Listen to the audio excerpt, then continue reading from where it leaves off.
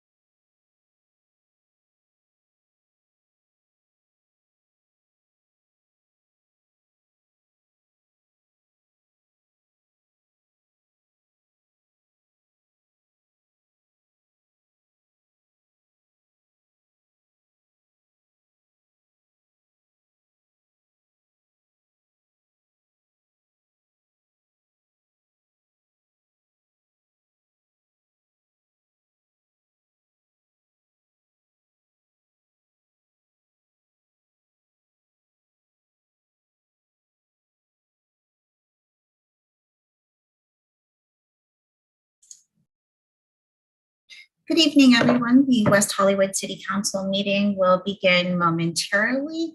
Until that time, if everyone can keep their cameras turned off and remain on mute, we would appreciate it. Thank you very much.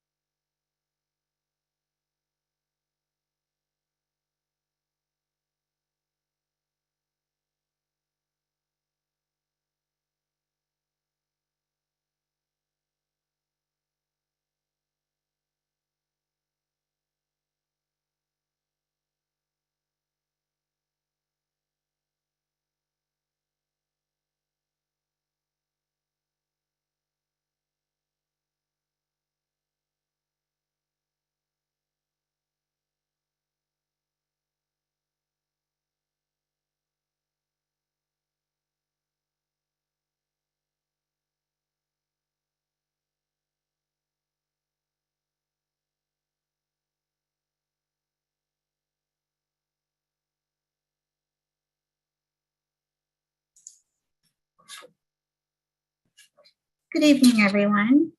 In an effort to protect public health and prevent the spread of COVID-19, AB 361 has authorized public meetings to take place via teleconference because state and local officials are recommending measures to promote social distancing. This city council meeting is being conducted via teleconference on the city's website and is also provided on a wide array of streaming media platforms to offer access to the public to the fullest extent possible. WehoTV staff have confirmed that this city council meeting is currently streaming successfully on Spectrum Channel 10 and online at weho.org/WehoTV. In addition, and as a courtesy, this meeting is also successfully streaming on the city's YouTube channel at youtube.com/WehoTV and on Roku, Apple TV, Fire TV, and Android TV. WehoTV staff monitor this broadcast on all platforms throughout the meeting and will notify the city clerk and council should broadcast disruptions arise. Please do not interrupt the live meeting by calling or texting the city council about difficulties viewing the meeting. If you are experiencing viewing difficulties while watching this live stream, please reload the page or visit weho.org/WehoTV to access our official live stream and to view a list of other available streaming options. In addition, you may call in to listen to this meeting by dialing 669-900-6833, and tonight's meeting ID is 836-3831-4491, and then press the pound sign.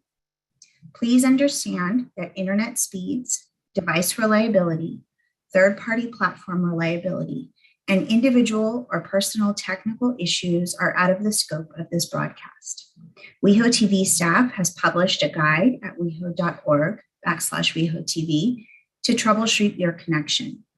If you continue to have difficulties connecting to the meeting, you may also call 323-848-3151. Thank you.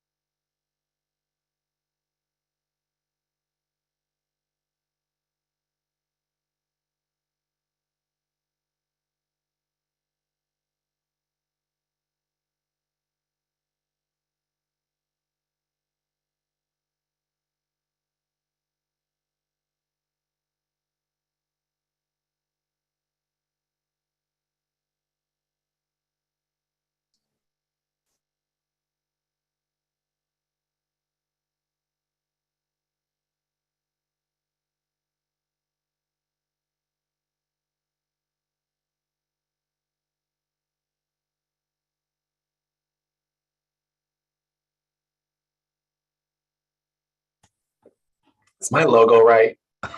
I always screw it up. Yes, it is. And it's just 6 o'clock. So you're right on time. Welcome, everyone. It's Monday, February 7th, 6 p.m. It's our regular city council meeting that we are going to call to order. Madam City Clerk, do we have someone to do the Pledge of Allegiance? I had reached out to Victor Omolchenko to lead tonight's Pledge of Allegiance, and I did not hear back from him. So if a member of the City Council would like to lead the pledge, or if you would like me to lead the Pledge of Allegiance. Oh, Councilmember D'Amico would like to do it. I would love to. Ready, begin. I pledge allegiance to the flag of the United States of America, and to the republic for which it stands, one nation, indivisible, with liberty and justice for all. Thank you, Councilmember D'Amico. Madam City Clerk, can we have a roll call? Thank you. Yes, Mayor. Councilmember D'Amico. Yes. Councilmember Erickson. Here. Councilmember Horvath. Here. Mayor Pro Tem Shine. Present. Mayor Meister. Here. We have a quorum.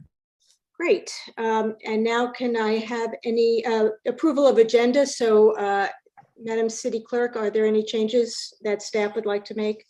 Yeah, Mr. Stein, I'm turning off your video. We don't allow video until I call your name. Staff is requesting that item 3B as in boy be continued to a date uncertain. Okay, that's it for staff.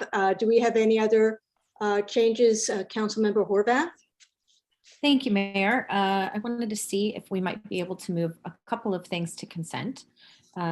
First is item 6A, which is our legislative item tonight, an ordinance of the City of West Hollywood amending the rent stabilization ordinance and resolution of the City Council of the City of West Hollywood, amending the rent stabilization regulations. How is everybody on that? Thumbs up? Yep. Okay, let me keep trying. Sorry, I clicked the wrong thing. Item 5C, San Vicente Boulevard Streetscape Improvement Concept. I see a lot of thumbs up. I know that there were some community members who were concerned, so I just thought maybe a brief presentation as quick as possible would be in order. So if we can leave it on the agenda, that would be great. Okay, item 5A, which is analyze potential relocation of the West Hollywood Sheriff Station. Again, I heard a lot of community concerns, and I just wonder if we can just make sure that staff, I'm fine with it going on consent as long as the city manager or someone from staff during the city manager report just gives a very brief update about on that item, what the goal is. Sure, and if anybody has comments, they can be moved to public comment at the top. I'm sure nobody's going to be angry about speaking early. And then 4A, the request to rename the West Hollywood Library. Mayor Pro Tem? Right. Yeah, I would like that to stay on, please. Okay. Mayor? Me too. Thank you. Councilmember Erickson? Oh, sorry. Yes, I was wondering if potentially we could move 5D to consent. I understand we would have to, if we moved it with an ad hoc committee, and I'm happy just to nominate, I believe who was the person who originated it was Councilmember Horvath and Mayor Pro Tem Shine. And I've been speaking about that item. And so I know she served interest in serving on the committee, so I'm happy to nominate them and add that to consent if no one else of my colleagues wants to vociferously be on that ad hoc committee. And that's item 5D, the long-term plan Yeah, for tenant protections due to ongoing COVID-19 pandemic. it seems like the only action item was the ad hoc committee that would come back to us. That's fine with me. Councilmember D'Amico? Okay, Mayor Pro Tem Shine, you're good with being on the ad hoc committee, and Councilmember Horvath? Mayor, Yes. is that okay with the city attorney if we move this to consent? And as part of the approval of the consent calendar, we indicate who will be on the ad hoc subcommittee. Will that work, or? I think that's fine. One of the questions was whether you needed an ad hoc subcommittee and then what the scope of that subcommittee would do. So that's what I think the items 2 and 3 of the recommendation we're asking for.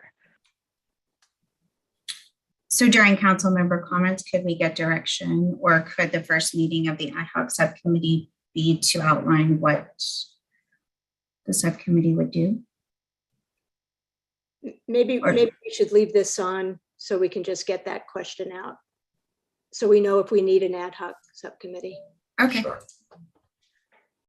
But good try, Councilmember Erickson. Anything else?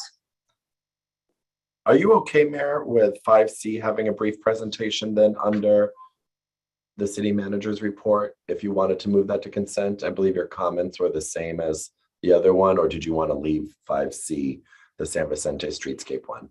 I prefer to leave 5B and 5C on the agenda. Okay. It is. Thank you. Okay, then, if there are no other changes, then do we have a motion to, we know that 3B is continued, 5A would go to consent, and 6A would go to consent. So moved. Second. Second, Councilmember D'Amico, or was that you? That was me, Mayor, Okay. Mayor Pro Tem. Mayor Yes. Mayor Pro Tem, okay. And so we need a roll call. Mayor, I apologize. I was trying to mute some people in the meeting. Councilmember D'Amico. One of those people you muted was me. Accident, I apologize. You moved, the list I moved vote on. yes. Thank you. Councilmember Erickson, Yes. Councilmember Horvath, Aye. Mayor Pro Tem Shine, Yes. Mayor Meister. Yes, Thank you. Items passed. great, we have an agenda. Do we have any adjournment motions this evening? Councilmember Erickson. Thank you so much, Mayor. I would like to adjourn in memory of Edwin Alistair Hill, who is a great grandfather to TAB member Mallory Jenna Robinson. Additionally, I would like to adjourn in memory of Sally Hodge. Sally was the mother of Mary Hodge, who is a long-term staffer to Mayor Eric Garcetti, and her mother passed away after a fight with vascular dementia. And then last, but certainly not least, I would like to adjourn in memory of Lindsay Deaton's mother-in-law, Mary Cormier, who passed away this past weekend. Thank you. Thank you. Are there any other adjournments? Yes, Mayor Pro Tem? Thank you, Mayor. I would like to adjourn in memory of Amir Locke. Amir Locke was an aspiring 22-year-old Black hip hop artist from Minneapolis. He had recently filed paperwork to start a music business and had also designed a logo for his business. He planned to move to Dallas from Minneapolis to be closer to his family and help build his career.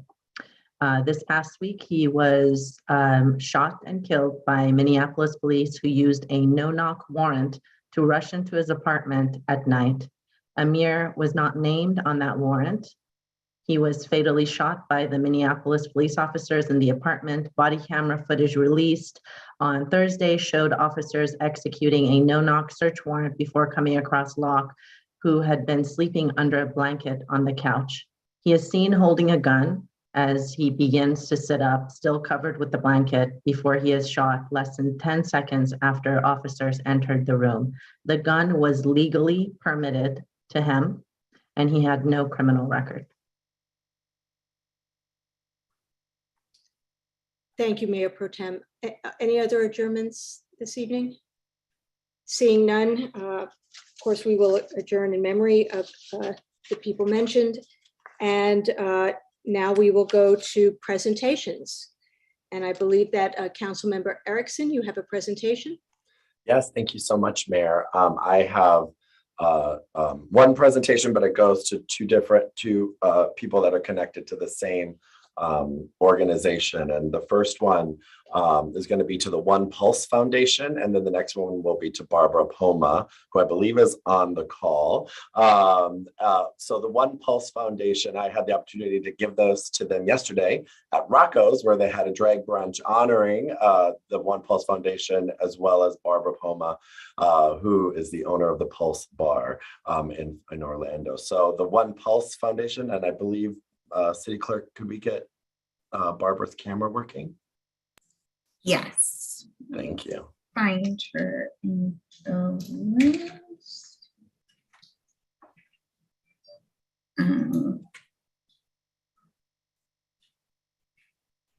She must be listed under something other than Barbara. I'm sorry. Well, Barbara, if you're on, turn your camera on. I think it's saw her come on as Is One it- Pulse. One Pulse. I see IHG. Oh, there she is. Okay, One now Pulse Foundation. Okay. Oh, I see her. Sorry. It actually says, I am turning on your video Barbara, there you go. There you are, Barbara. Wonderful to see you. I'm going to read through both of these proclamations real quick and then turn it back over to the mayor real quick after this. So the One Pulse Foundation, whereas the One Pulse Foundation is a 501c3 organization founded by the owner of the Pulse nightclub, Barbara Poma, to create and support a memorial that opens hearts, a museum that opens minds, educational programs that open eyes, and legacy scholarships that open doors. And whereas the One Pulse Foundation was established in the aftermath of the tragic shooting that took place at the Pulse nightclub on June 12th, 2016, that left 49 people killed, 68 people injured, and countless other lives affected. And whereas the foundation is working to fund, design, and construct a national Pulse memorial and museum at the site of the Pulse nightclub, and in the meantime has established an interim memorial as a sanctuary of quiet reflection of love dedicated to honoring the senseless loss of innocent life. And whereas the One Pulse Foundation has created 49 individual annually awarded college scholarships named in honor of each victim and designed with input from the victims' families to highlight their specific vocations, hobbies, and life aspirations. And whereas this is a defining mission and healing initiative that is intended to inspire supporters to ensure Pulse's legacy of loves lives on forever. And now forth there, let it be resolved that the City Council of the City of West Hollywood hereby acknowledges that One Pulse Foundation for their dedication and commitment to preserving the legacies and lives lost at the Pulse nightclub. And the next proclamation I'm going to read is to Barbara Poma herself, who I was moved to tears yesterday when I was talking to her privately. But to say, Barbara, I'm thankful for the community you've created for so many of us is an understatement. Barbara Poma, whereas Barbara Poma established Pulse nightclub in 2004 as a tribute to her brother John, who passed away from HIV and AIDS. And whereas Pulse was embraced by the global LGBTQ community for the club's culture of love and providing a venue where people felt like they could be themselves. And whereas in the aftermath of the tragic shooting that took place at the Pulse nightclub on June 12th, 2016, that left 49 people killed, 68 people injured, and countless other lives affected, Barbara Poma established One Pulse Foundation. And whereas the One Pulse Foundation is a 501c3 founded to create and support the memorial that opens hearts, a museum that opens minds, educational programs that open eyes, and legacy scholarships that open doors. And whereas the foundation is working to fund, design, and construct a national Pulse Memorial and Museum at the original site of the Pulse nightclub, and in the meantime has established their interim memorial as a sanctuary of quiet reflection and love dedicated to honoring the senseless loss of innocent life. And whereas Barbara Poma now serves as executive director of One Pulse Foundation and continues her work as an LGBTQ rights advocate, and now therefore let it be resolved that the City Council of the City of West Hollywood hereby acknowledges Barbara Poma and the One Pulse Foundation for their dedication and commitment to preserving the legacies of lives lost at the Pulse nightclub. And now I'm also going to turn it quickly back over to the mayor as well. Yes, thank you, Councilmember Erickson. As Councilmember Erickson explained, as the owner of Pulse nightclub, Barbara has made it her life mission to recognize the lives lost on that tragic day, which we in West Hollywood will never forget, and to keep their legacy alive through the work of the One Pulse Foundation. Tonight, we want to give Barbara a special recognition for her work as we present her with a key. I don't know, whoop, it disappeared. There it is. I swear I didn't steal it. A key to the city. And we are just so thankful for your dedication to the LGBTQ community and for working tirelessly to honor the 49 people who were killed at the Pulse nightclub. We appreciate all the work you have done, and we want to show our support for you and your efforts. And again, we have this key. We're going to get this to you. And do you have it? Would you like to say a few words, Barbara? Well, first of all, my gratitude is overflowing right now. I am honored, and I'm so thankful to John and everyone here in WeHo. We love coming down here. I'm a little excited about that. It's a true honor. Really appreciate it. For the foundation, continue on in your community. We're losing you, Barbara. I think your internet is a little funny. I'm sorry, it might be. Yeah, it might help Thank if you you all. turn your, okay. Because sometimes it helps if you turn your video off.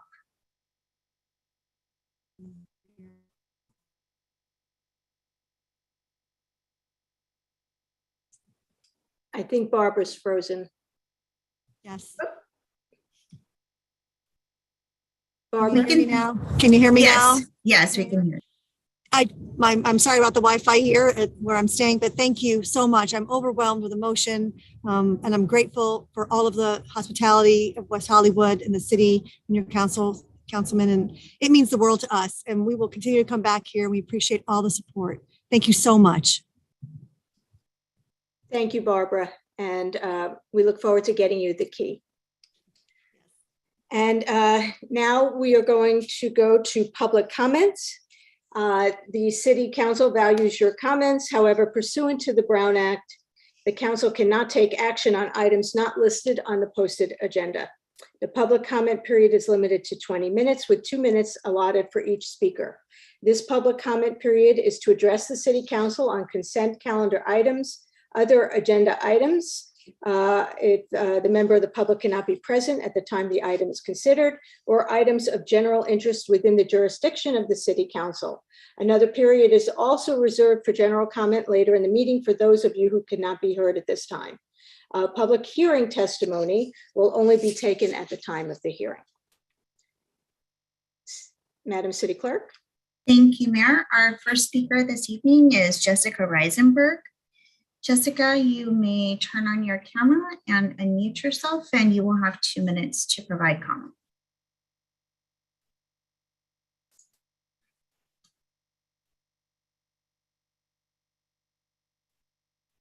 Jessica? Yes, good evening, Mayor Meister and members of City Council. My name is Jessica Reisenberg and I live in West Hollywood. Thank you for instituting tougher security protocols for our Jewish community in West Hollywood. Standing up to anti-Semitism is exemplary, and I'm thrilled the city is paving the way and not condoning any hateful behavior. That being said, I'd like to express my concerns about item 3A.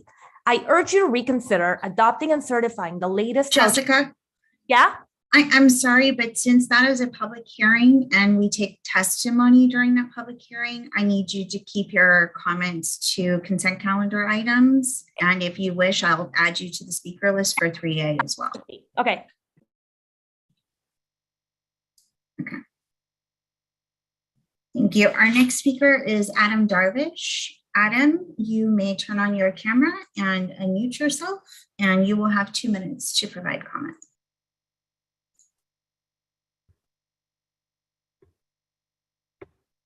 It says I cannot start my video, but I guess You should be able to start it now. Okay, great. But thank you so much.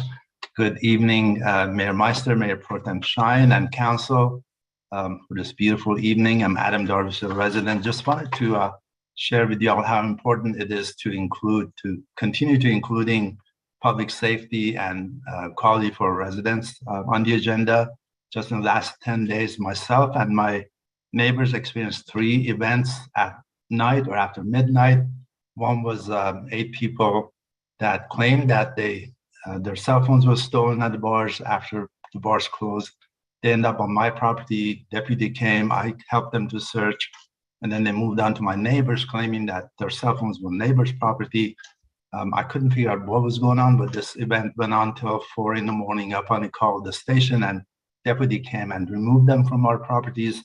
A person with behavioral health issue was screaming on the street in front of our houses and kept us awake. And then the other one was a speeding car that drove through the center divider and caused some drama, really a loud explosion, and it scared the hell out of all of us. But just wanted to share with you that those are really important for us to continue to discuss.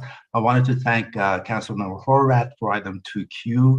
I myself attend the LA Jewish Symphony, and every time I attend that event, the owners and the conductor, Dr. Drew and Noreen, married couple, they're the owners and Noreen's conductor. I feel unsafe just sitting there, and I always ask them how how do they feel about safety? And obviously they're nervous too, and they have armed security, but this is really important to help our Jewish community and Jewish people in our city. And I'm hoping that one day they'll have the concert in our city or the symphony in our city, and we'll all enjoy it. And I wanted to also thank item 2R, thank Mayor Pro Tem Shine and Councilmember Erickson for wanting to include on the human rights panel discussions, the Iranian women's human rights violations, just having sisters and a mother in Iran that I learned throughout 40 years how they're treated in the country after having freedom and then losing their freedom. Just one quick example, my dad passed away 6 years ago, and I found out the inheritance for my sisters were half of what I would have, which I was outraged, although my father wanted everyone to be treated equally and have equal portion of the inheritance. So I had to donate my portion to my sisters to make it good for them. And just on a personal level, never thought I would experience that, but that was a minor violation. So thank you again for having this on the agenda. Thank you so much. Thank you, Adam. Our next speaker is Dylan Hosier. Dylan, if you would like, you may turn on your camera and you will have 2 minutes to provide comment. Go ahead and unmute yourself as well. There you go. Good evening, Mayor and council members. My name is Dylan Hosier, and I am a resident of Los Angeles, and I serve as the chair and CEO at ICANN, the Israeli American Civic Action Network. I'm calling tonight in strong support of item 2Q, an important and comprehensive collection of policies designed to protect the city's Jewish community. I want to say at the outset, especially with recent comments made by a certain celebrity on a certain talk show, that some assume Jews are somehow part of a white supremacist system meant to keep down people of color. But this ignores the fact that many Jews are people of color. And in fact, in Israel, over 60% of Jews are people of color from Ethiopia, Yemen, Iran, Morocco, Iraq, and other countries. And that ratio is similar here among Californians of Israeli descent, many who live in the city of West Hollywood. It is often said that one can judge a society by how it treats its minority communities. And for some perspective, consider that out of a global population of nearly 8 billion people, there are only 15 million Jews total, with half living here in the United States and half living in Israel. That's a global minority of just 0.19%. In LA County, we happen to have the highest population of this minority Jewish community compared to any other county in the United States. So our burden to protect this community is especially high. Item 2Q is a sound, solid, and reasonable approach to protecting this minority community in West Hollywood, and I believe serves as a model for other cities to follow. I especially want to note that this item urges the governor to fund the California Commission on the State of Hate, which was created by Assembly Bill 1126, supported by the city of West Hollywood, and authored by our very own Assembly member, Richard Bloom, and strongly supported by California's Israeli American community as a body to help combat anti-Semitism and other forms of hate statewide. Thank you to Councilmember Horvath for your leadership in putting together this important item. I look forward to supporting its implementation. Thank you. Thank you, Dylan. Our next speaker this evening is Vared Nassim. Vared, if you would like, you may turn on your camera and unmute yourself, and you will have 2 minutes to provide comment. Good evening, Mayor and City Council. My name is Vared El-Kubi Nissim. I am calling as a business owner in the city of West Hollywood, and I serve as the California chair of the Israeli American Civic Action Network, an organization that is dedicated to empowering the Israeli immigrant community in the United States. I am calling in support of item 2Q regarding community safety protocols and support for the Jewish people, community centers, and places of worship. As an Israeli living in LA with a business in West Hollywood, I am concerned about the rising crime in general and the targeting of members of the Jewish community very specifically. While the recent hostage situation happened in Texas, we have had our own share of incidences in LA and in West Hollywood, including vandalism targeted at houses of worship. And just last year, members of the Persian Jewish community were randomly attacked while eating on La Cienega right outside of the West Hollywood city limits. The city of West Hollywood is a place where we're more than just about tolerating each other's differences. To me, West Hollywood has always been a place where we embrace and celebrate our differences. And I hope that will always remain true for me as someone who is an Israeli American and Jewish. Item 2Q is an important step forward to ensure that future. I want to thank Councilmember Horvath for her care, concern, and leadership on this issue. I thank the council for supporting it, and I look forward to working with the city staff to ensure a safer, more inclusive city for members of the Israeli and Jewish communities. Thank you so much. Thank you, Vered. Our next speaker is Dan Morin. Dan, if you would like, you may turn on your camera. You can unmute yourself, and you will have 2 minutes to provide comment. This is just a voice comment. This is about 2F boards and commissions. This item has come up before. I think the most recent was last October, but isn't it really time to place term limits on members of the boards and commissions? The council has term limits that I don't understand why boards and commissions don't have them as well. And while I applaud the members of these bodies for their service to West Hollywood, too many have seemingly turned into lifetime appointments, and they're not members of the Supreme Court. I would think an 8 or maybe a 10-year term is more than sufficient, and that would allow other members of the community to contribute their services to West Hollywood. At the very least, I would ask the council to please place the matter of term limits for boards and commissions on a future council agenda certainly before the end of this year or sooner than that. Thank you. Thank you, Dan. Our next speaker this evening is, and if I mispronounce this, I apologize in advance, is Alahi Barakim. You may turn your camera on and unmute yourself, and you will have 2 minutes. Good evening, honorable mayors, council members. I wanted to take this opportunity to thank the leadership of the city, especially Lindsay Hobart, for all of the provisions that are being made for the safety of the Jewish community. I represent Iranian American Jewish Federation located on Crescent Heights. Our center has been, unfortunately, a place of settlement for some of the populations who damage our property and obviously attack the city, attack the center for some of the anti-Semitic literates. So I want to express our gratitude and let you know that our leadership is behind you, and we would be honored to continue supporting all of your efforts. Thank you. Thank you very much. Our next speaker this evening is Victor Omolchenko. Victor, if you would like, you may turn on your camera and unmute yourself. I see you. Go ahead. You have 2 minutes. Thank you, and good evening, Mayor Meister and council members. And I want you to know that I still do pledge allegiance to our flag.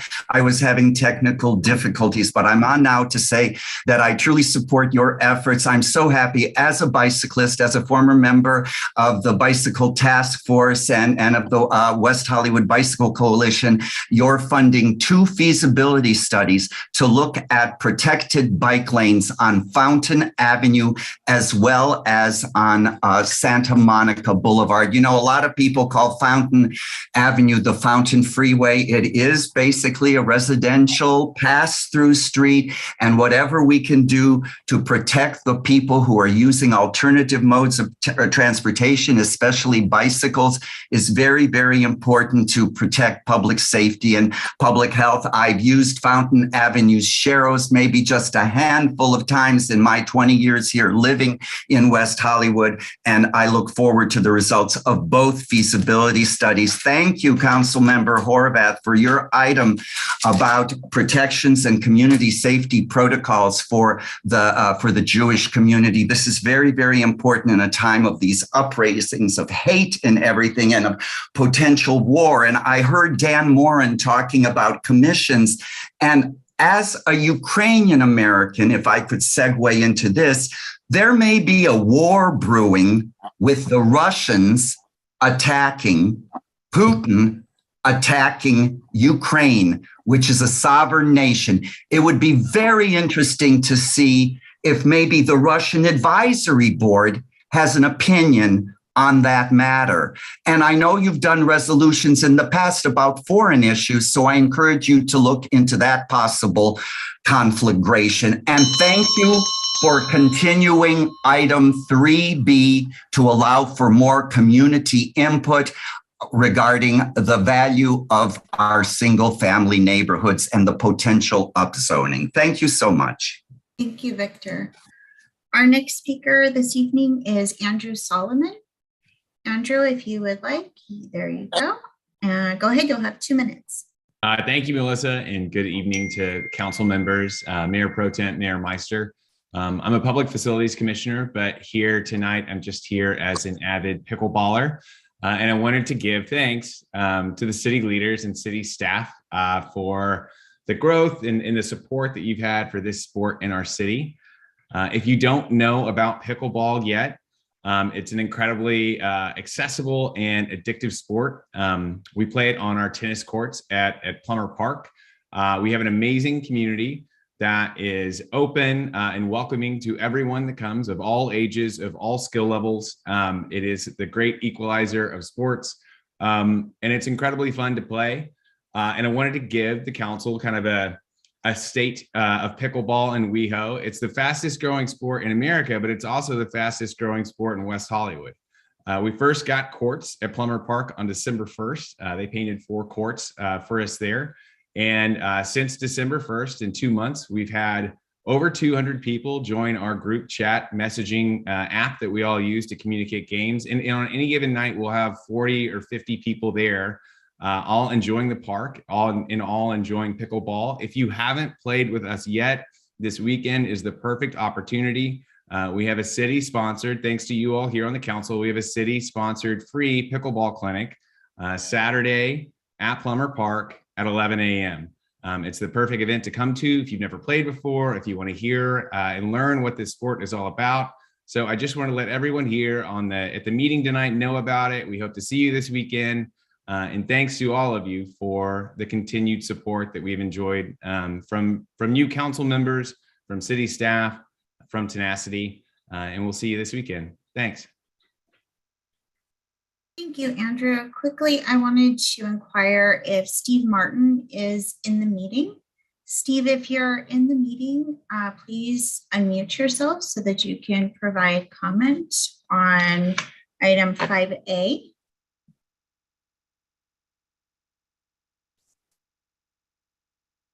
Okay, I don't hear from Steve. So our next speaker will be Esther Baum. Esther, please press *6 and you will have 2 minutes to provide public comment.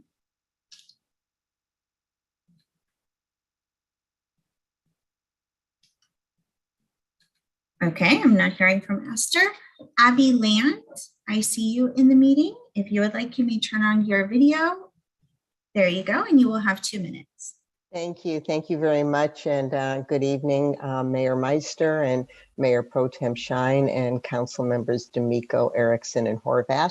I'm here tonight just to speak on item 4A because I can't stay till this comes up on the agenda. But I'm speaking in support of the staff recommendation, which is really in support of the public facilities recommendation, that at this time we leave the West Hollywood Library named the West Hollywood Library, and that we not move forward with naming it in honor of Ruth Bader Ginsburg. I really want to commend the Public Facilities Board. They had a great discussion, very thoughtful deliberations, and I think they've made a good decision.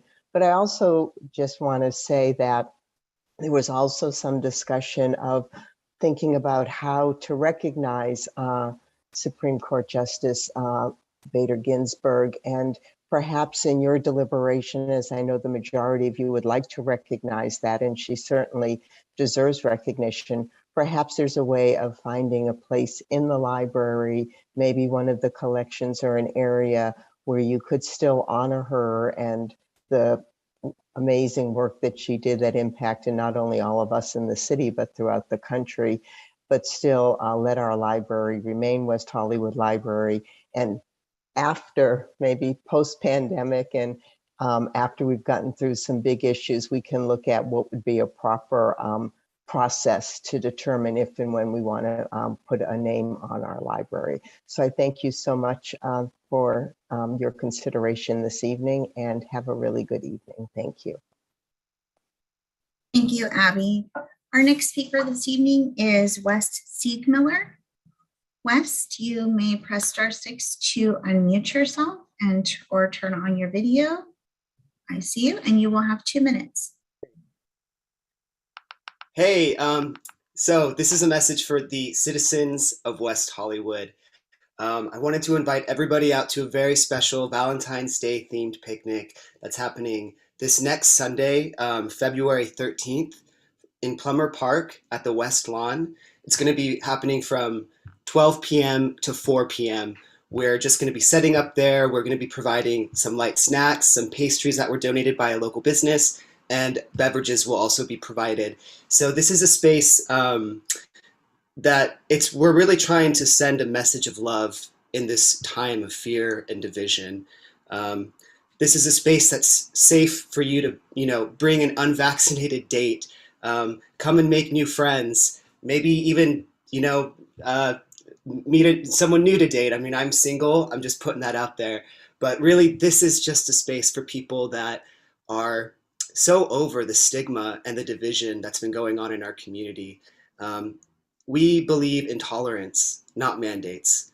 We practice integration, not segregation. This event is an integrated event, so no matter your vaccination status or not, whether you choose to wear a mask outside or not, everyone is welcome here. So come on down and make some new friends, and we really hope to see you this Sunday at Plummer Park from 12 p.m. to 4 p.m.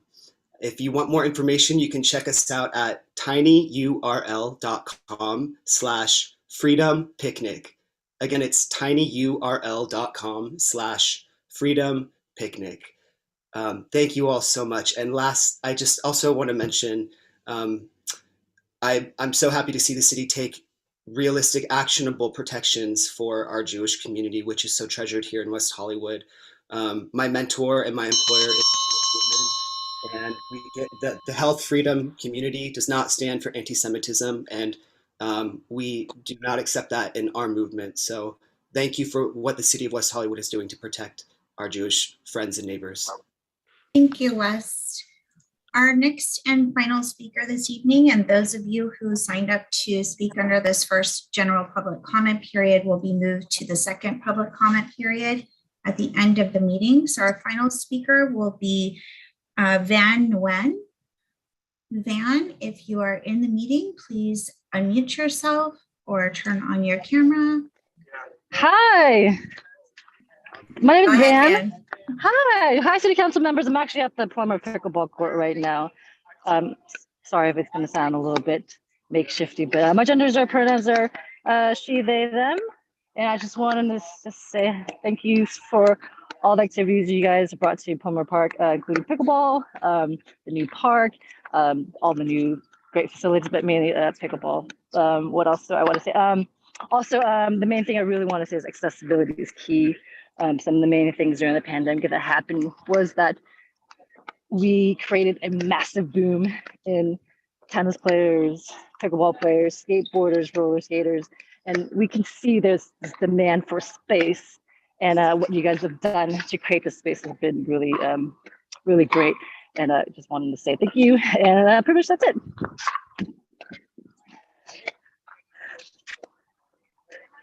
Thank you, Van. Absolutely. Thank you, Mayor. Bye. Bye. Enjoy pickleball. Okay. Thank you, Mayor. So the rest of the public comments will be at the end of the meeting at our second public comment period. And now we're going to move on to council member comments and meeting attendance reports. Who would like to begin? Councilmember Erickson.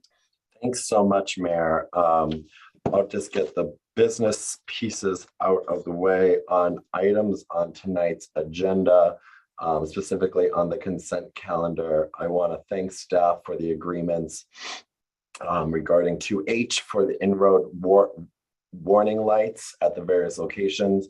This has been brought up to a number of us via local businesses, so I'm glad that's moving forward. Additionally, thank you for all the work regarding the protected bike lanes on Santa Monica and Fountain. I'm looking forward to those feasibility studies. I know after much work that has been put into it. On item 2J with Vision Zero, KPCC put out a great plan, update.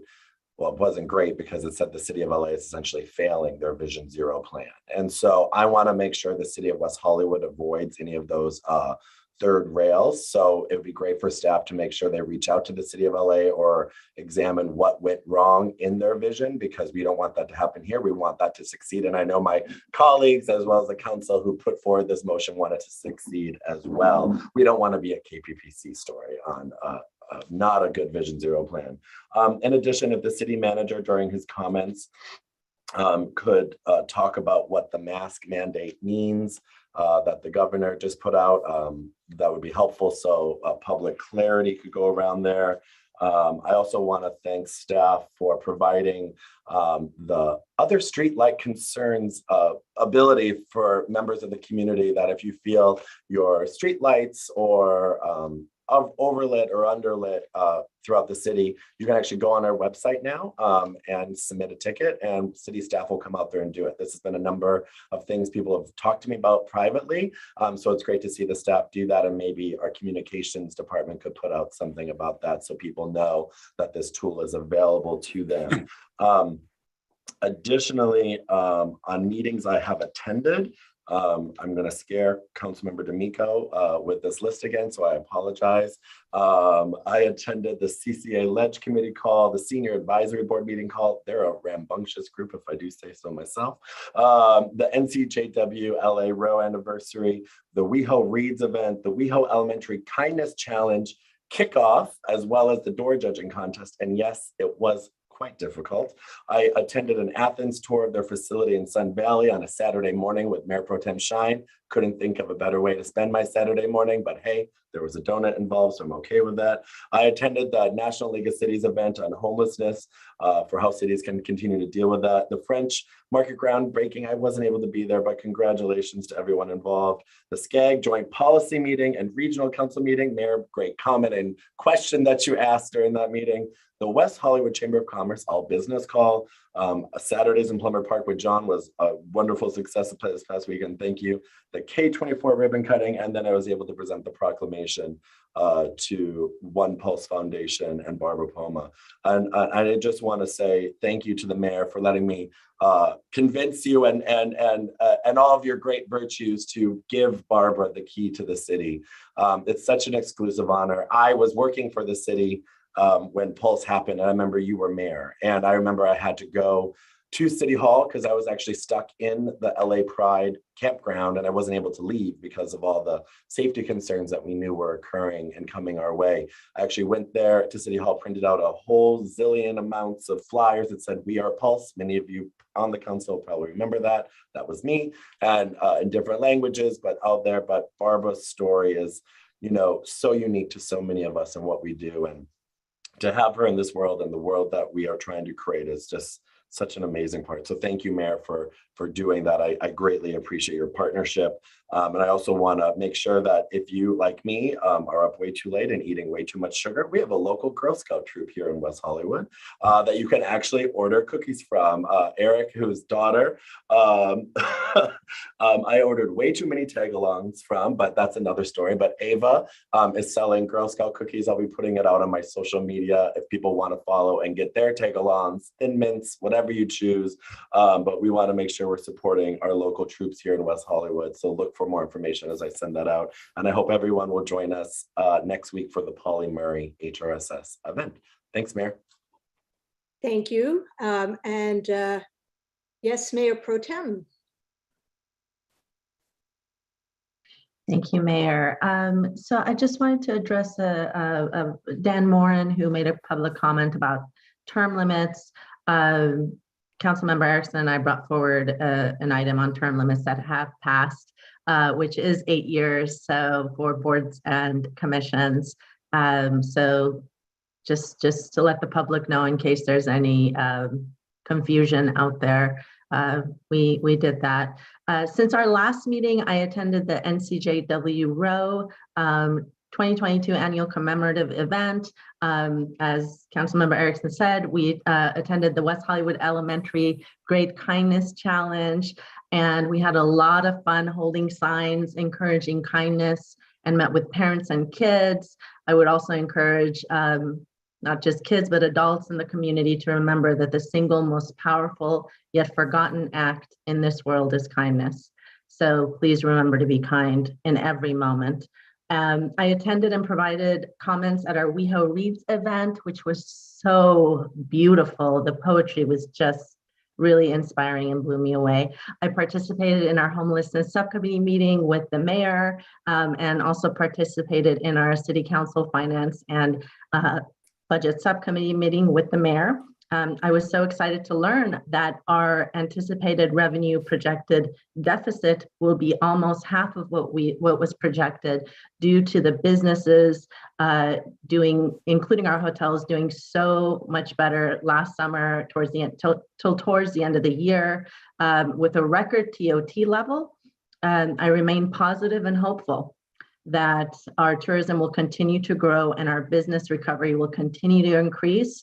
I'm excited that the Super Bowl is coming and we're going to have a lot of tourism coming our way. We're going to blink and it's going to be Pride, and we're going to talk about that later tonight, and we'll have continued tourism. The numbers are declining. I think today the numbers were close to 5,000, but not even with positive cases. I'm excited to just let everyone know our West Hollywood vaccination rate is 88%, which is still above LA County. I'm so proud of all our residents who are able to get vaccinated. I toured the Sun Valley Athens facility, and I was so impressed with Athens and the incredible work they do, which really has a direct positive impact on the environment and our city.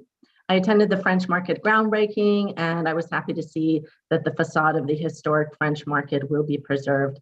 And yesterday, I attended the ribbon cutting ceremony for the 10th anniversary of Kitchen 24, which I absolutely love. I want to thank Councilmember Erickson for co-sponsoring the Human Rights Speaker Series, Women's Rights Violations in Iran, and thank you to our colleagues for supporting.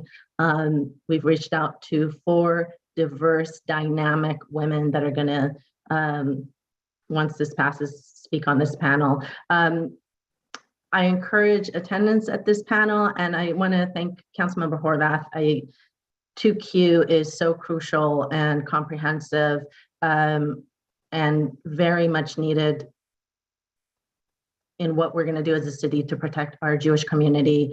I've said this before, I'm going to say it again. I won't ever forget having a hate crimes report given to us when I was on the advisory board for the Lesbian Gay Advisory Board, and still to this day, hate crimes against the Jewish community make the top of that list. So I want to say happy Valentine's Day to all who love to love. It's coming up, no matter who you love or how many people you choose to love. And even if you just choose self-love on this day and every day, know that you will always be welcome, supported, and loved by the city of West Hollywood. And also happy Black History Month to our Black residents and community members.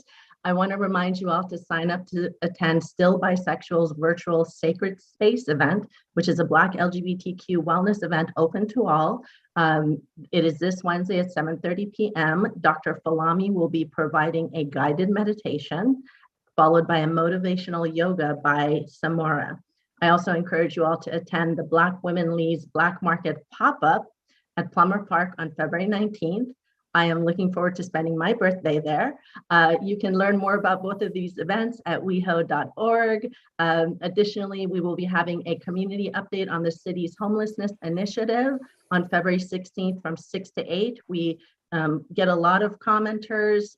We have a few people attending our homelessness subcommittee event, and the mayor and I had an item to bring this forward quite a few months ago. It is going to be a great opportunity for the public to really learn about all of the different items and initiatives that we're doing to provide services and housing for our homeless community and provide safety for all.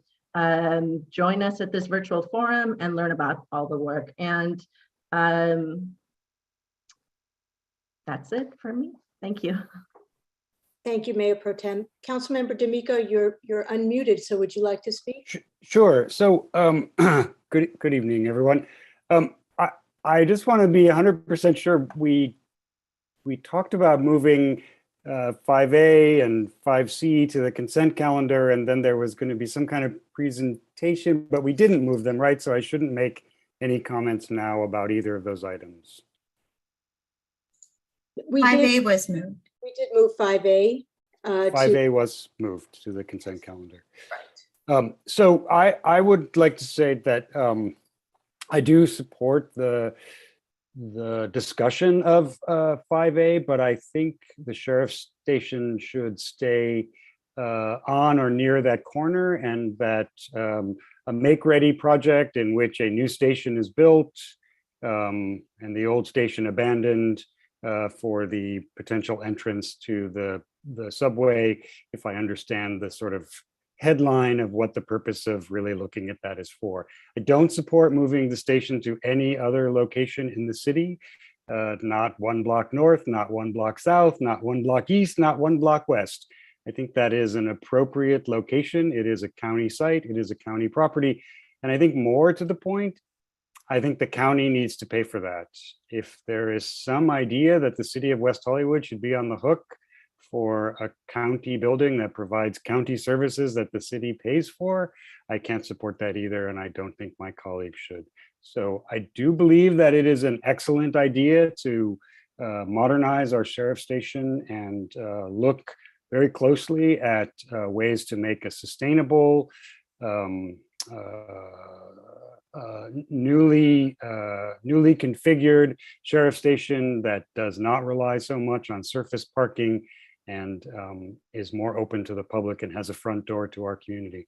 But I don't support moving it off of the county land that it sits on. With that, Mayor, I also wanted to talk about the large piece of property across the street, our park, and I just want to take a moment to thank the entire staff of people who have been involved in making this park right from the beginning. Our public facilities commission, countless numbers of staff members who have come and gone, and commissioners have come and gone. But at the front of that very successful effort, I think, has been Steve Campbell. And I would hope that all of us can and would join me in thanking Steve for his truly amazing efforts in leading this project. It has been complicated, to say the least, but if you've been to the park and you've had the chance to walk through it, you can see the vision and you can see where it's going. And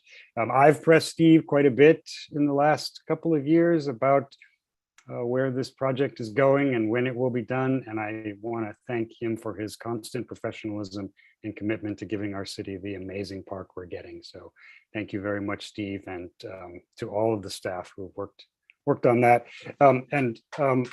Finally, I guess I want to talk very briefly about our minimum wage ordinance. And I understand that the city is working on some kind of survey to find out what actually, I'm not sure. We voted, we have a minimum wage ordinance, and I'm concerned that there's some effort to dilute this idea. And as far as I can tell, it's it's resolved. And I think we're moving forward appropriately. There are ways that it needs to be implemented. And I think two things have become clear to me about our minimum wage ordinance. The first is our ordinance has not raised the prices of goods in our city. I spoke to many, many business owners, and all of them reported that they already paid more than minimum wage. So as the minimum wage rises, it's clearly not raising prices because they've already been paying more than the minimum wage that's required. And for locations where the minimum wage may be raising prices, my sense is, the answer I receive is that those are not services that by and large our residents participate in, renting hotel rooms.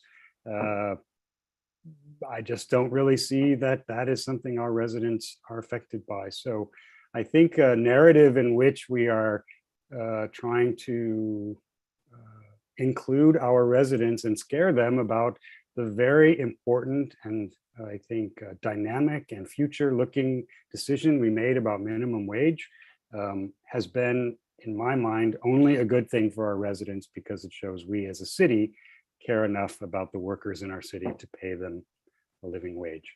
And so I understand we're doing a survey and I'm not trying to affect the results, and I hope everyone who wants to take a survey takes that survey.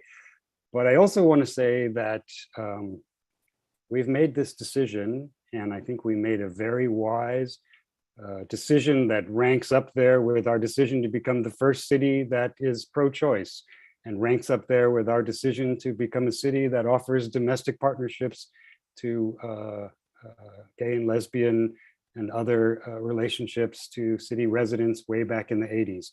And a decision to, not to always be an animal-friendly city. This is the kind of decisions that we make in our city that are long-lasting and change the narrative, not just of West Hollywood, but as I like to say, reinvent the culture that other cities consume. So I'm supportive of this idea that we find out what people are thinking about every single thing. But I also think it's just as important for us to continue to remind ourselves, the community, that we've made this decision and this is who we are. Thank you, Mayor. Thank you, Councilmember D'Amico, and thank you for your work on the park, on the subcommittee. Councilmember Horvath? Thank you, Mayor. First, for our city manager, if he could, in his comments, give us the projected timelines for completion on items 2H and 2J. I think it would be helpful to know when we can expect those results.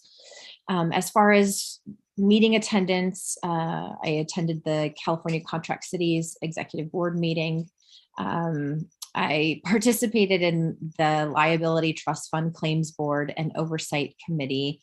I had to leave the meeting early, and as they warn you, if you leave a meeting early, you might be tasked with something else, and I was elected chair.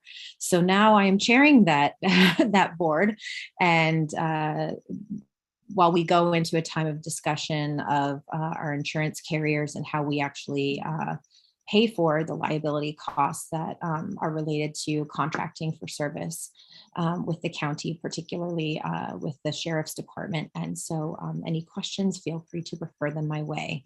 I also represented the city at the Ending the HIV Epidemic County Committee, as well as Clean Power Alliance Legislative and Regulatory Committee and the Clean Power Alliance board meeting. Also participated through my seat on the Transportation Committee at the SCAG Joint Policy Committee meeting. Last Monday, I did a ride along with Deputy Danny Martinez. I just want to thank him for taking the time to take me out and show me the city as he sees it on patrol, and to share his insights as a deputy patrolman, what he sees around the city on a regular basis. And I understand there may be a community academy coming forward, and to the extent that that does become available to the community, I encourage people to engage, to understand more about what happens with our Sheriff's Department in the community. I also participated in a meeting with Israeli American Civic Action Network and the State Department regarding Holocaust education policy. And since our last meeting, we did observe International Holocaust Remembrance Day, and I want to thank everyone who participated in helping to make item 2Q possible tonight. Rabbi Egger, Rabbi Siekman, all of our friends at the IAJF, ICANN, and Dylan Hosier in particular. I hope that this is a living document that continues to adapt as we have more and different kinds of information from our community based on lived experience and best practices. I hope that it's something that we can share across other cities and becomes a roadmap for how other cities can adapt and adopt these protocols. And that we can continue to make sure that we do all we can to protect the Jewish community, much like we talk about certain issues not being exclusively women's issues or LGBT issues. These issues are all of our community's issues and responsibility to help uplift everyone. So I'm grateful for the support tonight and glad to know that this is well received in our community. Wanted to wish a happy birthday today to Margot Siegel. Her husband helped us at the city's founding and incorporation to show to the county that we would be economically viable. So Margot and her husband played a very critical role in helping us become a city. And I just want to thank her for all that she's done to make West Hollywood possible, and hope she has a wonderful, happy birthday today. I also want to wish Jeff Consoletti a happy birthday. He's recently celebrated, I think it was an extra large birthday, something like that. And so happy birthday, Jeff. Captain Ramirez was recognized recently this past weekend by ALADS with the 2021 Leadership Award. And so I know that we gave him virtual recognition. I believe it was last year, but we want to make sure if he is here tonight, if you'd like to say any words about that, just wanted to thank him for that. And finally, just a quick note, I received correspondence from a local resident about one of my favorite topics, which is civility in our public discourse. And this resident raised issues with some digital discourse or lack thereof that was taking place. And I think the kindness challenge that West Hollywood Elementary presented to its students could equally be applied to our entire community. Seeing some of the comments that are made on some of our digital platforms, where I have personally been called a streetwalker, a hick, and my colleague called right off the boat, receiving foul language and private Instagram messages from someone who commented earlier about having a safe and inclusive space. I think that we all need to take a look at how we disagree with one another. We are all facing incredible challenges in this time. And being 2 years and change into this pandemic, we are all suffering from the impacts of being in isolation and separation and all of the compounded impacts of this pandemic. But we don't need to take them all out on each other. In fact, the best thing that we can do is help to be there for one another. We are going to help each other get through this time and rebuild. And the best way that we can do that is by starting with respectful language, even when we disagree. Nobody's saying that we can't be passionate, but hopefully we can find ways to honor varied and different perspectives in our community so we can all work together to make a great West Hollywood. So I just wanted to take a moment to hopefully call our attention to that and remind us that we can all do a little bit better. Thank you. Thank you, Councilmember Horvath. And I'll finish this up with first my attendance. I represented our district in the sanitation district personnel meeting. It was very interesting. I attended the council subcommittee meeting and the council finance budget subcommittee meetings with Mayor Pro Tem Shine. I represented the West Side Cities COG at the SCAG Joint Policy Committee meeting, attended the French Market groundbreaking with my colleagues and Kitchen 24's 10th anniversary ribbon cutting, as well as WeHo Reads.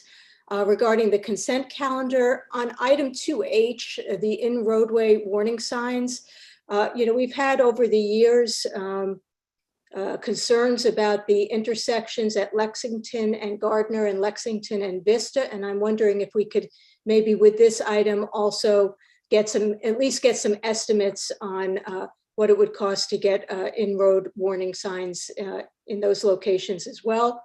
Item 2K and 2L, the protected bike lane feasibility studies. I'm very supportive. I just wondered why, maybe the city manager can tell us why the Fair and Piers bid for Fountain is $95,000 versus the Gibson bid for Santa Monica Boulevard, which is $40,000, if I understood that correctly. And item 2Q, I want to thank Councilmember Horvath for bringing forward these community safety protocols for the Jewish community. I did just want to let the community know that when the incident happened, the hate incident happened at Sushi Fumi, although in the city of LA, Lieutenant Mulder's team did touch base with many of our local Jewish community groups. I personally reached out to my neighbor, Maimonides Academy, and Lieutenant Mulder and his team and I met with the rabbi, teachers, and parents. And after the meeting, Lieutenant Mulder's team did a security check. So I'm happy to say that our sheriff's department is doing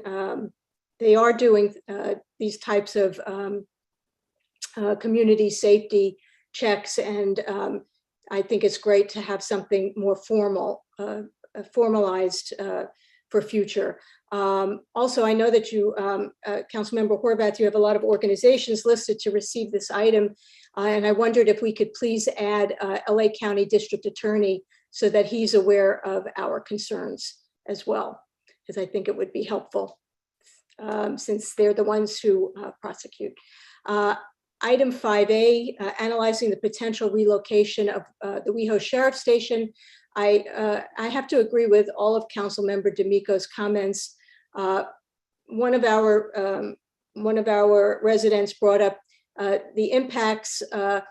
It's interesting that, even though we have a helicopter landing there all the time, it seems that there is some kind of buffer that works. And I'm afraid that if we move that to a different location, that buffer would not happen.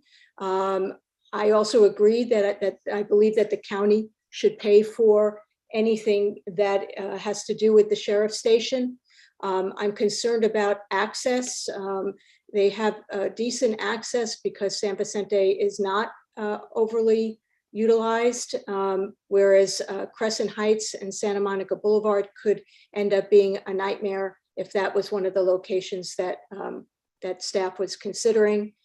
So I would just like to state that I am only okay about this item because it also affects temporary.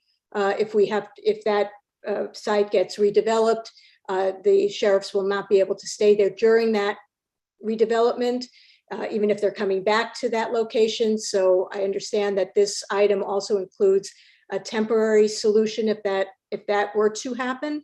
But I do agree that that is the best location for our sheriff's department. Item 6A, amending the RSO. I just wanted to thank staff and the Rent Stabilization Commission for their hard work on this. Really great work. I know that there are a couple of things that some people had concerns about. I think we'll see that if there's a problem once this gets passed. I think our staff will be on it, but I do think that this is a great item, and a lot of the things we've been talking about for not only months but years have been codified with this item. So thank you very much, Jonathan Holub and the Rent Stabilization Commission and staff. Announcements, Mayor Pro Tem, you took away my fire. I'll just add that again, that the virtual community update meeting about the homeless initiative is on Wednesday, February 16th at 6 p.m. It will take place on Zoom. Advanced registration is requested, and community members are encouraged to submit questions in advance when registering for the event via Zoom. And detailed information and a Zoom meeting registration link are posted on the city's website at www.weho.org/calendar. And also that attendees will hear from a variety of speakers, including city staff and representatives of the city's contracted service providers. Outreach teams who work with unhoused community members will share about how they do their outreach work and about the challenges faced by housed and unhoused community members as a result of the nationwide housing and homelessness crisis. And with that, I will hand this over to our city manager for the city manager's report. David?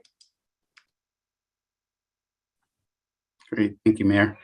Good evening, Mayor Pro Tem, and council members. Let's have a few updates, and then we'll provide a quick staff report on the sheriff station item, and then a brief update on the city's CARE program. So staff will begin work on the removal of the rainbow crosswalks and the reinstallation of the Progressive Pride crosswalk at the end of February, those are at Santa Monica and Robertson. The work is expected to last about 3 weeks. Staff, we are installing flashing red beacons on the stop signs at the Vista and Lexington intersection. So those flashing red beacons are anticipated to be installed within 2 months. We can look at the Orange Grove corner as well, that you mentioned. At the five-story parking garage and plinth garage at the park, we're transitioning all the 2-hour temporary parking in the loading zone located at San Vicente, adjacent to West Hollywood Park, to 5-minute loading. Work will be completed this Wednesday, February 9th, and we will be doing a progressive compliance approach to community members until they assimilate to the transition. Code Compliance continues to monitor the COVID-19 pop-up test stations. We've been responding to health orders related to concerns at those pop-up stations. If the community does want to report these directly, they can report it to our Code Compliance Division at 323-848-6516. Councilmember Erickson mentioned the state lifting the indoor mask mandate. The state has announced that they will be lifting that mask mandate on February 15th. It applies to counties that don't have a local mask order in place. Since the LA County does have a local mask order in place, it will not affect West Hollywood, and our mask mandates, our local mask mandate will remain in place at this time. Item 2H, the en-road lights. We are currently waiting for materials that are currently stuck in the supply chain delays at the ports, but we expect to have that project completed by the end of April. And then with item 2J, the Vision Zero action plan, that will be completed in approximately 9 months, so towards the end of the calendar year. And then there was a question about the fountain improvements. I just got it, so I'm looking at it now. And so one of the projects includes the fountain design improvements, and the one in Santa Monica does not. And that's the reason for the cost difference in those two projects. Excuse me, David. I think if I understood you, I think you mentioned that the loading zone along San Vicente next to the park, you were going to change that to 5-minute loading. Is that what I heard? Yes. So I think about 6 years ago, we voted that when the park was finished, parking meters would be put there so that people could park with easy access to the dog parks. So maybe you could confirm that and And or maybe the five of us need to revisit that question about, what kind of parking belongs there, if any, loading or parking. But I believe there was a decision when the park was going to take a couple, 24 more months to put that in. It's been a while now, so maybe we've forgotten. Okay, we will confirm that. And Councilmember Erickson, you have something related? Just to piggyback off of what Councilmember D'Amico said, I actually raised this issue to staff over the weekend because people are very excited about the park, as they should be. Thank you, Steve Campbell, again. But they are parking like they are at a monster truck rally along San Vicente Boulevard. And I am worried because, and I thank staff because they're going to be posting more signs about this, but people are now utilizing the park, the great green space, as an open field off-leash dog park. We love our dogs. We love all of them, but there are two very, very nice dog play areas. And the reason why I also flagged it is because dogs are getting dangerously close to the street because they're very excited, and the cars make it almost impossible to see anything or anyone. And so if parking meters are what we need to do, that's fine. I'm happy to support that. Maybe it's not necessarily 2 hours. Maybe we can get some more structure, but it looked horrible, and it did. I felt it was very unsafe for the public. So thank you, David. Okay, we will definitely look into that. Okay. Thank you. So now John Leonard will give a very brief overview of the item 5A, the potential sites for the sheriff's station. Great, thank you, David. Good evening, Mayor, Mayor Pro Tem, and council members. My name is John Leonard, and I'm the Director of Economic Development for the city. So item 5A, which was moved to the consent calendar, directs staff to analyze the relocation of the West Hollywood Sheriff Station, either temporarily or permanently, to help facilitate construction of a metro rail station and joint development at the property that includes both the Sheriff Station and the metro bus yard. Relocation of the Sheriff Station is a critical component of development of the site because it will allow construction through a phased approach. That phased construction is necessary because Metro needs to maintain functioning bus yard on a portion of the site during construction. Ultimately, a vacant sheriff station site and some adjustments in the bus yard functions will allow enough space and flexibility to construct the Metro rail station and the joint development at the site. So staff will look at the following items in the analysis and bring it back to council.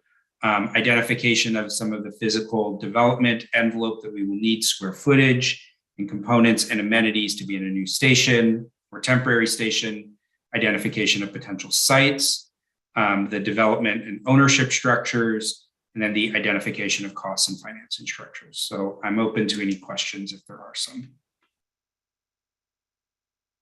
Any questions? No, I guess no questions. I guess I just want to reiterate, John, that I think you need to, if maybe you didn't say this directly, also investigate a make-ready plan in which a new sheriff station is built on that site, the old sheriff station is decanted, and then the site is turned over to Metro. I just think a temporary station somewhere else in our city is an unnecessary complication given the 8 to 10 years it will take for Metro to drive their train through our town. That's certainly enough time to build a new sheriff station, move the old sheriff station out, and build the station head. So I would encourage you to do that among the other things that you're investigating. Thank you. Thank you. Great, thank you. And then lastly, so we just wanted to give you an update on the city's GARE initiative. You all may recall that after the murder of George Floyd and the peaceful protests that turned into civil unrest in the summer of 2020, the city joined the Government Alliance on Race and Equity. Since that time, we've done a lot of amazing work. I was actually on a panel last week at the League of California Cities City Managers Department meeting on a panel about creating a culture of equity. The other city managers were very impressed with the work that we've done over the last year. So I want to thank Aaron Hammett and Robin Eason, who've been the co-leads on that this initiative. They're going to provide us with a brief update on what's happened so far. Thank you, David. Bear with me for just a second.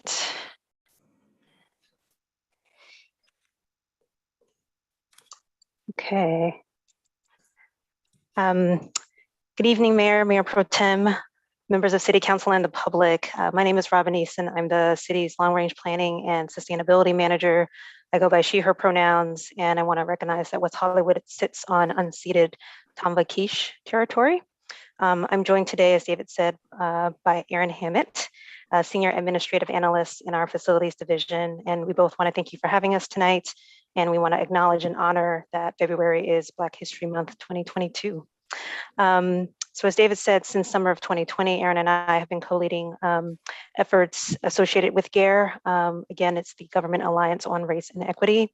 And this presentation just provides a quick 2021 year in review on GARE-related activities in WeHo. So just for the public's sake, we wanted to just talk a little bit about what GARE is. GARE is a national network of government agencies to achieve racial equity and advance opportunities for all. The network includes over 300 government agencies across the nation, including many in California, and offers agency-to-agency learning opportunities on ongoing programming with leaders and experts, and network check-in calls and direct support. This slide really calendars a 2020 year in review of GARE activities, and we're proud to say that we've really had a robust year of milestones, be it our city GARE teams having made the commitment to explore and integrate racial equity into their work, to expanding citywide racial equity resources for city staff, to holding implicit bias trainings for staff and racial justice conversations for city officials and the public, to establishing the Social Justice Task Force and more. This slide is a snapshot of the progress of the city's GARE team.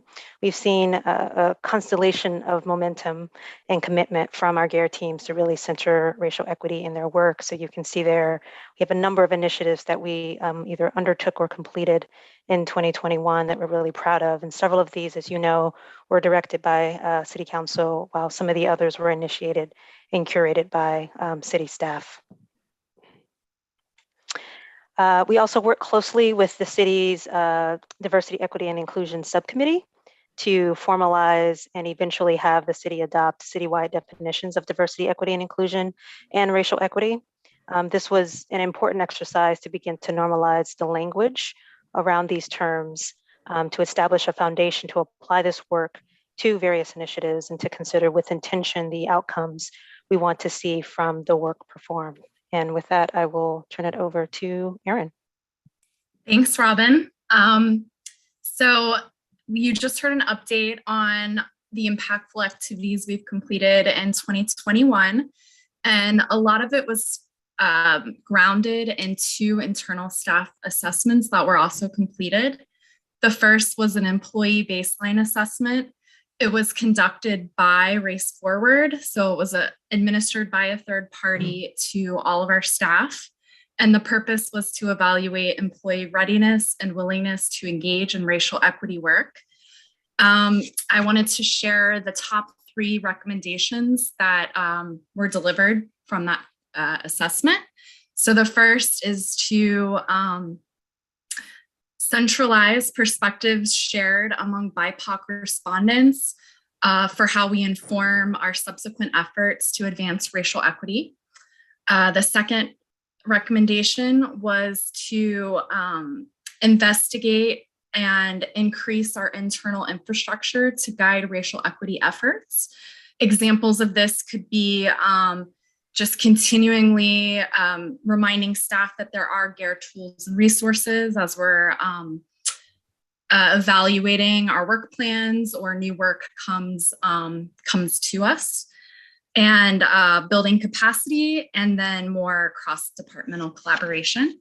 And the third recommendation was to actively involve cross-department collaboration at all position levels, and to dedicate a heightened organizational commitment to resources for racial equity work, and to move robust communication to have more robust communication on our racial equity work throughout the organization so that we can have greater outcomes for all. So that was our first assessment. The second was conducted between our GARE teams. As a reminder, we have 9 GARE teams right now in the city. It's about 64 different staff members. And the purpose of our theory of change assessment is using GARE's model for theory of change, which includes the normalizing, organizing, and operationalizing racial equity. We evaluated different areas of change for culture, people, and structures. And that assessment was conducted to really look at which of our teams are leading and lagging so that we can bring everyone along in this work. So next slide. And then finally, we have the survey assessments to share with everyone from our event that was held last July. It was a racial justice conversation with Robin DiAngelo, the author of White Fragility. And that was provided to all staff as well as all city officials. And I'm just going to go over the results of that survey now. So we had a 32% response rate in this survey. So approximately 1/3 of attendees responded. And in total, we had 228 attendees. 134 of them were staff, 94 were city officials. If you want to take a quick screen grab of that survey response dashboard, or we can send it out later, all of these responses to the survey are shared there. We looked at the demographics of the respondents, and it's pretty similar to what we expected as far as West Hollywood is a majority white city. We do have more white staff, so the majority of respondents were white, but then we also had 19% identifying as BIPOC, and then 6 did not disclose, as well as 5 indicated multiple different selections. After that, one of the most important questions was, were attendees inspired to take action? The majority said yes. Next slide. And then this is the breakdown we did of how our attendees rated the overall event. So we broke it down by city official, and then city employee, and then by how they identify as far as race. So you can see most of the overall ratings, it was a 4.6. Most, folks opted for excellent or good. There was 1 bad, 1 poor, and then the rest went up from there. So that's the breakdown. Next. And then this was really informative to us for our future programming related to racial equity work. It was asking attendees what they want to see in the future. So this is a snapshot of the different recommendations we received. So having more experts and BIPOC experts, doing an unconscious bias and bias blind spots training, doing equity and a training on equity and how to increase equity, doing a training on inclusivity and allyship, inclusive public outreach and decision-making for public interest, white supremacy, systemic racism, how we could talk to each other, other forms of BIPOC racism and experiences by trans, people with disabilities and marginalized peoples, microaggressions, and then anti-racist training. So next slide. Lastly, this is our 2020 work plan goals, where we want to kick off our first all GARE teams meeting. In 2021 and previous to last year, we have been meeting separately with our GARE teams to get updates about once a month, every other month. And now we want to convene everyone and start really working on looking at the leading and the lagging and how to bring everyone along. Next, we want to develop the city's racial equity statement. We want to keep with our reoccurring monthly meetings as well, and then provide additional racial equity programming. So I believe this is the last slide. Thank you.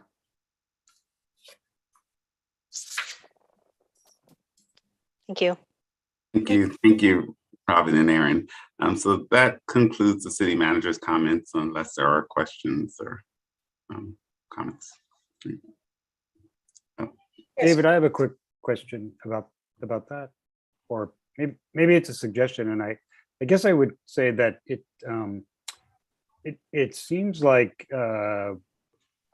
it would make sense, and perhaps we're already doing this, if the city were to offer ways to promote that West Hollywood is doing this work, and to have presentations at conferences, etc. I think it's so important that a small city like ours with a complicated past and a rich and I think exciting future could show how we are transitioning from one set of focuses to another. And I just am so impressed by their efforts and by the staff's sort of commitment to this, which is clearly long-term, that I think taking extra efforts to promote that we're doing this both would reinforce that we're doing it and help to show other small cities with higher profiles that they can do the same. No, we absolutely will. Okay, is that the end of your report, David? That's the end of your report. Yes, it is. Thank you. Okay, then we're going to go on to the voting on the fiscal impact on the consent calendar. Madam City Clerk, what is the impact with the addition of 5A and 6A? Thank you, Mayor. The fiscal impact on tonight's consent calendar with the addition of items 5A and 6A is $890,023 in expenditures, $0 in revenue, $4,740 in waived fees. There are also two ordinance titles that I need to read into the record for item 6A. The first one is an ordinance of the City of West Hollywood amending Chapter 17.08, Chapter 17.24, Chapter 17.28, Chapter 17.32, Chapter 17.52, and Chapter 17.56 of Title 17 of the West Hollywood Municipal Code relating to a prohibition from charging additional pet security deposits, registration and re-registration of new construction and other separately alienable residential rental units, prohibition of site agreements, prohibition of separate billing of master metered utility services, removal of parking, minimum maintenance standards for floors, and registration of resident manager information. And the second ordinance related to item 6A that was moved to consent is an ordinance. Oh, I apologize. It's the same ordinance, so you can disregard my second comment. And with that, do we have a motion and a second for approval of the consent? Second. We have a motion and a second. Councilmember D'Amico. Yes. Councilmember Erickson. Yes. Councilmember Horvath. Aye. Mayor Pro Tem Shine. Yes. Mayor Meister. Yes. The motion passes. Wonderful. Okay, so now we can move on to our one and only public hearing. Item 3A, adoption of housing element update and certification of final environmental impact report. Who do we have representing staff today? Good evening. Thank you, Mayor, council members, and members of the public watching at home. My name is Rachel Diamond. And tonight before you, we have the housing element final show before council. What we're doing tonight is we have two resolutions before you. The first is a resolution to adopt amendments to the general plan, which would adopt the 6-cycle housing element update, as well as a resolution to certify the final environmental impact report. If I can just interrupt you for 1 second. So the public hearing is now open. And are there any disclosures that we need to discuss? Anybody? Okay. Madam City Clerk, how was this hearing noticed? Thank you, Mayor. The hearing was noticed as required by law. Thank you very much. Sorry about that. Rachel. Okay, thank you, Mayor. We really briefly wanted to talk to you about the process that we've gone through since we were last at City Council, where you reviewed the draft housing element. That was in September of 2021.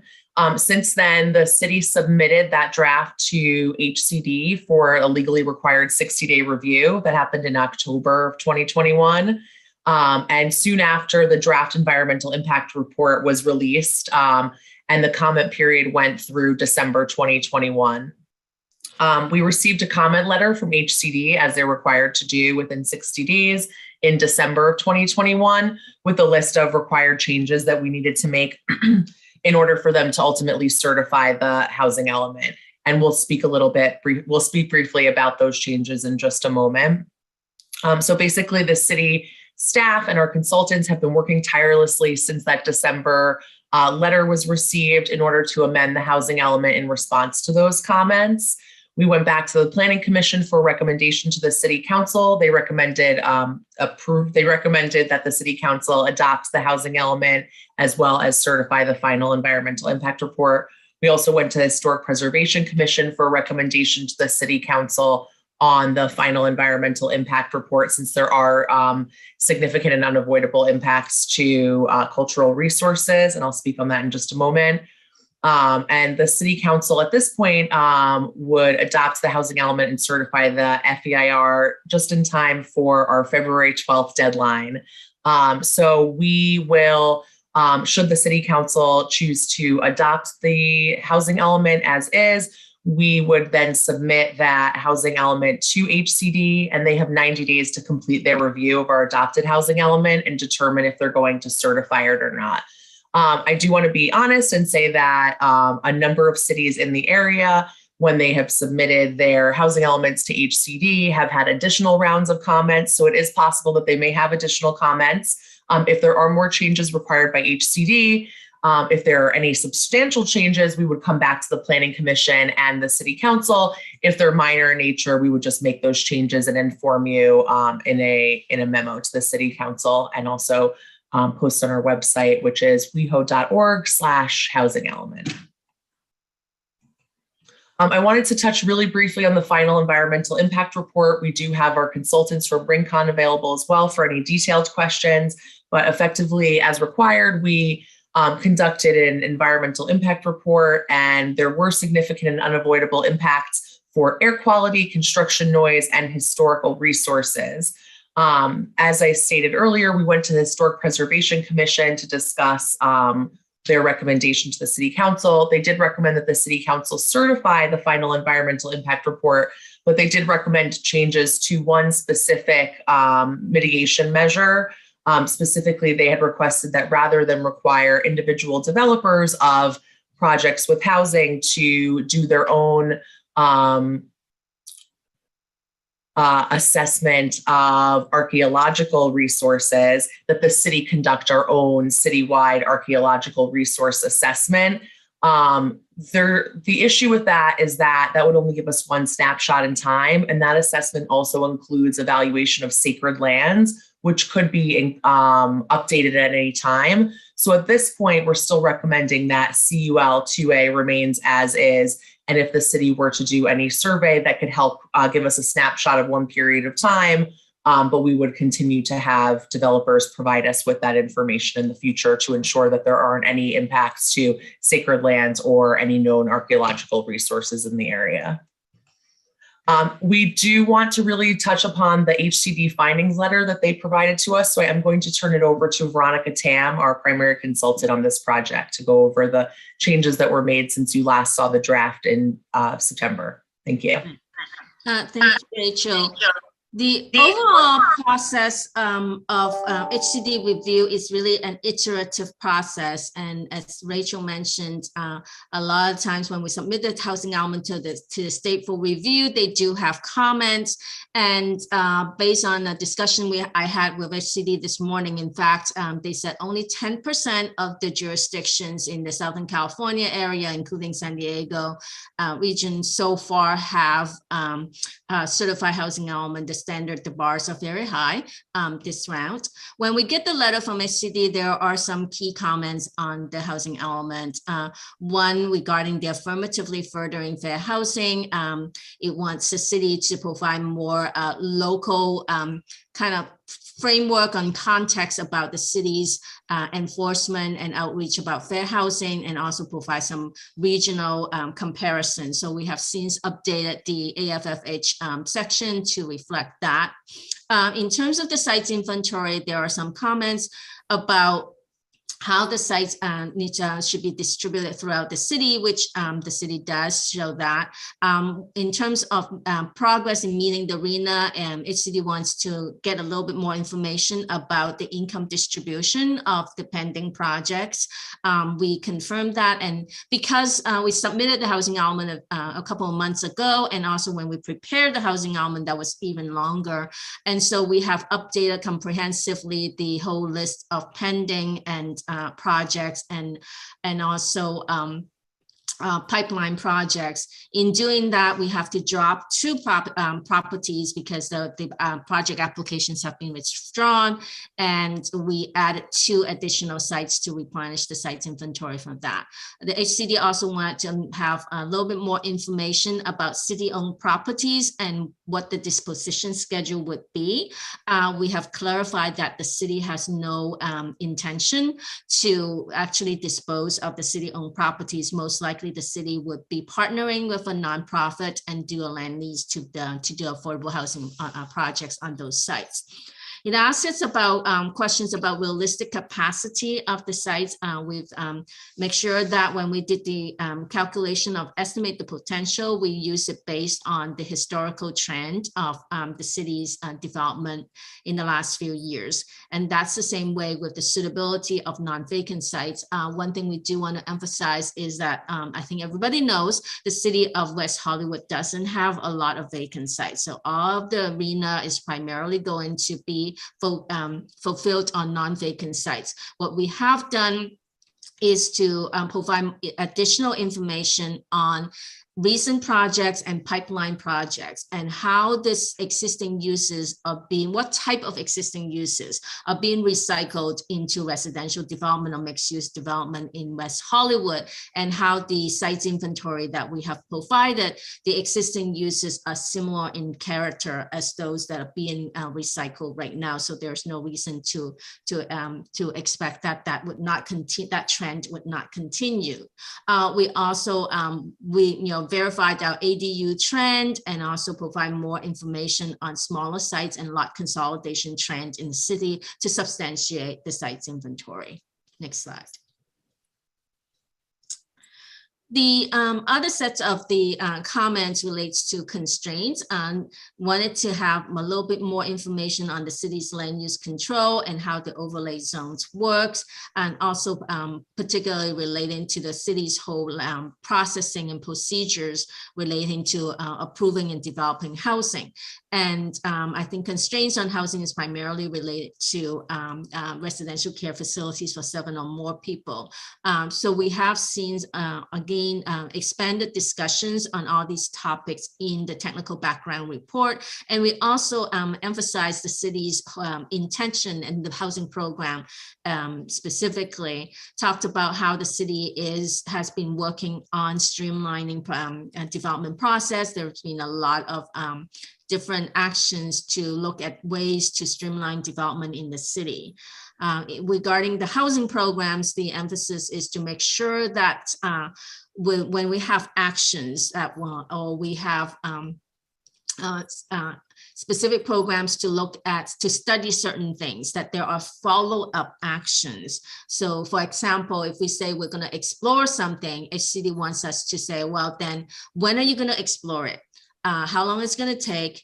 And then after you have explored it, what would be the follow-up action? So we have in updating the housing element specifically added new task for 2 programs, with program 11 and program 15 are relating to adequate sites and facilitating affordable housing. But in other programs, we've generally, staff have generally beefed up the specific timeline and actions that the city staff would take, and basically based on a realistic assessment of how long things could take, and also staff resources as well over the next few years. So those are the key changes to the housing element. And with all these revisions to the housing element, we have updated, I think just to reiterate, we updated the project list and removed projects that are no longer available or being moving forward. But we added 2 new sites to the inventory to at least add additional capacity to the site's inventory. We added a list of ADUs to demonstrate the trend of ADU development in the city. We've added a non-vacant sites feasibility analysis to really show how the existing uses on the non-vacant sites are really similar to the sites that are the projects that are being developed in the city currently and recently. We also demonstrated lot consolidation for affordable housing in recent trends. And so the city of West Hollywood, your parcel sizes are really small. So lot consolidation is an important kind of component of your development strategy. And so we provided examples of how affordable housing projects in your city have been developed on small sites by consolidating the lots. And I think to reiterate, we also added timeframes for the housing programs. Next slide. So Rachel. Thank you so much, Veronica. With that, we really want to just reiterate that the housing element does reflect the community's values and has been prepared consistent with state law. We have had a number of comments concerned about our response to the HCD comments, and staff and our consultants believe that we have addressed all of those comments and that it should be certified by HCD when we submit it. So with that, we recommend approval of the housing element as a general plan amendment and certification of the final environmental impact report. And I will open it up to questions if you have any. Thank you so much. Thank you. Councilmember Erickson, you have a question? Yes, thank you very much, Mayor. Rachel or whomever could answer this. Has there ever been an archaeological find in West Hollywood? Not to our knowledge. So why are we pushing for what almost seems like a regressive aspect of the housing element task force when it comes to the archaeological finds, when we could easily establish a roadmap, as HPC said, and then use that for future references? So the archaeological finds, like I said, there haven't been any to our knowledge, but what could occur in the future is addition of sacred lands to that resource list. And so that could happen at any time, regardless of the time frame of when the land was considered sacred to Indigenous groups in the region. So that's something that we'd need to scan for every time we do a development project. And that will help us to ensure that we're not missing any future designation of sacred lands. Thank you. What was the vote of the Housing Element Task Force? I believe in regards to rezoning, I believe they almost unanimously recommended rezoning, yet the Housing Element doesn't aggressively pursue rezoning in a way that I think would allow HCD's letter to help meet our housing goals. I don't have a vote on that. I can look and get back to you on the specific vote, but I will say that while we're not rezoning right now as part of the housing element in order to meet our RHNA allocation in our sites inventory, we do have quite a few programs and policies in the housing element itself that talk about moving forward with looking at upzoning and rezoning various properties throughout the city. For example, looking at reverting R3 and R4 densities to the densities we had before cityhood. And so those types of programs are all woven into the the housing element itself, they're just not going into effect today. And that doesn't mean that we won't do rezoning as part of this project. It just will occur in a longer time frame and throughout the next planning period. Great. My last question are the report really emphasizes commercial corridor development, and we can find and probably, look at how that would create an urban blight if everything's pushed over to commercial corridors. Why is there such a focus on just commercial corridors and versus other holistic looking aspects for housing and all of those aspects which the report needs? So, there's a lot of limitations on what can be in the site's inventory. And particularly, I want to note that there are limitations on the size, and particularly a minimum size that you need to have to actually qualify for the site's inventory. So that leads us to look at our commercial corridors first, because they do have larger sites. We do have a number of residentially zoned properties as well in the site's inventory. And in addition, there will be a lot of development in the city that occurs in residential zones that isn't listed in the site's inventory because it's just not large enough to qualify for HCD's rules of what can be included.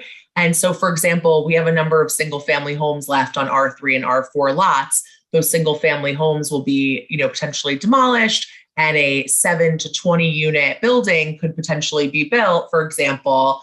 And those lots are too small to be counted on the site's inventory, but when the development does occur, it will still count towards our RENA allocation. Great. And just to reemphasize, my last question was, if we did look at holistically at rezoning, those aspects within neighborhood developments would be more easily achieved versus doing it down the road. Even if we rezoned, you'd still have to consolidate lots in order to have them count towards the site's inventory, though. Thanks, Rachel. Yes, Councilmember D'Amico. Rachel, where is the site's inventory? I since we had our meeting and all during this meeting, I've been searching. I just can't find it. It's in the technical background report because it's kind of which attachment is that? The technical background report is attachment D, and you'll find the site's inventory on. Give me just one moment while I find the page for you. Apparently, we use the word sites inventory many times before we get there. I went through. I've been scanning my computer. It starts on page 1. Gosh, it's quite long. Let's see. 133. Thank you. And we start with actually 122. We start with our credits towards RENA, where we basically say, okay, here are entitled, approved, and permitted projects. And then we follow with our pending projects that are already in the pipeline, followed by our projections for accessory dwelling units. And then we get into the potential city-owned development on city-owned sites, as well as underutilized sites within the city. Terrific. Thank you so much to both of you. Okay, I have a lot of questions, but I'm just going to ask a couple because we do have public speakers.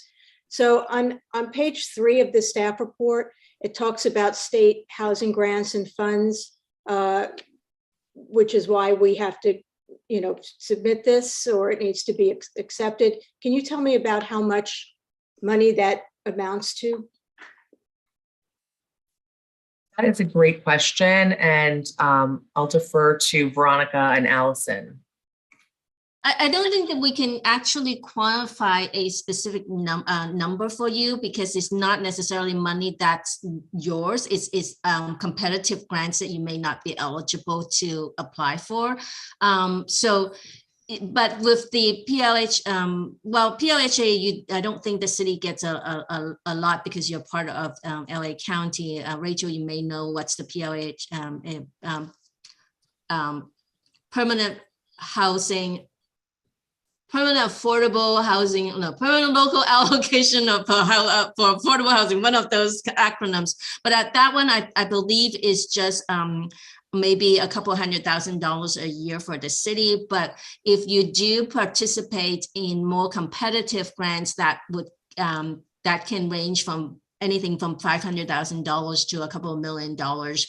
When you go to Calhoun grants, or those usually go to at least about $500,000 a year. But it's not money that you would lose, it's money that you may not be eligible to apply.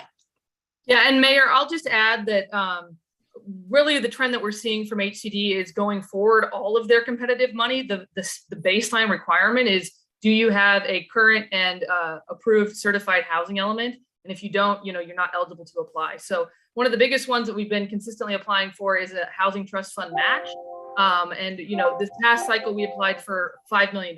And so we wouldn't have been eligible, we won't be eligible in the next cycle to match a project if we didn't have a certified housing element. Okay, thank you. And then on page 11, on the red line version, and I'm sorry, I don't remember what attachment number that is. But it says on page 11-30, expanding the avenues bonus, and there might be a typo in there, and that might be why I'm confused. But can you please explain what you mean by expanding the avenues bonus program? And did you happen to reach out to the surrounding neighborhood about that? So the avenues bonus is an established bonus that only exists on properties, very specific properties that have utilized it in the past. And it gives bonuses in what's now the design district and previously called the avenues district. And so we look to that as a tool to potentially give a mixed use bonus the same way we have a mixed use incentive overlay to that district, rather than do it on a case by case basis that we have today. But wasn't the avenues bonus a commercial bonus? It is, but we could look at it as something to allow for bonuses for housing above commercial. So that was where the expansion of that could occur. Are you thinking that you would change the Melrose, which I believe in the general plan, which was approved in 2011, before some of us, are you proposing that Melrose should then include housing? That's a possibility. That's something that we want to look at. And again, that's where, that's a good example, excuse me, of something that I think we need to study at much greater length. And that's where we're looking at studying that area rather than, again, incorporating a additional overlay within the housing element itself. This allows for us to do that study and to see if incorporating housing in that area would work and provide a bonus to do so if that's the direction we wanted to go in. But that is an area that could have housing that doesn't today. Okay, I'm asking because this is the first time I'm seeing it, and so I'm sure it's the first time that the community is seeing it. So I just wondered if there was any outreach about that whatsoever. We didn't do specific outreach about that to that community, but that's where having that as one of our programs in the future, we would do that detailed outreach and meet with that community specifically to talk about that item. Okay, and then in the red line version on page 11-45, you talk about a new middle income workforce housing category, and I think we were all very supportive of that. I just wanted to make sure that that category would still apply to RHNA, and in what category of RHNA would that qualify? So because it doesn't meet the categories of income, of lower income that RHNA established, it would be part of our standard market rate units for that purpose.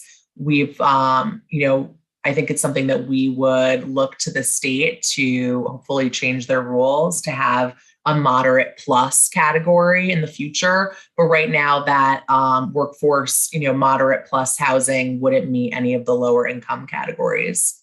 And that's part of the issue, is that there's kind of a missing middle there that we want to address. Okay. But it would still count towards our overall RHNA number. Okay, and then on page 129 of the resolution, and you may have explained this before, but the project which includes the buffer is environmentally inferior to a project that does not include the buffer. So, for example, alternative 2 meets all the objectives of RHNA, but doesn't include the buffer. Why are we not recommending alternative 2 in the environmental impact report? Veronica, do you want to address that one? I'm not entirely sure. I understand the alternative 2 just off the top of my head because I'm not involved in the EIR. Or perhaps Ryan, do you want to jump in on this one, or Suzanne? Yeah, I can jump in. So alternative 2 was ruled out because it wouldn't be feasibly approved by HCD because they are requiring a buffer of sorts above the arena allocation. Even if the environmental impact report shows that the only alternative, why bother doing an environmental impact report then if they're going to only accept what they're going to accept? Yeah, it's tricky. The CEQA guidelines requires alternatives to analyze a range of reasonable alternatives that are feasible. And because the housing element is so specific, it has all these specific requirements, it really limits the available alternatives to analyze. Okay. Maybe what we can think of, the way we can think about this is that without the buffer, you're not meeting the objective of the housing element, which is provide adequate sites. And so that's, even though it may have less environmental impact, is not meeting the objective of the project. Even though it's meeting the objective of RENA? The RENA HCD considers this as a minimum, not as a maximum, and the based on state recommendation because of the new no net loss requirement, a 15 to 30% buffer is recommended. Okay. And then I'll just ask one more question and then we can hear from our public, although I do have some more questions. On page 53 of the resolution on water supply, it says that the impact would be less than significant. So I just wanted to confirm that we're all comfortable in saying that we won't have any water issues and that there won't be any emergency water conservation mandates from the governor or increases or penalties. Is that right? Ryan, can you take that one? Yeah, the environmental analysis looked at the urban water management plan, and we looked at development under the housing element based off of population growth from the RENA, and found that it would be within the projected water supplies in the plan that's moving forward. And did that come from the water utility company saying will serve? In other words, a will serve letter? It did not. So it didn't come from the water companies, the utility companies? It came from their water plans, and any projects moving forward will have to go through an environmental impact report or a CEQA process. And so the water supply analysis will be done throughout the planning period for any housing projects that come forward. Okay, thank you. Madam City Clerk, let's hear from the public. Mayor, I'm sorry, I have a question. Oh, I'm sorry, I didn't see your hand up. Please go ahead, Mayor Pro Tem. Thank you. I want to go back to this CU2A archaeological assessment. Rachel, can you report on the vote of this by the HPC for this recommendation? Sure. The vote, I believe, was unanimous by HPC. Can you elaborate a little bit more on their reasoning for this vote? So, based on my recollection of that meeting, the motion was made by Commissioner Levin, and he suggested that this would be an onerous item to put on a developer of a property because you'd be required to have another consultant to do this resource assessment for you. It is a fairly simple survey of existing information in a number of databases. And I believe the concern was that this could be something that the city could do ourselves and alleviate the need to put that on a developer. But like I said, that would only give us one snapshot in time. And so it could at the moment that the city conducted an assessment be valid, but in the future, let's say 5 years from now, wouldn't necessarily capture any future claims to sacred land or any additional information about archaeological finds and resources in the city. What was unanimous decision is pretty strong, especially from the Historic Preservation Commission. I'd like to understand a little bit more about the reasoning. Again, I believe it was really about not putting an additional condition or mitigation measure on developers of housing projects.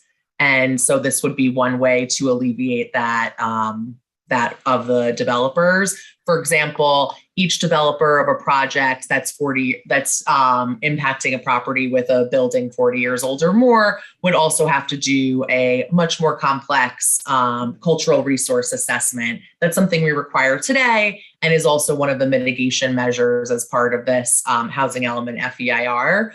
So this was an additional piece that isn't a requirement today, but came up as part of this this analysis in the final environmental impact report. So their goal, I believe, was really to alleviate another kind of item on the checklist for a developer. How long does it take for this to come back from this report, the CU2A? What's the timeline? I don't know exactly how long a consultant would need to take to do it, but it's something that is a database search effectively. So it's something that wouldn't take an extensive amount of time. Can you find out 6 weeks, 4 to 6 weeks? Thank you. Right. And so this is done for every single development? This would be for every discretionary development that's adding new housing units. Has anything ever turned up from this search? Based on what Rachel had said at the meeting for HPC, there hasn't been any fines since the 80s. But you have to keep in mind that a lot of development has occurred in the city before CEQA was required. So even though there are no resources that have been found recently, for any projects that would require any demolition or extensive grading, it would be possible that cultural resources could be encountered. I do want to point out there is another project where the city is currently working with Indigenous groups where there is a potential claim for sacred land. So again, this is something that could come up at any time because they haven't necessarily been registered in the past into this system, and they could at any time. So we want to make sure that we do that check to make sure that we're addressing any potential sacred lands as well as archaeological resources. Okay, thank you. One more thing to consider is that with any project under CEQA, we're required to do AB 52, which is Native American consultation. And as part of that process, that's one of the first things that they ask is whether or not a record search has been done. So that's pretty key to us doing our due diligence for these analyses. Okay, thank you. Just to follow up on Mayor Pro Tem's questions, doesn't it make sense, since we're in the process of doing this historical study of the city, including, obviously pre-cityhood, that we include this citywide archaeological and tribal cultural resource study? I mean, it seems to me that it would go hand in hand. That's my first question. And my second question is, even if we did this and it's a snapshot, if a developer encountered anything archaeological while digging, they'd have to stop digging. Isn't that true? Correct. There's typically part of these analysis also includes monitors. So without implementing this process, a monitor might not be on site for them to acknowledge that this is a potentially historic resource. Okay. Councilmember Erickson, did you have your hand up, or do you want to hear from the public? You were asking what I was, but I was going to make a comment. So apologies, Mayor. Time for the public. Okay, because comments come after the public. All right. And if there are no further questions at this moment, I will ask Madam City Clerk to gather our public comment. Thank you, Mayor. Our first speaker for public testimony on item 3A this evening is Rebecca Damavandi. Rebecca, if you would like, you may turn on your camera or unmute yourself, and you will have 2 minutes to provide comment. Hi, Mayor and council members. How are you? It's good to see all of you. I first wanted to give a big thank you for standing up against discrimination and anti-Semitism in our city. I'm really proud of this measure. It means a lot to me personally as well. And I think that it would be some good PR if our city could share that with other cities so they can also follow in the same steps that Councilmember Horvath has put a really good plan together. So I wanted to thank you for that.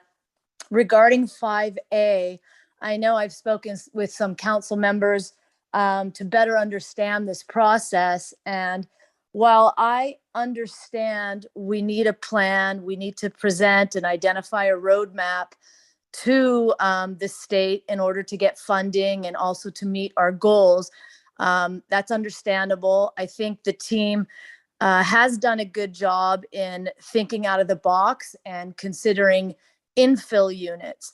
However, what I think the team has not done a good job with is getting community involvement, listening to residents and our suggestions, and figuring out ways to put a good plan together that also has protections, CEQA protections, protections for our historical elements, considerations for earthquake fault lines. And so many of us have sent in some letters asking for certain guidelines to be implemented alongside this plan to make it better, such as having 10-foot setbacks near any historical element.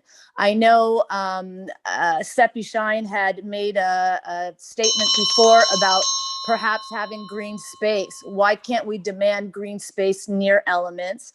There should be no height exemptions for anything built on actual earthquake fault lines. Thank you, Rebecca. Yeah. Thank you. Our next speaker this evening is Jessica Reisenberg. Jessica, if you would like, you may turn on your camera and unmute yourself, and you will have 2 minutes to provide public comment on this item. Hi again, Mayor Meister, Mayor Pro Tem, and members of City Council. My name is Jessica Reisenberg, and I am a resident of West Hollywood. I'm actually a little bit concerned about item 3A, and I urge you to reconsider adopting the latest housing element update and certifying the final EIR. The city staff must understand the implications associated with some of the reckless proposals being brought up. And you guys, as leader of our community, it is your role and responsibility to look at them carefully, because some of these developments can have a tremendous impact in our city's growth for years to come. And I've actually been following this for quite some time. And I actually also spoke to some of my neighbors who too sent out letters to you guys and expressed their concerns late last year. So I know that there is a big contingency that's concerned. And we do believe that in order for this city to continue thriving, it is instrumental that policies are implemented, such as providing very thorough guidelines in preserving some of the historic buildings, because those buildings are vital to our city's charm and character that, West Hollywood has. And also, new developments should not be near earthquake fault lines, because that could be catastrophic. And height exemptions should not be given to anybody, because that is also catastrophic. So, basically the housing element should be very clear and concise in what it delivers. The same with the EIR. And it should benefit all of West Hollywood. And you guys as city council, as representatives, are to give us all the best quality of life and avoid these kinds of problems. Thank you. Good night. Thank you, Jessica. Our next speaker this evening is Chelsea Byers. Chelsea, if you would, I see you coming up. Go ahead, you will have 2 minutes. Hi, good evening, Mayor Meister and members of City Council. My name is Chelsea Byers. I really appreciate the opportunity to speak tonight. I had the opportunity to serve on the Housing Element Task Force for this update, and just first want to say thank you to Councilmember Erickson for entrusting me with the appointment, to staff for their work on the process and their time in meetings and in between, and to the members of the task force for all of our discourse. It was really engaging. And to members of the community who engaged with us throughout this process. As I stated in task force meetings, I'm concerned that the housing element lacks the necessary zoning amendments to more equitably accommodate our housing needs across the city. I've come to understand how it meets technical requirements in the ways it needs to, but what I've come to see is missed opportunities to create more comprehensive changes to the allowable density citywide that could more equitably set up our city to meet our housing goals now and in the future. I say this because we are in a worst case scenario now, a housing affordability crisis, a homelessness crisis, and all the while a nearly nothing vacancy rate. And while HCD is working more aggressively than ever, I want our city to affirm our ability to assert direction in a way that is responsive to the needs of our dynamic evolving population. West Hollywood has a rich history of housing activism, always ensuring housing is afforded to those in need. That is something we must continue to celebrate and continue into the future. And I just can't help but think of the ways that the previous housing elements did not set us up well. It's hard to think that they did, given the circumstances of today. I know more people want to see themselves living in the city, being able to stay in the city for the long haul. And I just want to ensure we, a city who absolutely can, is doing the absolute most it can do. So thank you for hearing my thoughts tonight. Thank you, Chelsea. Our next speaker this evening is Arthur Bernstein. Arthur, please turn on your video if you like, or I see you've unmuted yourself. Go ahead, you will have 2 minutes. Good evening, Council. I'm here to speak about 3A. And while this is quite a voluminous report, probably over 1,000 pages, I wonder and hope that everybody had the chance to read and comprehend it fully, including the report that Councilmember D'Amico just highlighted. I find that it does not offer enough support nor protection for the reckless development in the city. I'm speaking tonight on behalf of several people, so as not to be redundant at this meeting, but a few of us got together and asked that I speak for them as well.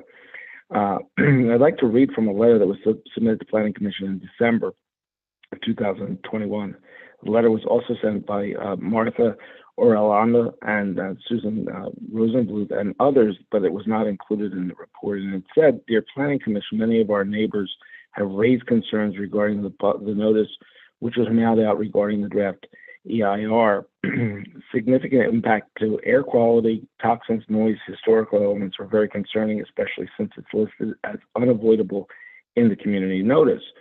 A one-size-fits-all EIR for all of West Hollywood, in fact, is reckless. WeHo is made up of very different landscapes and neighborhoods. More protections need to be put in place prior to moving forward with such a strategy. We would like the following neighborhood protections to be implemented: 10-foot setbacks next to any historical elements, no height exemptions allowed for any developments on or next to earthquake fault lines, on a hill, or next to a historical element. And this would help to prevent some reckless development.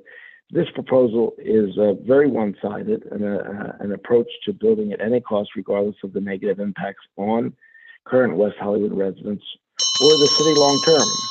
All city council members have assured that they oppose reckless development, yet this plan does not, and just the opposite, it will ensure reckless development. The above protections need to be added prior to passing any such plan. I hope that you will take that into consideration. Thank you. Thank you, Mr. Bernstein. Our next speaker this evening is Adam Kroll. Adam, if you would like, you may turn on your camera or press *6 to unmute yourself, and you will have 2 minutes to provide comment. Hi, everyone. Hi, council members.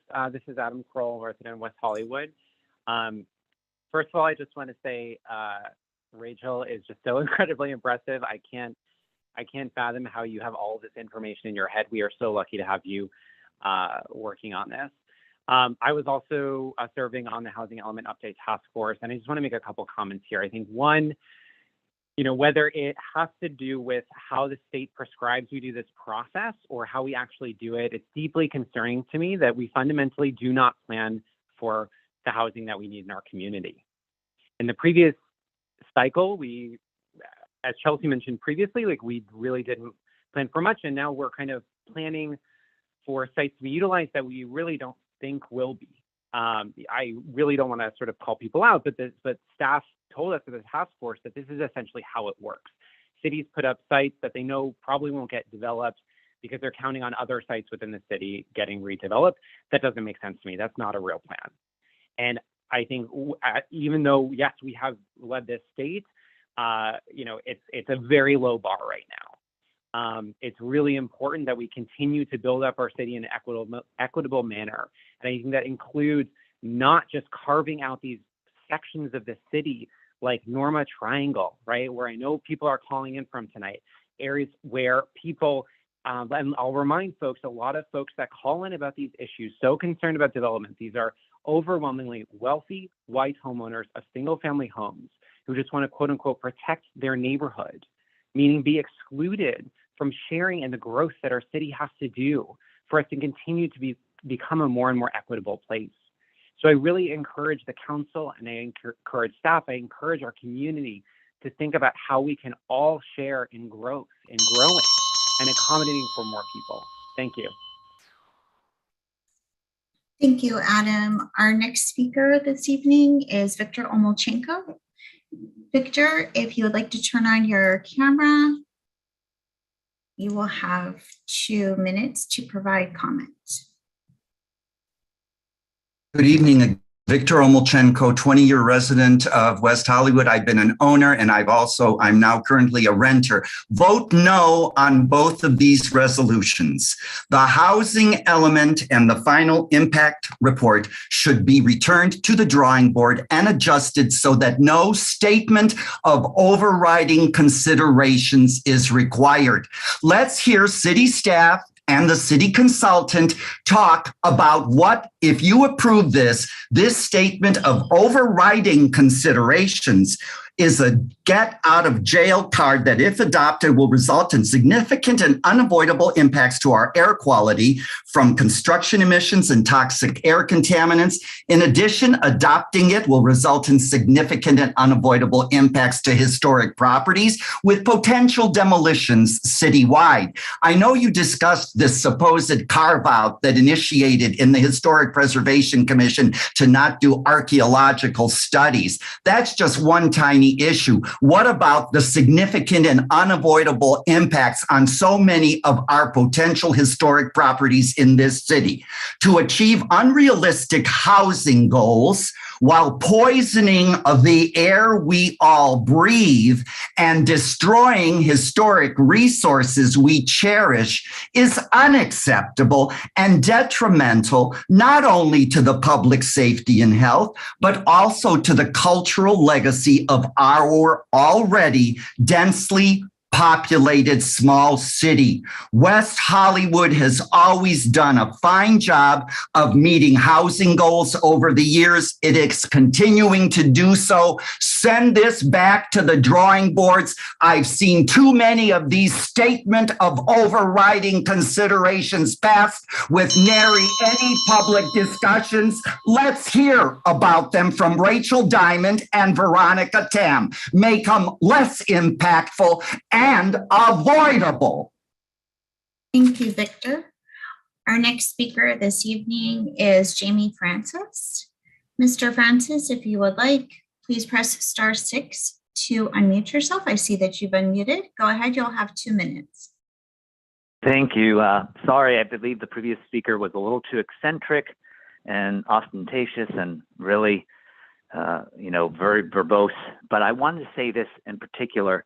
Being a resident for 11 years, I rely on the affordability of West Hollywood.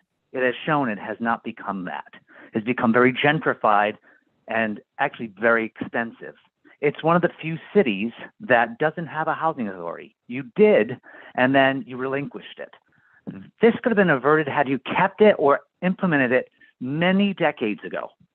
Furthermore, what happened with Sunset Boulevard is that with the development not being checked, it allowed for, again, Airbnbs and short-term rentals to be inundated with this area, and it attracted wealth who really didn't attract or attracted only wealth who really didn't contribute to the city's well-being or financial impact that local residents had to basically pay taxes and do things and have to deal with the increase in the cost of living. And I was one of those victims had I not found a landlord willing to allow me to rent for a lower cost of rent. However, I was forced to live in a 60-year-old building that was substandard.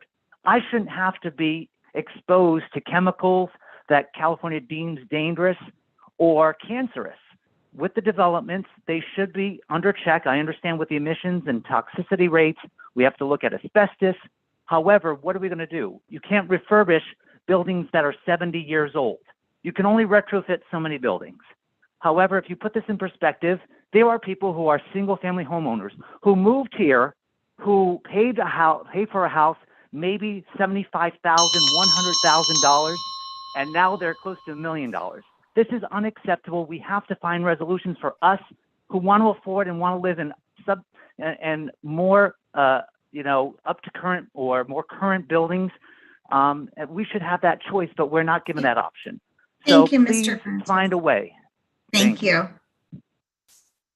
Mayor, those are the only individuals I have signed up to speak. However, given this is a public hearing, I am going to ask if there are any members of the public in the meeting who wish to speak on the public hearing item 3A. Mr. Stein, you were signed up to speak under public comment. Did you want to speak on item 3A, this public hearing? Yes, I would. I would like to. I would like to speak on how to keep the 2Q, how to keep Jewish people safe. Right. So that's at the end of the meeting during our second public comment period. Thank you very much. So I'm going to turn off your camera. Okay. So I don't see anyone else with their hands raised aside from our council members. So thank you very much. All righty, great. We're going to do questions first, and then when we're done with questions, we can go into deliberations and comments. Councilmember D'Amico, your hand was up first. Well, I was going to close the public hearing and move the item, but I guess they will want to have questions. So I just have one thing to say to the speakers who were asking about seismic fault lines. Certainly John Kehoe can tell us the whole story, but as far back and as recently as 2018, the city reaffirmed its commitment to keeping a 50-foot setback from any active fault for any new development. And many of our most famous historic buildings along the Sunset Strip are built and have been along the existing Hollywood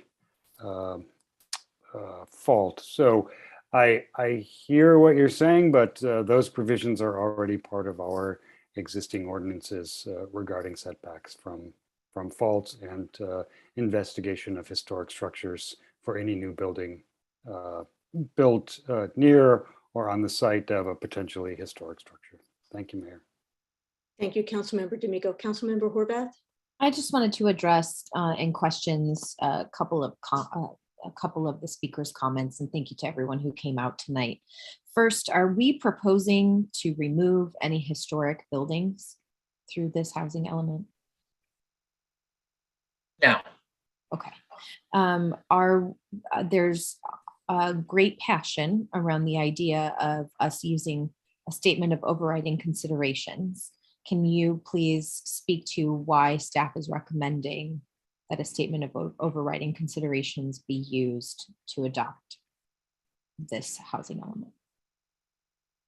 We were really conservative in our analysis, and as a result, went the route of a full-blown EIR. And I would like to turn it over to Suzanne or Ryan, who can speak to that a little bit more.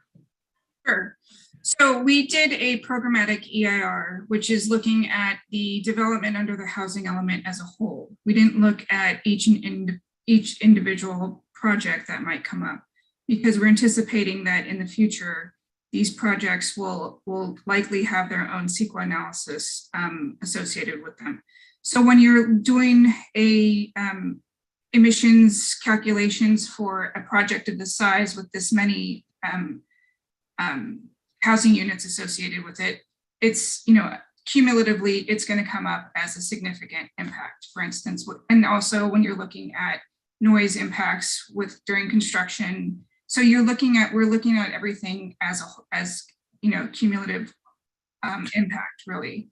So it does bring up these potentially significant impacts. But again, the thought is down the line, each of these projects are going to have their own analysis associated with them. And if there are, in fact, any significant impacts with like noise, or if there's a potentially historic resource, those CEQA documents are going to address those issues. Okay, so the addressing these issues on a case-by-case basis on each project could substantially reduce the impact as it's currently proposed here. Right. Okay. Like Rachel said, we took a very conservative approach to say that looking at these all as a whole was going to result in significant impacts. Okay, and my final question it relates to another commenter's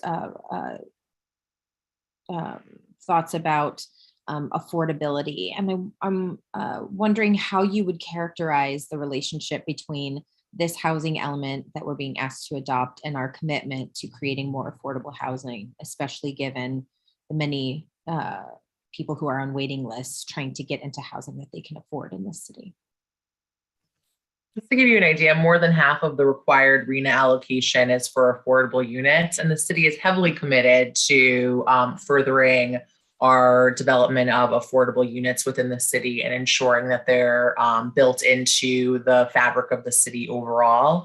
And so there are a number of programs and policies, as well as requirements as part of meeting our RENA allocation, that lead us to continuing to expand on our affordability in the city. And the addition of more units and more supply in the city will ultimately lend itself to reducing the cost of housing. So half of the units proposed for the next period of time under this housing element would be designated as affordable. That's correct. Thank you.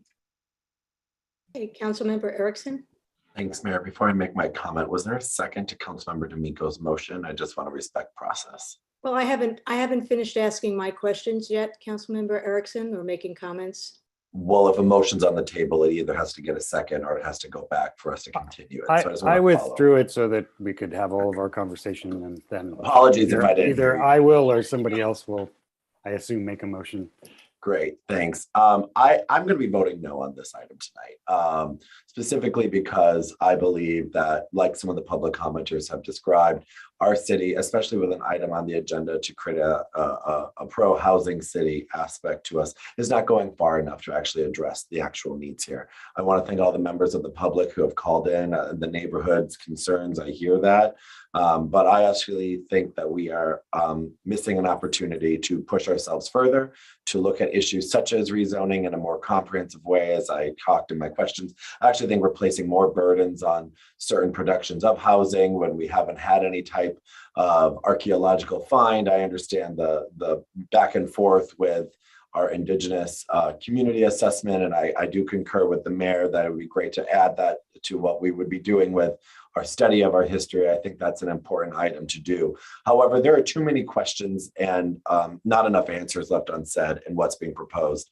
As I think the public may recall, I was the only member of this council to vote no on the previous letter, which was then, in my opinions, simultaneously rejected by HCD. And I actually fear that that will happen again here.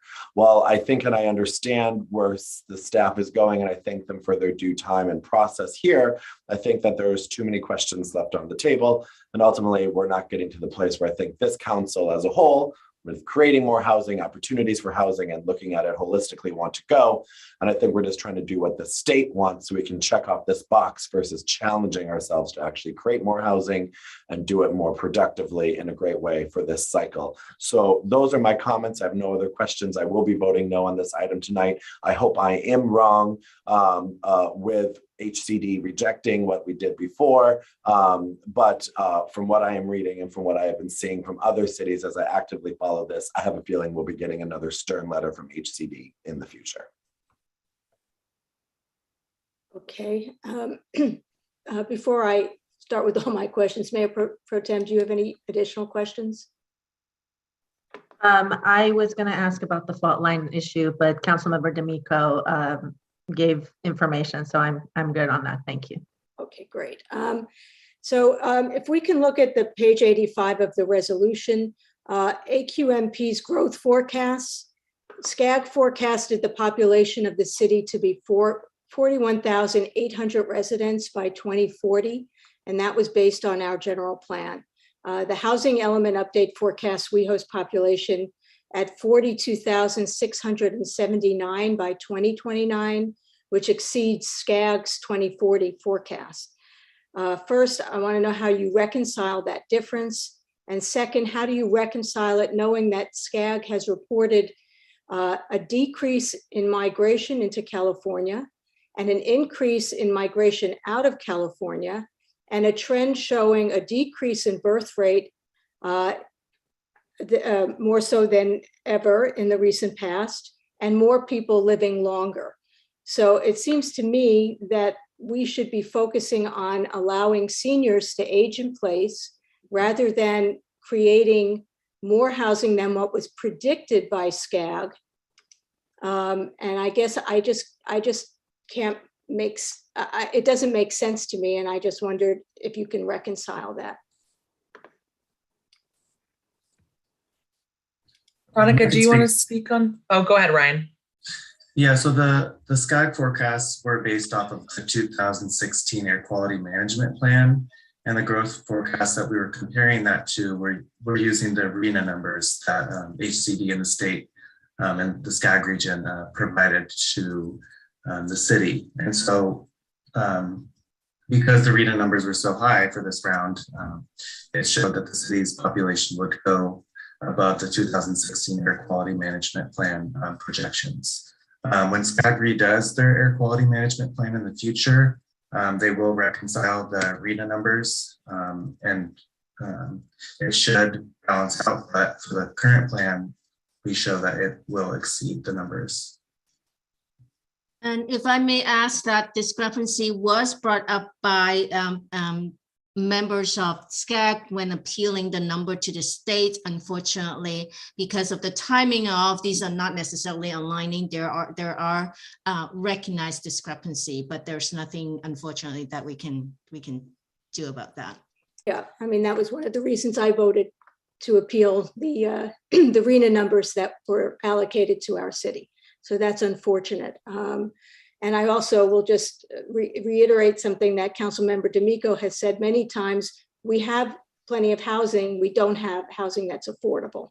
And the fact that we have all of this, this allocation of luxury housing, 50% of our RENA, allocation doesn't make any sense. That would happen naturally with the development that would include some of the affordable housing. So to me, they're making us, jump through hoops, and if they spent more time at the state level creating the housing instead of telling us how to do it in a one-size-fits-all approach, I think we'd all see more housing in this state. I'm just going to give some of my recommendations based on what I read.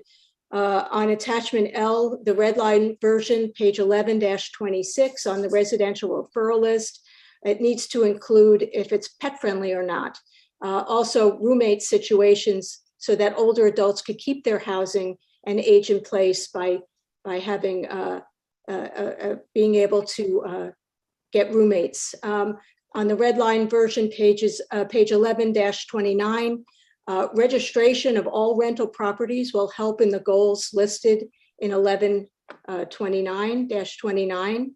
I would add that the city will pursue or will look at pursuing a vacancy tax initiative to ensure that residential rental properties are not left vacant for long periods of time.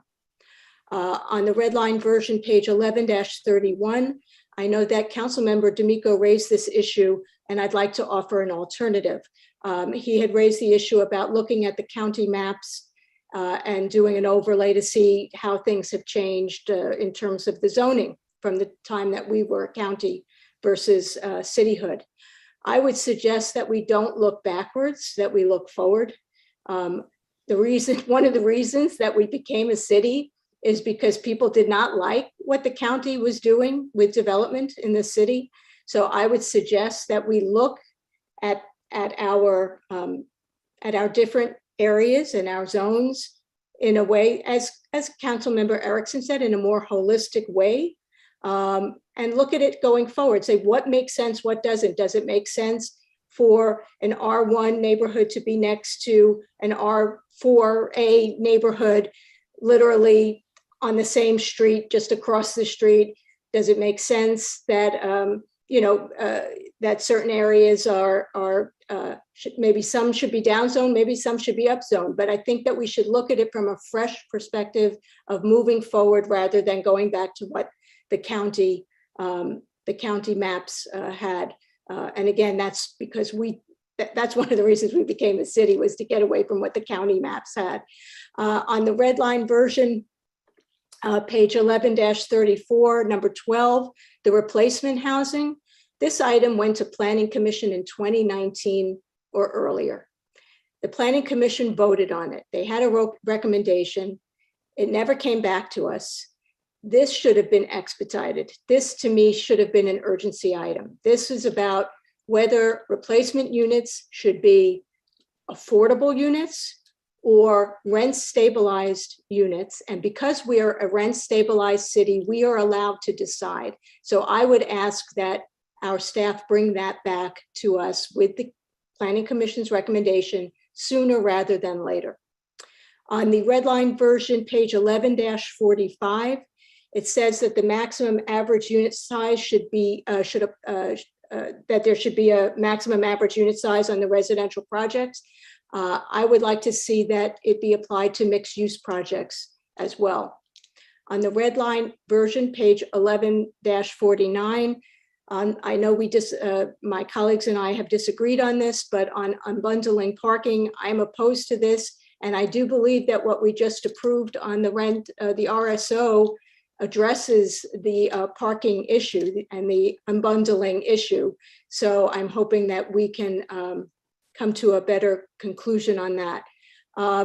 Then again, what we discussed, the city's in the process of doing a historical study of the city pre-cityhood. And so I would like to see the citywide archaeological and tribal cultural resource study be included in that as well. And then on the red line version, page 11-40, Mayor Pro Tem Shine and I had an item that was approved by council to develop a list of developers that might be a fit for various city projects. That I believe that should be included in that section, added to that section, because that shows intent. And I think that's half of what HCD is looking for, is intent. And I hope that my colleagues will consider some of those changes, but I, like Councilmember Erickson, for different reasons, cannot approve the EIR. And because I cannot approve the EIR, I can't approve the general plan, because one goes with the other. So I guess I leave it up to my colleagues to either comment or make a motion. Or Councilmember Horvath. Oh, I'm sorry, Councilmember D'Amico. I was gonna say, if there are no more comments, I wanted to make a motion to close the public hearing and adopt the housing element with the changes that the mayor mentioned, although I'd like us to have a conversation about parking bundling and vote on that separately.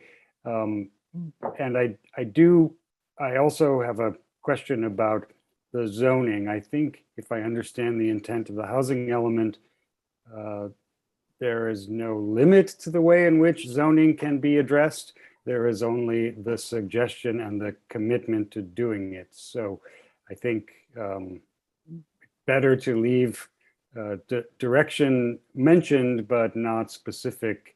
And the zoning and the parking bundling, I would imagine, would be addressed on a project by project basis. So my motion would be to close the public hearing and adopt the housing element minus those two items, which I think we can either vote on separately or understand that they would be voted on separately, every project that comes to us. And so are you also including in your motion to adopt the environmental impact report? Yes, of course. That be included. Okay. Councilmember Horvath, I'm sorry, did you have a question or a comment? Thank you. I just wanted to raise a few points.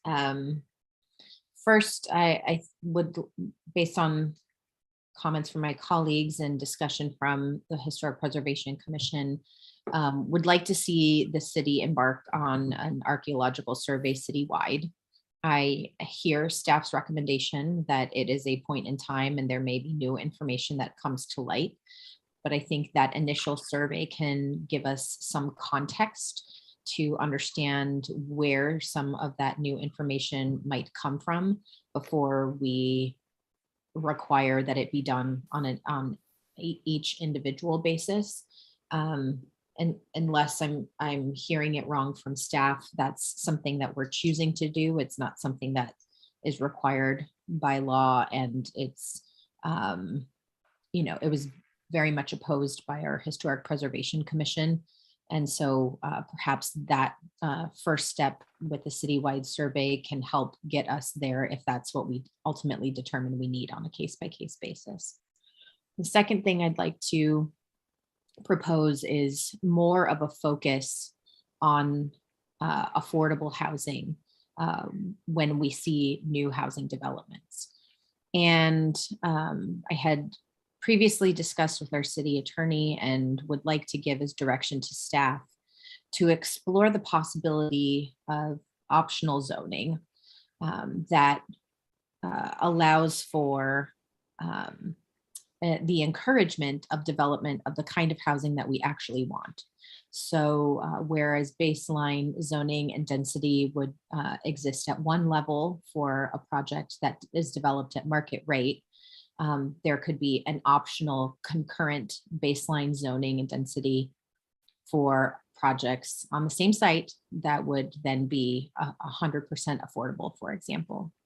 And the city has, from time to time over the years, created incentives to develop housing. And I think this would be, could be considered an incentive, but I think in this case, it's actually less about incentivizing and more about helping with the penciling out. We often hear that development of 100% affordable is not economically feasible.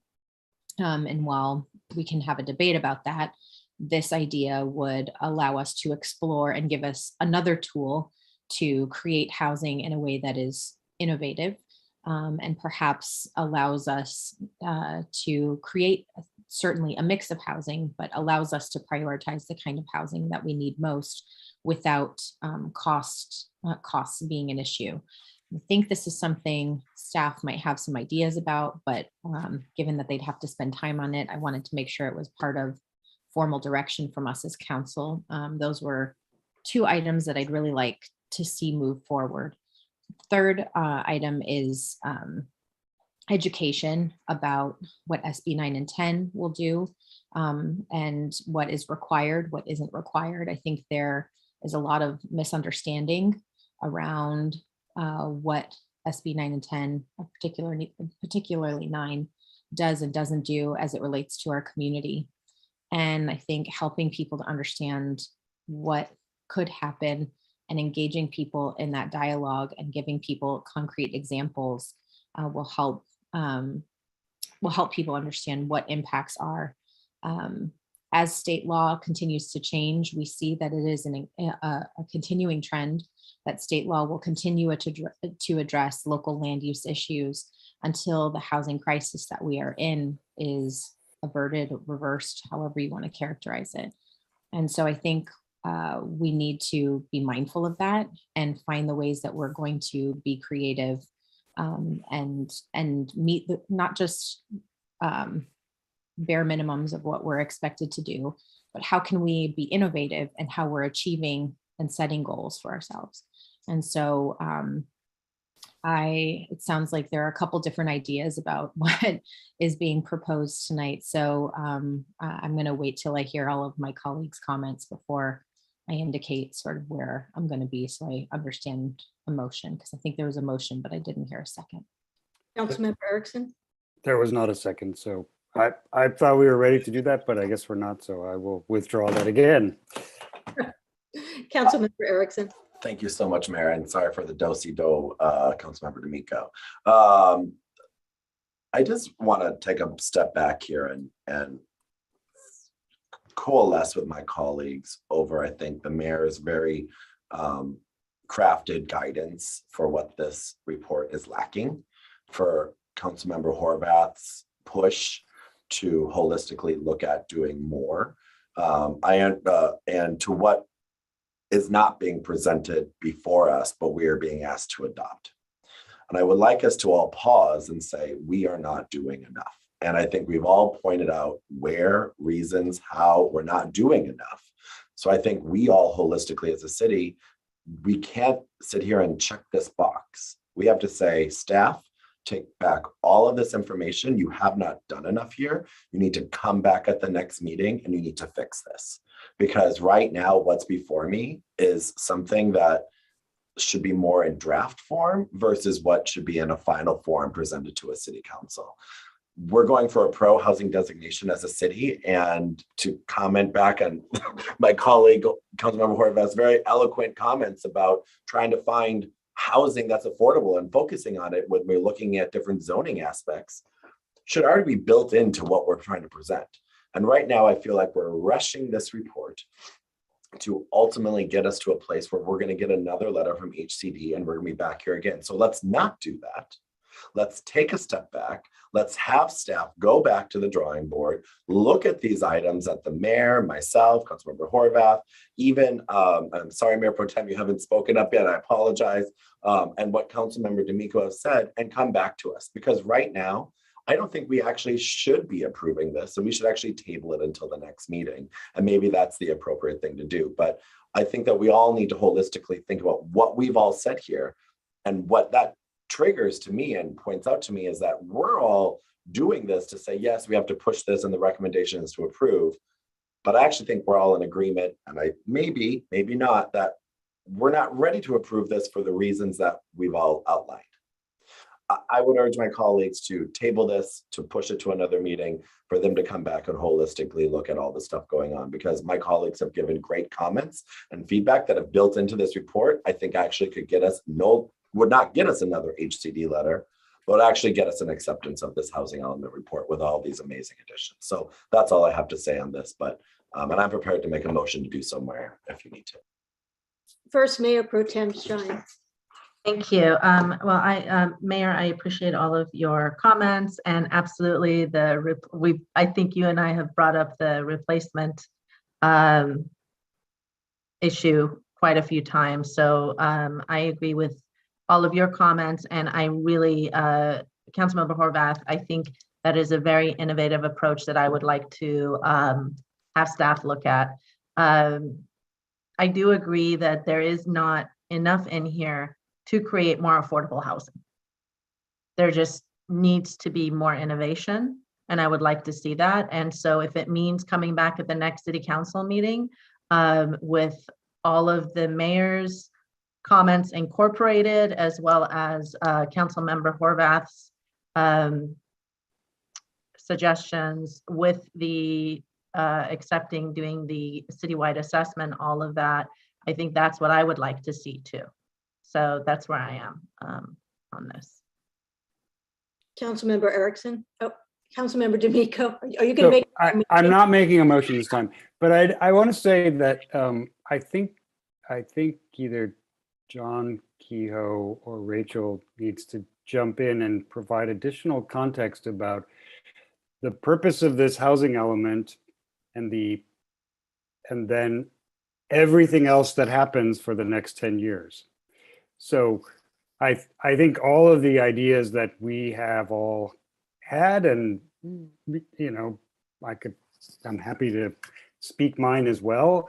They can be listed in one sentence bullet points in our housing element, but until we change our ordinances and our zoning and our sort of overall approach to welcoming developers or selecting kinds of development we want, you know, this is the sort of poetry part of housing development. The prose part is the part we need to do every other Monday, the other 40 times a year. So I'm happy to in fact, I very much agree with all of you that, you know, a housing element is never finished. It may be really not finished yet, but even when we vote for it, it's not going to be done. I mean, that's the point of a housing element, and that's why you do them every 7 to 10 years, so that you can say, oh, 7 to 10 years ago, we wanted to focus on this. And, you know, John Erickson, you know, Jeff Prang and John Duran and John Heilman moved all the development to our busy streets in the late 90s and early 2000s, because, you know, all of the residents were saying, all of these houses in my neighborhood are disappearing and turning into 4-story developments. So then we moved it all to the streets. So there are good reasons, and it's the sort of prose that needs to come from this housing element that allows for every opportunity. So, but I'm 100% on board with telling them to add more things, but I think I just want to suggest to all of my colleagues that we need to do more work to get the kinds of things we actually want to happen on the books, or set target deadlines for looking at the zoning or doing the archaeological report.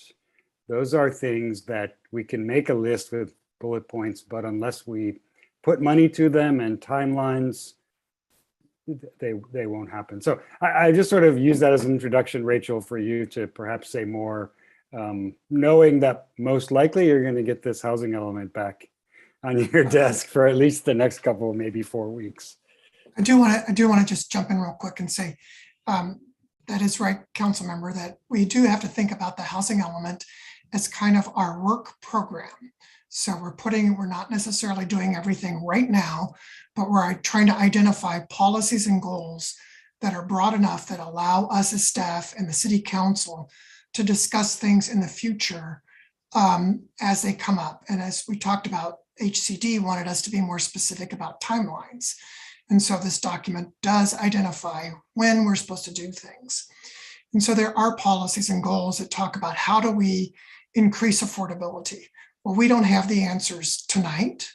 We won't have the answers in 2 weeks, because that's been an ongoing issue for 25 years. That's a complicated issue of how do we increase affordability. And so it's about trying to work with all these different goals and policies and working together and try to do it and put them together and process them through the public comment process. So we can certainly continue it and add more language, but I think generally speaking, the policies and goals in the document provide us the framework in which we can start those conversations or continue the conversations on what we would like to do in the future. And Rachel might have some specifics on that. And I just want to interrupt real quick, John, because I think the issue is that we're saying that those conversations aren't even in this document for you to include. And it's not that, and to quote my very wise colleague, who I'm no way in shape trying to butter up to, cities are never finished. We all know that. We all understand that. But the commentary of most of us here is saying that we're open to those things, present us those options. But the housing element is an amazing opportunity and tool for us to actually say, by X date, these things will occur, and we can holistically look at these things. But it's not in there. It's not in there for whatever reason, lack of support, lack of input, lack of community input. But what we need to do as a council, and you can provide more context, and Rachel, I'll shut up in a second, is for you all to go back, take what's been said. We don't have to, my next question is to the city attorney after this is all said and done. But this is not there yet. And you need to take everything that we've all said, do more, come back with specifics, challenge us to do more, because we all want to get there to these holistic goals, and then ask us for adoption. Right now, you're asking us for adoption and saying, you know what, maybe in 5 years, we'll talk about zoning reform. That's not good enough for me. Someone said about Melrose and housing, I think maybe it was you, Mayor, that said, will there be housing on Melrose? That's something that could happen. But ultimately, when we look at where we're at as a city, we're going to have to open up and look at how we include more housing units, affordable, middle, and what people come to us at the planning commissions we all see. So that's what I'm saying, is this is not there yet. And we've all told you why. And I think what you need to do now is you need to take that and come back to us at a date uncertain and ask us for approval again. So we can certainly do that, but if you would like, we can provide some additional answers to some of the comments that Councilmember Horvath had. I think there's one item that might address one of her comments. Sure, I just want to jump in and say that, obviously the sliding scale of requirements is something that the state has pushed with changes to density bonus law. And it's also something that we included in program 14, where we say that starting in Q3 of 2023 with completion in Q4 2024, study changes to the inclusionary housing ordinance to provide a sliding scale of requirements with higher density bonuses and incentives for projects providing more affordable housing beyond recent changes to state law. This would include a feasibility study to be conducted, followed by draft amendments and a community engagement process. This is one of many of the recommended changes and programs that we have that are directly geared towards creating more affordability within the projects that we have in the city. For example, the following in that same program is revise the inclusionary housing ordinance to address overall square footage of market rate versus affordable and multifamily projects. Looking at that same thing in commercially zoned projects. Those are just a few examples of how we are creating a set of programs to do exactly what I think I've heard all of you say that you want us to do in the comments.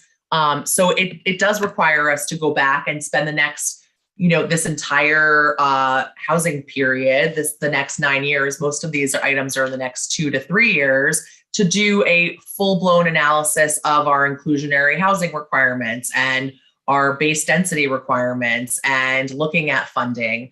I think that all of the recommendations that were put on the table before are all things that we could add in and move forward. If you'd like us to come back, I understand. We are up against a deadline to HCD to get this done by the 12th. And I think that all of the changes that you've recommended that the mayor included, as well as changes from Councilmember D'Amico and Horvath, can all be incorporated into this document as conditions of approval. So should you want to move forward, we are committed to more affordability in the city. And I think we have a great number of programs that can get us there. Again, a lot of those are open-ended because we want to do the deep study and community engagement in specific areas and in specific topics so that we're not just throwing them into a housing element and hoping for the best. We want to do that deep analysis so that each zone text amendment, for example, and change to the regulations, not changes to zoning, or not changes to the zone districts or upzoning, but changes that can really impact our affordability. And so those are woven throughout. And if you'd like, I can read back the changes that were recommended, but I'll wait for a motion. Yeah, and I just wanted to add that a number of the zoning changes as well have timelines, and the annual progress reports that we submit to HCD each April are how we check in on this. And in the past cycles, we haven't had as extensive of timelines, but going forward, those progress reports, which come to council each March, are a chance for us to check in as a community on what's been done and what we still have left to do, in addition for the state to be checking in on how our communities are doing. Councilmember Erickson. Thanks so much. I have a question for the city attorney, as I previewed. Go ahead. So Lauren Langer, I want to move to table this to come back to us at a future meeting. I understand there is a deadline of March 12th, Rachel. Sorry, you said the 12th. February 12th? Yes, February 12th. But this is the problem then as well. We're providing you this commentary 5 days before this is due.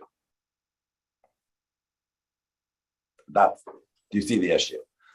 Rock in a hard place. So Lauren or Rachel, could you please tell us what the penalty or issue is if we're not, if we don't submit this by the 12th, and if we table this to come back with drastic changes and additions, et cetera, or whoever can answer that question at the moment. There's kind of a few layers here, and Lauren, jump in as well, but if we don't have a certified housing element or submitted by the 12th, there's no specific penalty because we're not actually proposing to rezone any properties as part of our sites inventory. But if we were to do more, I think that's where you're going with that. I'm not quite sure, but if we were to rezone, then we are drastically potentially penalized by not having our rezoning done by that deadline. Additionally, we won't have a certified housing element and thus can't apply for a number of funding mechanisms that we're looking at. So a lot of funding sources become unavailable to us at a certain date. Lauren, did you want to add to that?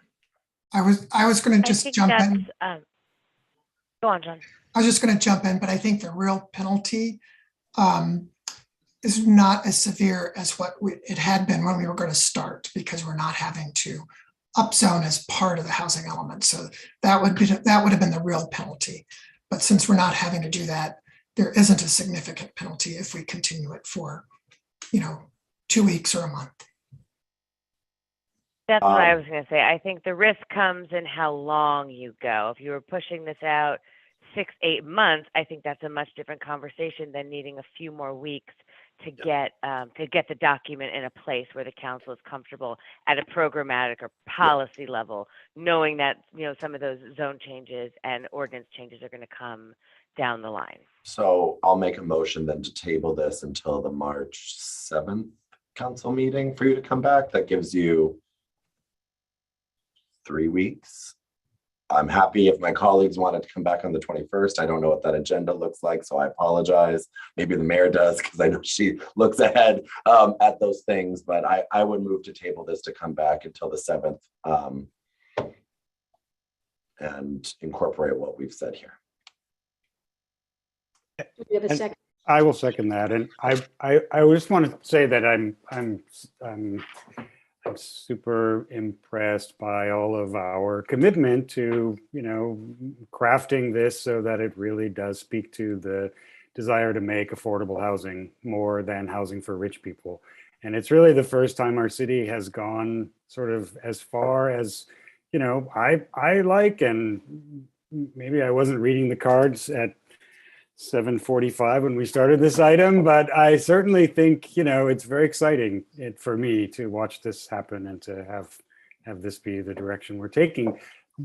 But I still challenge us that this is the easy first step. It's all of the stuff that would need to happen to make that happen in the next 7 to 10 years. So that's my second. Okay, can we get a roll call? Thank you, Mayor. So there is a motion and a second to table this public hearing to a date certain of March 7th, 2022. Councilmember D'Amico. Yes. Councilmember Erickson. Yes. Councilmember Horvath. Aye. Mayor Pro Tem Shine. Yes. Mayor Meister. Yes. The motion passes. Good. Okay, well, it's almost 10 after 9. Why don't we take a break and get back here by 9:30? Okay.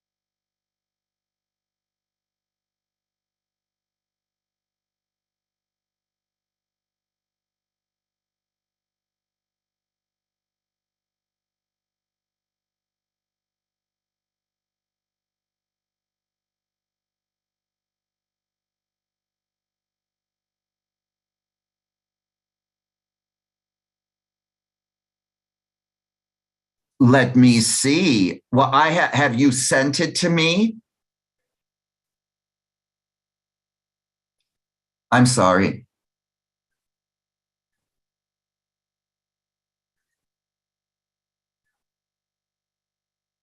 Hello? I thought I heard Victor's voice. Hello. I don't know. Something's happening. Hello, everyone, but let me get off of here. Oh, God. Victor, they're on lunch or they're on break, Victor. Oh, okay. And I'm on the phone. And so I'll be back online, Jamie. Okay. Yeah.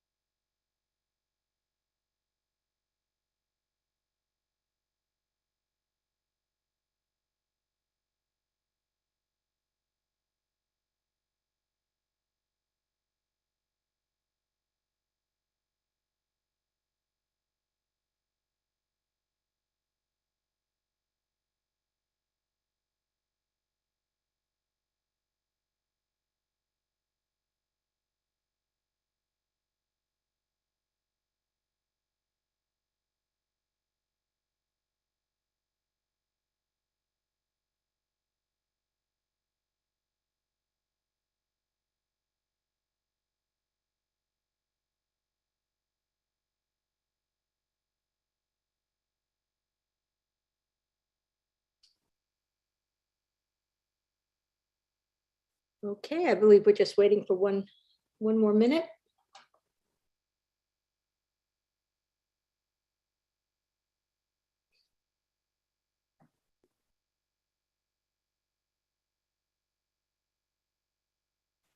All right, I think we're all back. Is our city manager back? He's back. Okay, so moving right along, we're going to go to unfinished business. 4A, request to rename the West Hollywood Library. City Council will consider the Public Facilities Commission's recommendation to undertake a larger process for renaming the West Hollywood Library. I don't know if we need a report, but I think if we don't need a report, I know Mayor Pro Tem had some comments. Yeah, are there any public comments on this? Oh, I'm sorry, there are public comments. There are 5 people. Go ahead. Why don't we take public comment first? Thank you, Mayor Pro Tem, keeping me on straight and narrow. Thank you, Mayor Pro Tem. She's helping make my job easier as well. Our first speaker this evening for item 4A is Andrew Campbell. Andrew, if you would like, you may turn on your camera and unmute yourself, and you will have 2 minutes. Well, unfortunately, you're just getting my voice tonight. But hello, everybody. I just wanted to share some thoughts before you begin your discussion tonight. I believe one of the reasons cited for renaming the library after Ruth Bader Ginsburg was to provide a unique honor for this remarkable woman. In doing some research, it appears that many other communities have already established memorials to RBG through the naming of buildings in Brooklyn and at Rutgers University, the placement of a bronze statue also in Brooklyn, which is her hometown, and many more are likely to come, especially in those communities where she had an actual physical presence. In the city's naming policy, item J states, generally a name will not be considered if it is already in use and assigned to land, buildings, or facilities within the city or elsewhere. And as you can see, she is and is going to be a highly honored woman, especially in those places where she had a physical presence during her lifetime. A concern I've had following the introduction of this item is the apparent divisiveness this has caused in our community. I think very few people have an issue with acknowledging all she has done for our country, but the feedback I've seen and discussed with other residents feel that another name better representing West Hollywood would be more appropriate.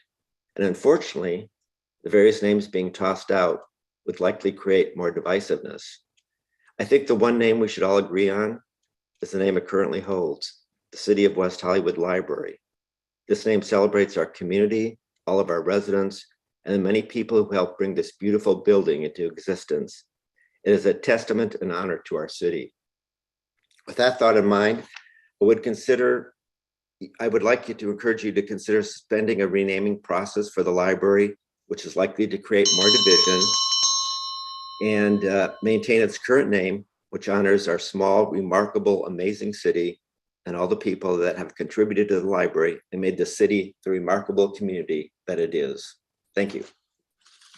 Thank you, Andrew. Our next speaker this evening is Dan Morin. Dan, if you press *6 to unmute yourself, you will have 2 minutes to provide public comment. Good evening again, Council. While I certainly honor and really revere the contributions of the late Justice Ginsburg, she really has no concrete association with the city of West Hollywood. And if we get into a naming process, what happens when someone else, even more stellar than Justice Ginsburg, is deemed to deserve such an honor? Say, for example, a current or longtime former West Hollywood resident was named to the court or made significant contributions to our country. This could go on and on and on and on.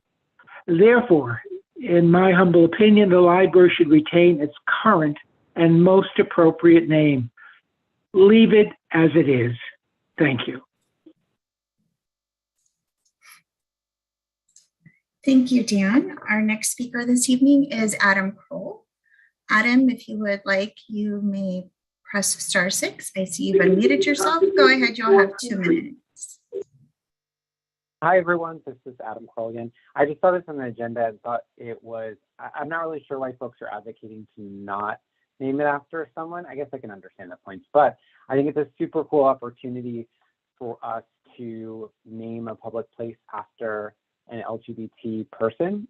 There aren't a ton of public places named after LGBT people, and we still live in a world where, LGBT youth often don't see themselves reflected in the world, or don't see that many like famous LGBT people to look up to. And I just think it'd be super cool to recognize someone. That's all. Thank you, Adam. Our next speaker this evening is John Keitel, and if I mispronounce your name, I apologize. John, if you would like, oh, there you Hi go. there. No, you got it right. Thank you. While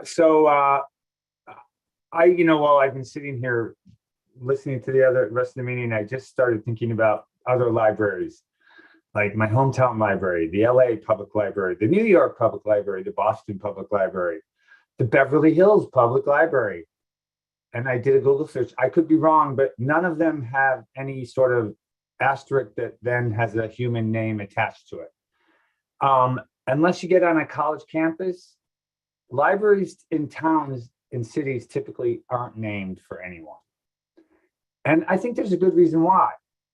Now, I had in the prior meeting at the Planning Commission or the Public Facilities Commission advocated for doing a campaign, citywide campaign, which I think could still be a very engaging idea, where we, enrolled our youth and our seniors and our religious organizations and our athletic, and just to come up with sort of a learning moment, a teachable moment about the history of our region. All the possible people that could be honored. But frankly, my understanding is the county will require us to retain the words West Hollywood in the name of the library, regardless of what we decide. So do we want to make it a mouthful, or do we just want to make it the evergreen name of the City of West Hollywood Public Library? It's something that looks forward. It's very forward looking. It's not looking back in history. A library is a repository of all kinds of things, and naming it after one person just doesn't make a lot of sense. Let's find other ways to honor the people that are important to our identity and to our aspirations. I think just leave it the West Hollywood Public Library. It works for other cities. Thank you. Thank you, John. Our next speaker this evening is Jamie Francis. Jamie, if you would like, you may press *6 to unmute yourself, and you will have 2 minutes to provide comment. Thank you so much. Thank you, Council. I wanted to reiterate what the previous speaker said. He's absolutely correct. This city, being incorporated for 34 years. However, it was founded as Sherman 100 years ago. Then they wanted to rename it West Hollywood, which they did. People who were notaries or people in public society never suggested that the library be named after themselves or the city be named after themselves. Beverly Hills, having many people that had, had visionaries, had celebrities, had all sorts of people in politics. They never suggested it.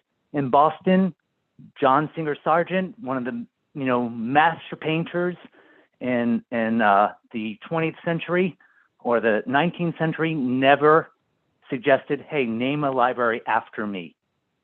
We have to understand that in a city, everybody's represented as a whole. Ruth Bader Ginsburg contributed to Washington, D.C., and as a jurist in the state of New York, there are going to be buildings that will be named after her in Washington, D.C. and New York State. I don't know why some city council members had to suggest and intend on having one person named after she died. It doesn't make any sense. Really, it should just remain a name after a city because it came well after, she had passed on. That we have to just understand that people live here. She never lived in the city of West Hollywood. She never lived in the state of California. So it makes no sense for us to honor her as a jurist on a city library when there are so many people who contributed in the local society and the community of West Hollywood over the last century. It really makes no sense. Thank you so much. Thank you, Jamie. Our next speaker this evening is Victor Omolchenko. Victor, I see you've unmuted yourself. I'll have to help. Oh, there you go. You will I'm have so 2 minutes. relaxed.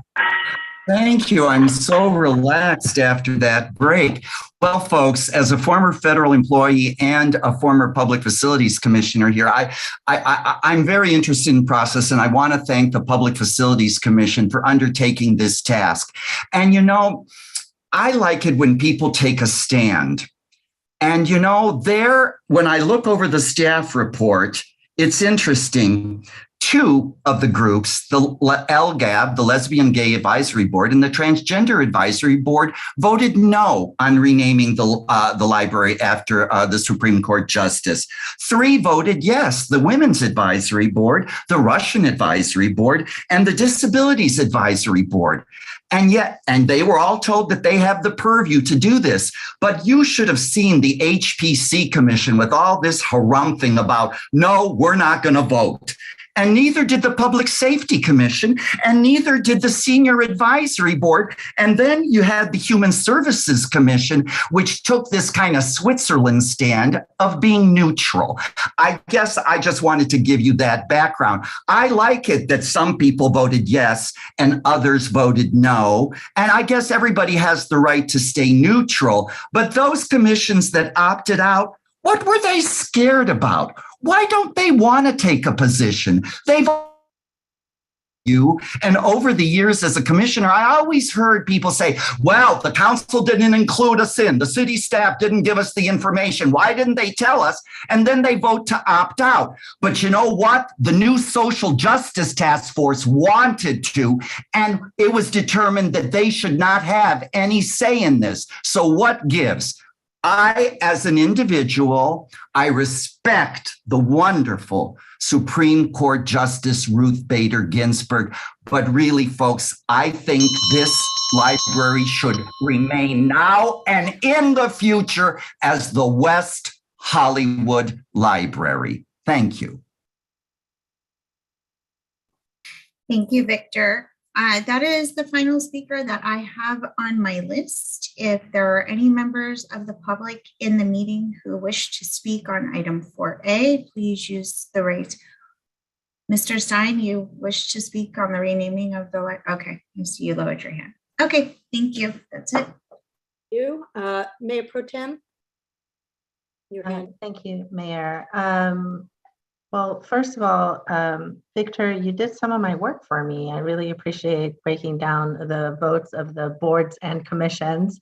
And I also want to say that we have a process in place that was followed. It was a renaming process. It was followed in good faith by this council in a 3-2 vote. It continued on, and I have some remarks about the process as it went through. First of all, I want to address the survey issue. The survey that was taken is a survey that is not a professional survey, and anyone could take that multiple times a day. I asked staff to call out at least the people that had sent emails, and just as a certain measure of, well, maybe these are separate people. And a little bit more were in favor of the 169 emails than against. The majority of the boards and commissions that actually voted were in favor. There were commenters against. There were commenters in favor. I mean, it's been a really interesting process. I do want to really say that I don't think we should do surveys that are not professional surveys. They distort information, and it just doesn't make sense to base our, or, you know, for public facilities to base their decision on a survey that is not professionally done. I think the Pet Memorial also had a similar survey that was not professional. So in the future, I think our surveys should all be done professionally on things we're voting on. Also, any kind of, Andrew Campbell is absolutely right. There were two sides, for and against, in the city, and anytime anything is going to be renamed, this happens. And there are, in fact, libraries that are named after people, and there happen to be 7 libraries named after women. Most of them are typically named after men. I've really given a lot of thought to all of the this whole process. I think if we had picked an LGBTQ person, if we had picked Ivy Botini, there would still be anger and divisiveness. That was not the intent of this. I think the intent of bringing this forward was good. I think we are at a place that what I would like to suggest is that a compromise that I think would make the people for and the people kind of against happy. And my suggestion, and what I'd like to propose as a motion, is that we keep the West Hollywood Library named as it is, and we direct staff to work with the library to have a room inside of the West Hollywood Library named after Ruth Bader Ginsburg. And that's my motion. And I would second that motion. And also add the comments that, I feel like while we were sleeping, Brooklyn, my hometown, took away our opportunity to have a world-class name for our world-class library. I think the intent, as Mayor Pro Tem said, was not to create a divisive situation, but I think that, just as the staff report, our staff report said, what we were hoping is that because we do have this world-class library and we would have a name that is known around the world, that it would actually become a place where people would want to come to who weren't necessarily from West Hollywood, visitors from all over, from near and far. So there was no malintent here. I think that's the first thing. The second thing is we learned that people really do get engaged when you have something interesting for them to be engaged about. So that was at least a positive, even though some of it was a negative, but I think the engagement was a positive thing. I do agree that any survey that we do from now on should be a statistically valid survey done by a professional market research company or polling company, because there's just too many things that people can do to skew the results one way or the other. I think all in all, there was actually a very positive response to the possible name. I think people understood that that Justice Ginsburg was someone who valued the things that we value and protected people that we want to protect. And I just remember being on, when I first elected, being on the stage when marriage equality, was passed. And this was just a defining moment for me in terms of the naming process, knowing that, yes, she actually was part of our city, because without her, many things, protections for women, protections for LGBTQ, protections for our transgender community,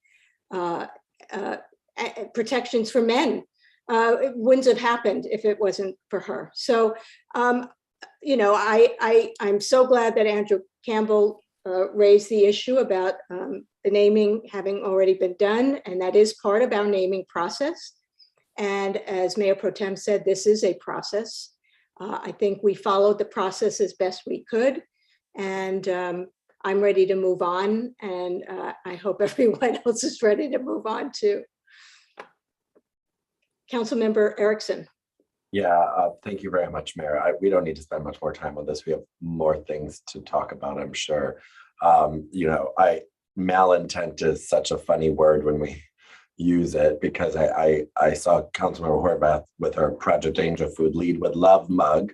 And so I'm going to lead with a little love and understand that, you know, a process was followed, a process was given, and we've heard the results. And I think compromise is you know, is necessary and there for us. And so I will be supporting the motion on the table tonight. I think that is a fair compromise.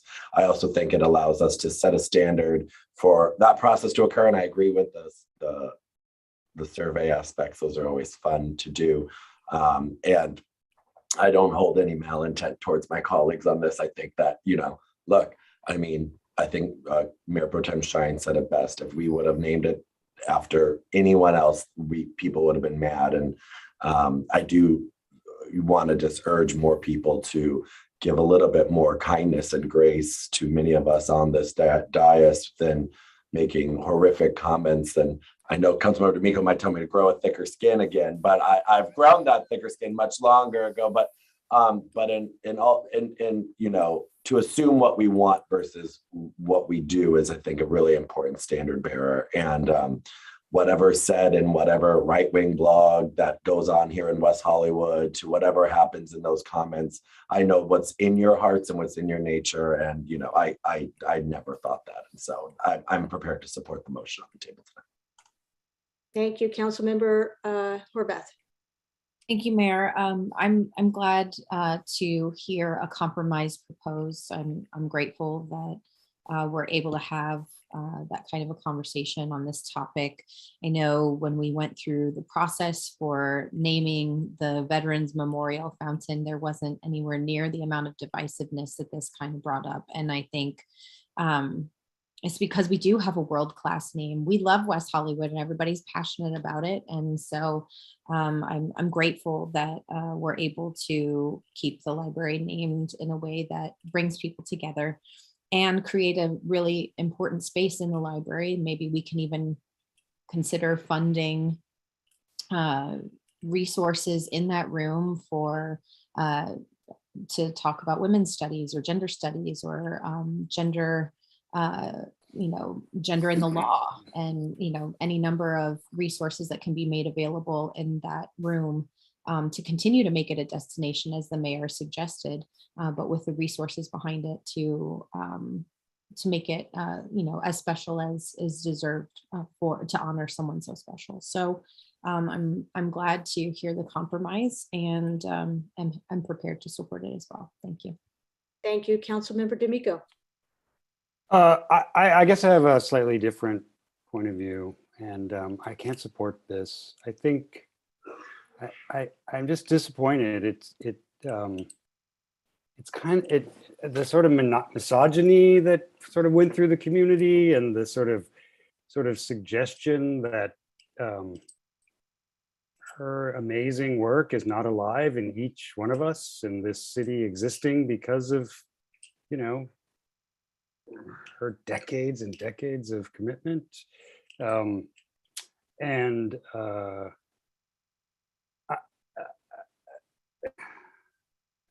mean, in fact, Councilman Horvath brought up something I was struggling with the way to bring it up, and it may not come out right, but we do have the Sal Guariello Memorial, and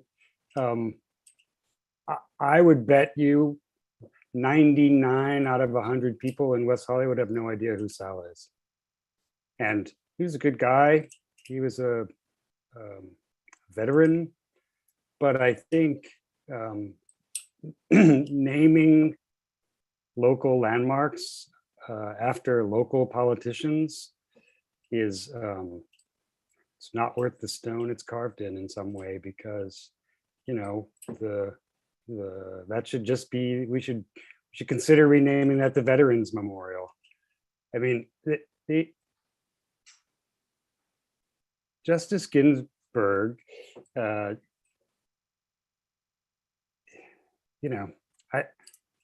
guess I don't need to say much more, except we have sort of pretended one thing doesn't exist to do the other, and pretended the second thing didn't exist because we did the first. And I'm disappointed. I think we we make big moves. Sometimes we get them wrong, but mostly we get them right. And in my mind, this was a big move that we were going to get right. So I'm sorry we're not doing it. And I'll be happy to visit that room when it's named after her, but I'm not going to vote to make that happen. Thank you, Mayor. Yes, David Wilson.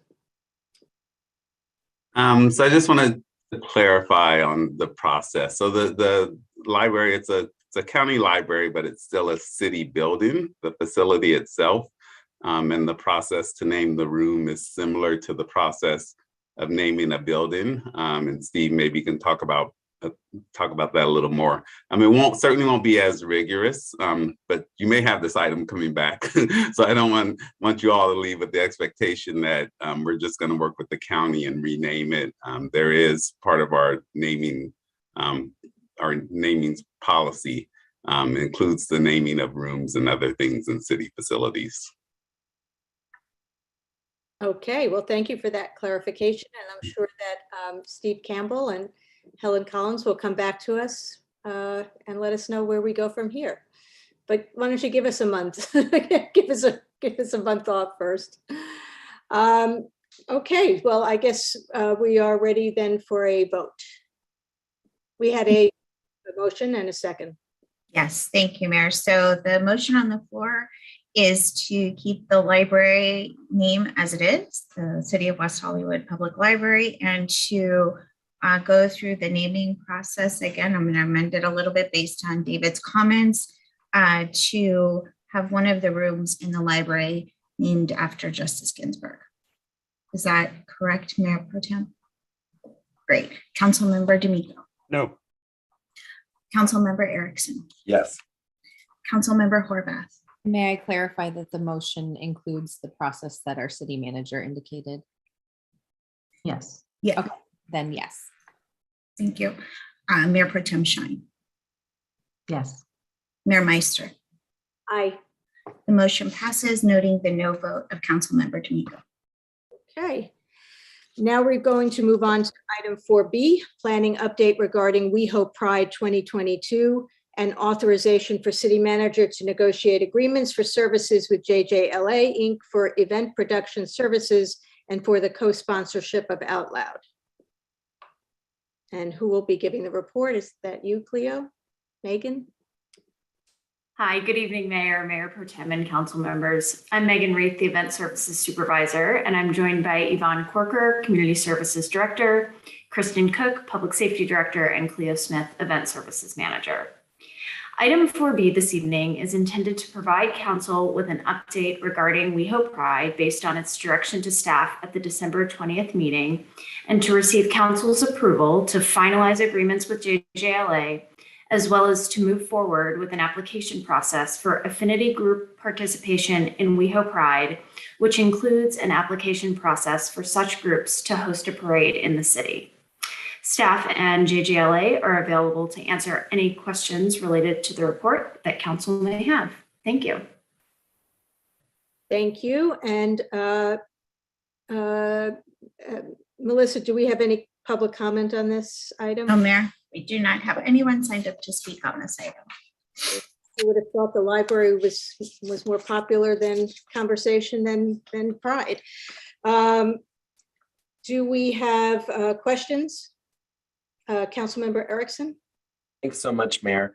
I guess anyone can answer this question. So my understanding is that there are two dates potentially being considered for a parade. Many of us have heard from the community, residents, business members, shout out to David Cooley for giving me a call, but the emphasis on needing a parade. And the joy that it brings many of our community members. Before we chose our date, this was never talked to us, the regular council. I understand it was talked to the subcommittee, totally fine.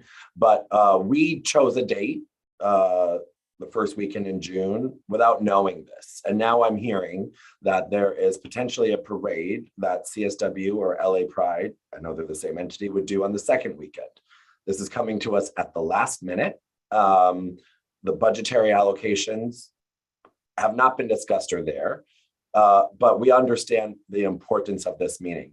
how did this ball get dropped? Why weren't we informed when selecting our date? And now I am quite worried that a parade will not occur in the city because we've waited too long. So whoever wants to respond to this so the public can understand this, because as a council member, I was gravely confused throughout the weekend looking into this. And I want to ensure that staff is doing what the council directs.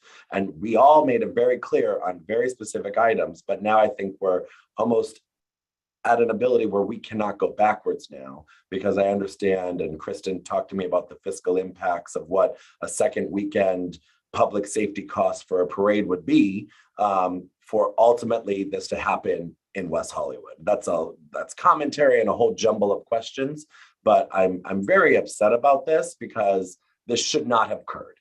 You all are very established event people. This should not have occurred at this moment, and I'm really mad. So whoever wants to answer.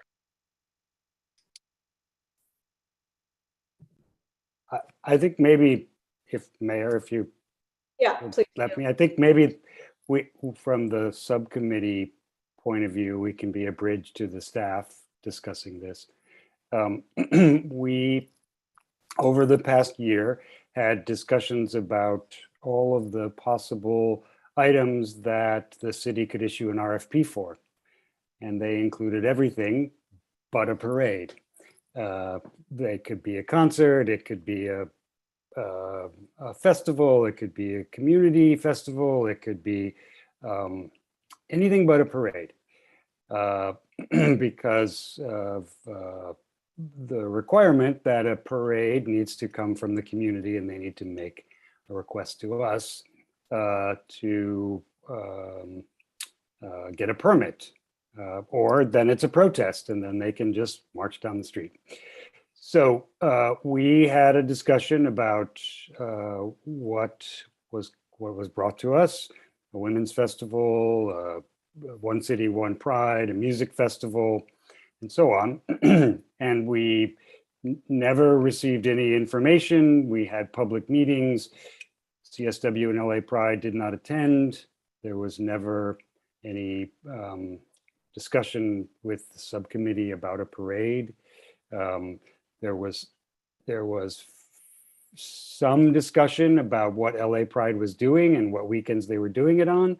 And so they made it very clear their work was happening on the second weekend.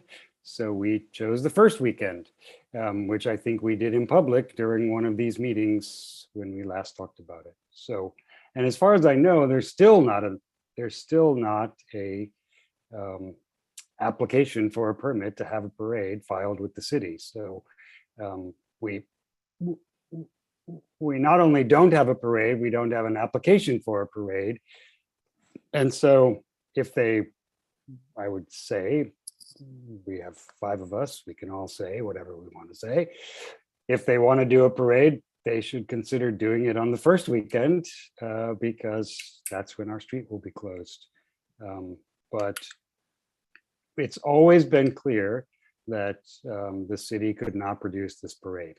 And it's always been clear since 1979, I believe, when it came to West Hollywood, that Christopher Street West, nay LA Pride, put in an application to the city, and we accepted it. And then they had a parade as opposed to a protest, which doesn't require an application or a permit. Mayor Pro Tem. Thank you. I can't make up my mind whether to lower my hand first or unmute, so I better go to the unmute first from now on. So I just want to be very clear. There is definitely frustration on my part as well, and confusion. What was Councilmember D'Amico was right. We did discuss a parade, not at length, because we were dealing with the RFPs that were submitted. The RFP, one of them did say they would be willing to do a parade aspect, and JJLA was open to working with so that was addressed in their RFP, in JJLA's too, but that they would work with another parade organizer. So really, let's just say CSW, because who else is organizing parades? But it was also communicated that, yes, they were planning to do their festivities on the second weekend. And I was concerned about having ours on the first weekend because of that, but they did not want us to have ours on the second weekend. And it was communicated that they were open to working and having a WeHo Pride Parade on the first weekend. So here we are. I will not support a June 9th or 10th permit for CSW in the city of West Hollywood. If they come to us, absolutely not. I think they've rebranded themselves, and I will support, though, if they come and want to have a parade on the first weekend when we have WeHo Pride. And as part of their rebranding, perhaps they would want to come to our city and do a kickoff, just like we're doing. We're kicking off Pride Month. We're being innovative, as we always are, and perhaps they'll want to come and innovate with us. And I think that staff needs to sit down and communicate with CSW and see, maybe they found another city they're going to go to the second weekend and they won't want to work. But what was communicated is that they do want to come to the city. And for me, it will need to be the same weekend as we're having WeHo Pride. It will cost us less. I do believe that a Pride Parade is important, because I have had residents and businesses speak to me about the importance of this parade. Many are excited, and the parade aspect, in addition to everything else we're doing, is important.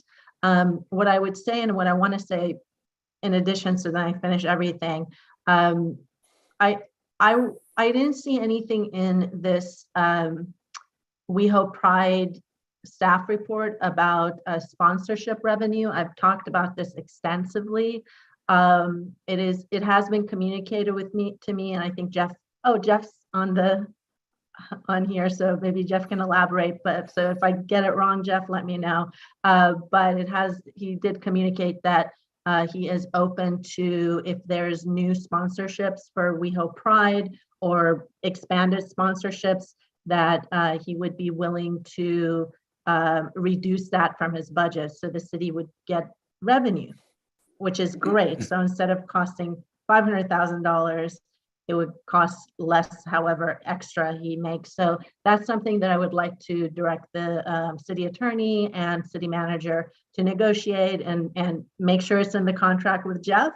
And if we're going to do that, and hopefully CSW will want to come to WeHo on that June Sunday and request a permit.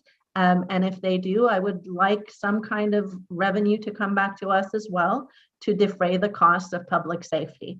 In the past years, we haven't really gotten any revenue. I believe we, at some point, I think I read in an article from a long time ago that we did get a little bit of money back in the day from CSW. But what I would really like is for, they get money in the form of floats, sponsorships. So we have to pay public safety and waive permits, and that's their only source of income, I believe. So we can't, ask them to just give it all to us, but some portion would be nice. So that should be part of the conversation with CSW.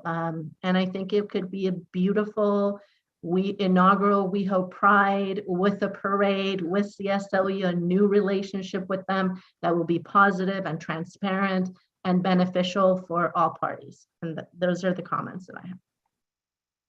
Thank you, Mayor Pro Tem. Councilmember Horvath. Thank you very much. I'm supportive of the proposal that was brought before us tonight. I agree that we should be keeping it the first weekend per the direction that we gave at our last meeting on this item. Item recommendation 3B, I would be interested to know if we have a sense of what costs are related to accommodating community groups, because there might be some groups who are able to help defray whatever that cost is. So just a thought that maybe there's some contribution that groups can make to participate. I understand we're trying to make it accessible to everyone, and that's a good intention. There might be some groups who can, and so I'm just curious to know if we've defined that in any way. As it relates to a parade, I'm not aware of there being an application. So if I feel like we're talking about something that really wasn't what was proposed to us tonight. So I guess I'm a little confused by that.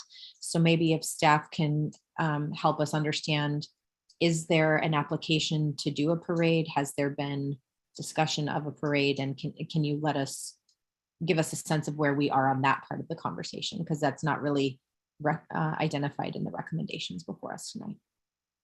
Thank you. So I'll address the parade question first. We don't currently have an application in to do a parade.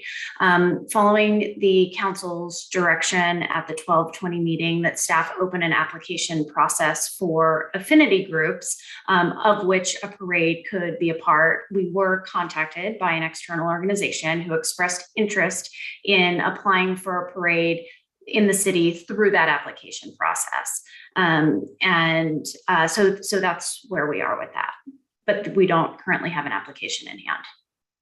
Okay, so they've expressed interest, and it sounds like if there is interest and an application, then maybe we can talk, for that first weekend. I think that's the time to have a conversation, but right now I know that there's certainly community interest in a parade, but I don't, as I think Councilmember D'Amico stated pretty clearly, the city cannot produce a parade. That's not what we do, and I don't think that's actually the proper role of the city. So we work with community partners, as we have for many, many years, to do that and accommodate that. But that is something that requires a lot of sophisticated planning, forethought, and investment in making it a safe experience. As we just heard earlier tonight, we all were taken back to the year when the Pulse shooting happened, and the additional safety protocols that we had to put in place to make sure people were safe during the parade. And so there are a lot of costs that come with doing a parade, and I think we need to make sure that that's all thought through, which is why an application process needs to consider all of those things.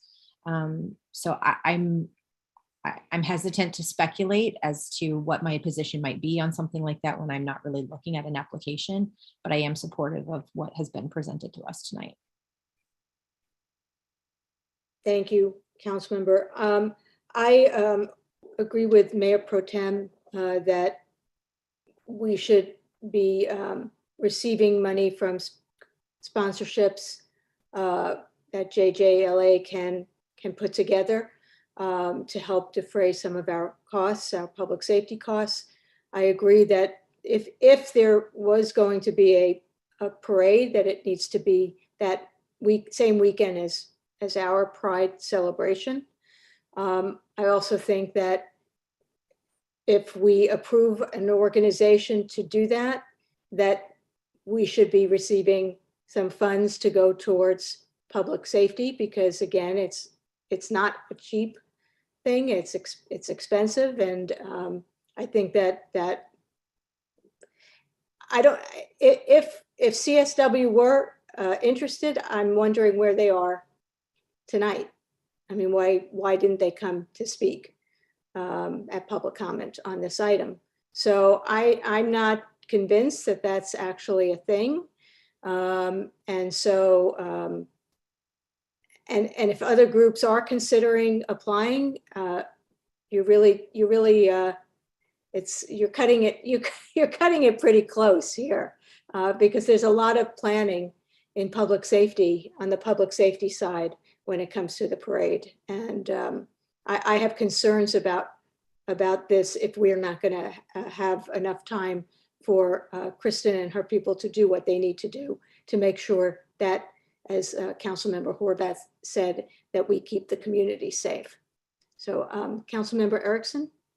Thanks, Mayor. From my understanding, CSW has been told to work with staff before they come back to us, which is why those conversations are not occurring with us or why they're not here, because they need to submit a proposal that would come back to us, of which then we find out at the last minute. So you wouldn't know, I wouldn't know, any of us wouldn't know, because they're dealing with the players that work at City Hall day in and day out, right? And my commentary is related to yours in the same way that if a permit is taken, accepted, and come back to us, it is unallocated funds that we're going to have to look at to ensure our community is safe. And those funds aren't on this recommendation. I'm in support of the complete recommendation before us right now, but I don't want to have another conversation and say, oh, by the way, a parade is $1 million and we need to find $1 million. That's a whole other issue. And that's poor planning. And that's not poor planning on our end, that's poor planning on staff's end. And that should not have occurred. And right now, we need to ensure that whoever is talking to staff, elephant in the room, whomever it is, if they want to submit a permit, they can. And I'm very supportive of the first weekend understanding and what all has been shared here. But I really hope that what we can get to is not the worst case scenario where we don't have a parade because it's too little too late. And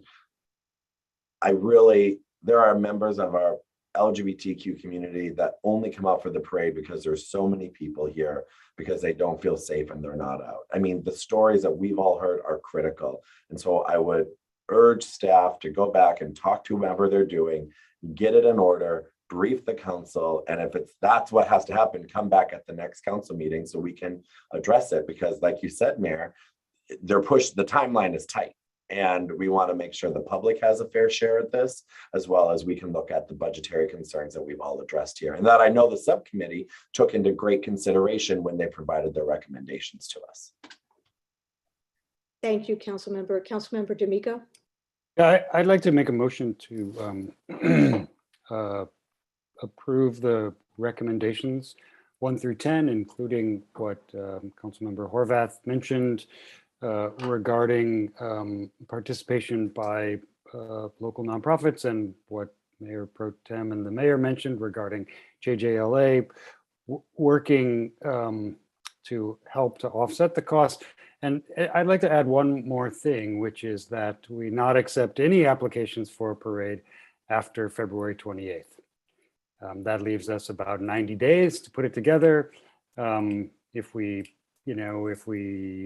don't set a deadline, someone could drop in the middle of April and say, I want to have a parade and you won't let me. And, I just think we've been very clear about our availability as a city. I think we've been very forthright about our concerns about COVID and public safety and timing and working with the people who's JJLA and the RFP folks. So if you're willing, I think we should do all that I just said and say that we're not going to accept an application after February 28th.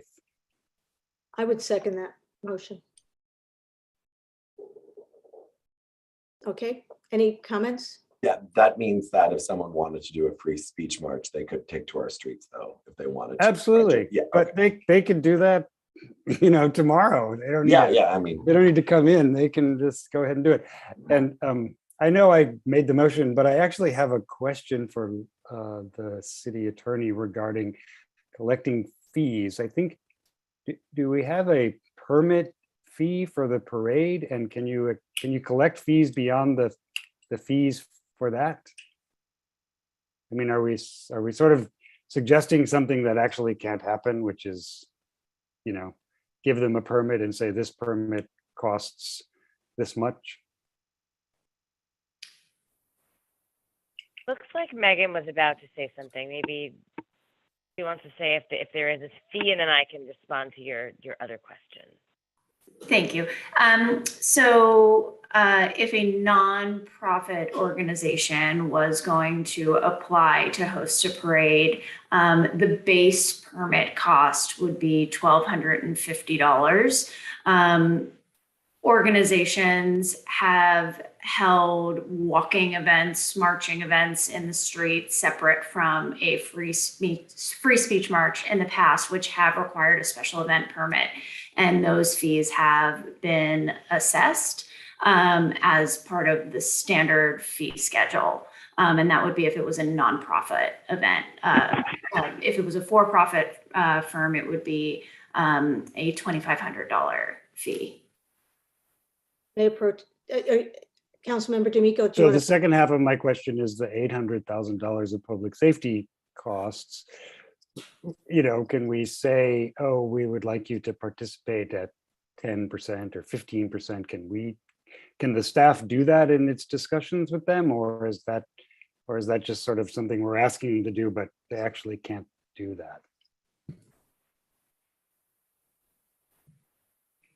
I think it can be part of a conversation once you know the total costs of what the city puts in for public safety with closing down the streets and all of the things that go into it. I don't know if it's been done before, but I think once you have that number, it could be part of a negotiation or of a discussion of how to share in some of those costs. We're talking about in the hypothetical a little bit. I don't know, Meg, if you Understood. have more But I to just didn't add. want us to make a motion that said we were going to do that, and then, you know, but it sounds like we can do that. We can have a discussion, an open discussion about it. We can, and Councilmember D'Amico, when CSW held the parade in the city previously, we executed a contract with them in which there was a preset negotiated fee that they would contribute to the city related to fees the city incurred. So we have a history of doing that. Looks like our city manager wants to jump in.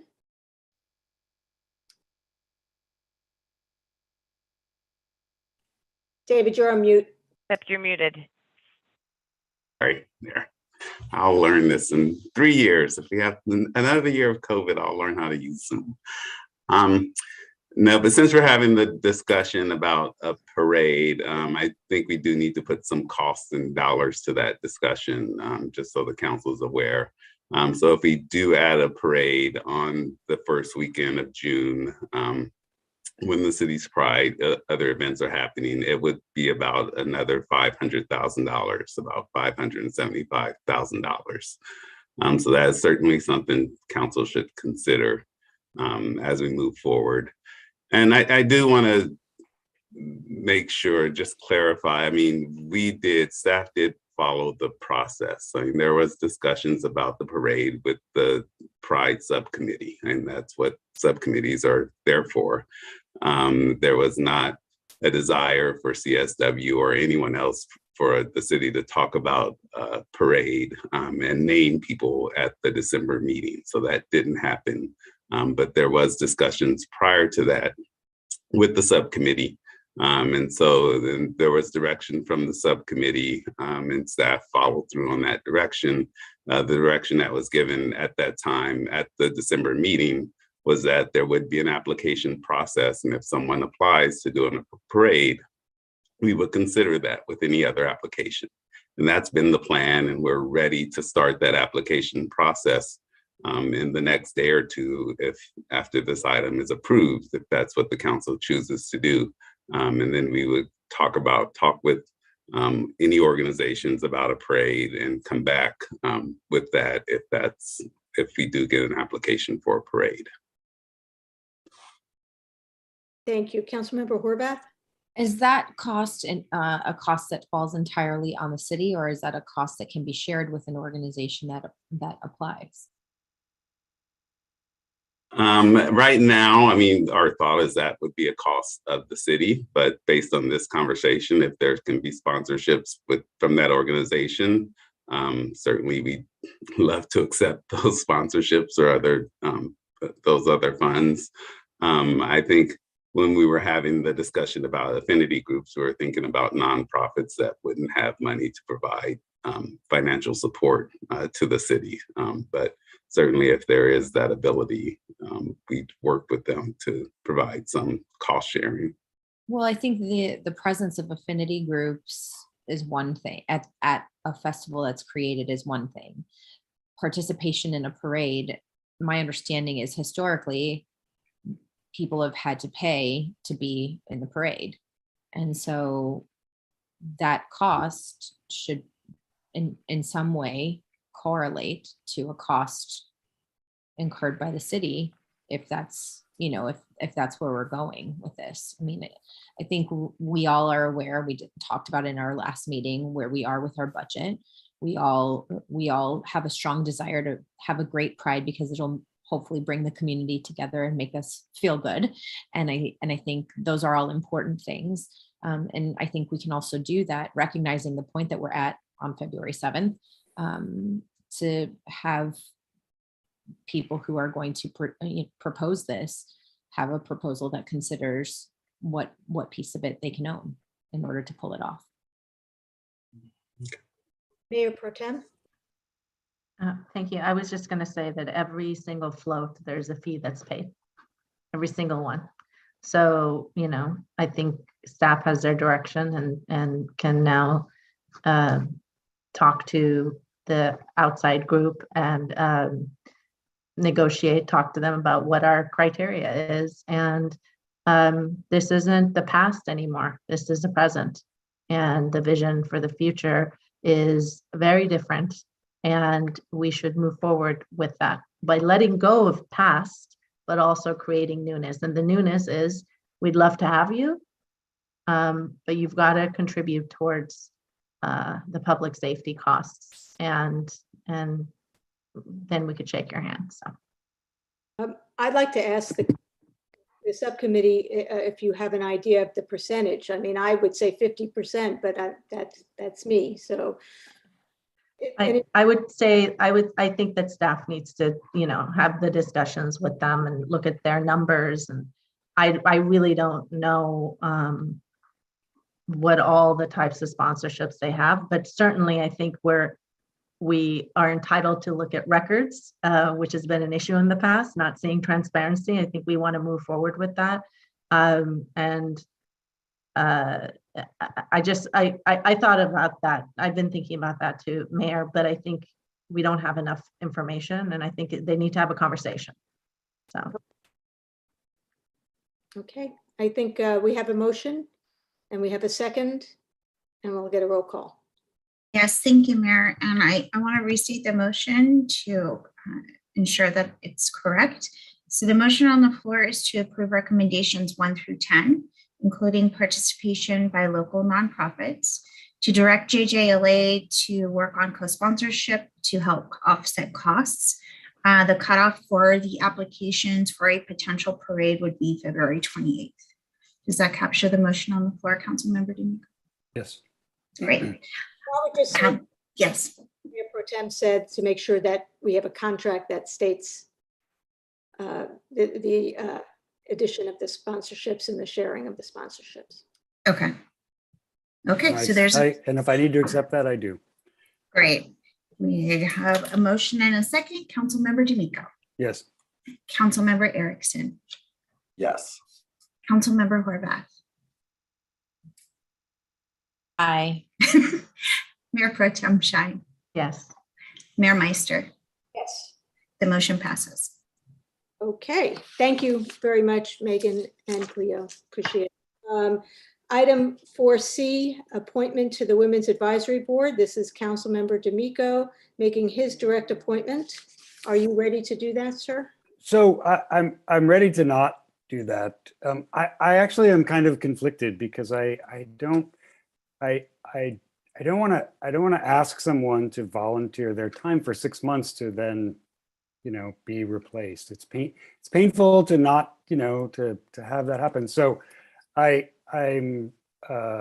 guess what I'm saying out loud is that if somebody wants to come forward and participate for March and April and May through November, or whomever gets elected may keep them longer, I'm happy to appoint someone, but I just, I feel like by the time that would come around, you'd finally be thinking, oh, this is where I sit, this is how I participate, and then you'd be done. So I'm sending out a public request that if there's a woman who's interested, I'm happy to have a conversation and help you get to be on the Women's Advisory Board for the time that I'm remaining in office.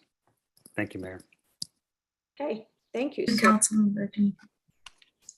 go ahead. I'm sorry, were you saying something, Madam City Clerk? I said thank you. Okay, thank you. All right, we're on to new business now. Item 5A was sent to consent calendar. So item 5B, housing capacity visioning concepts and development delivery options for the city-owned property at Santa Monica and Crescent Heights Boulevard. I think Rick Abramson is with us, and Director John Leonard and Brian League, who's going to start us off. Madam Mayor, if I may, can I ask if we have any speakers on this item? Just so we know. Yes, we have 4 individuals signed up to speak on this item. Okay, thank you. For my part, I don't need a very thorough report, but I'll defer to the mayor's direction. I think Mr. Abramson was going to give us a little brief presentation. Is that right? Yes, Mayor, that's correct. It's very brief. Okay.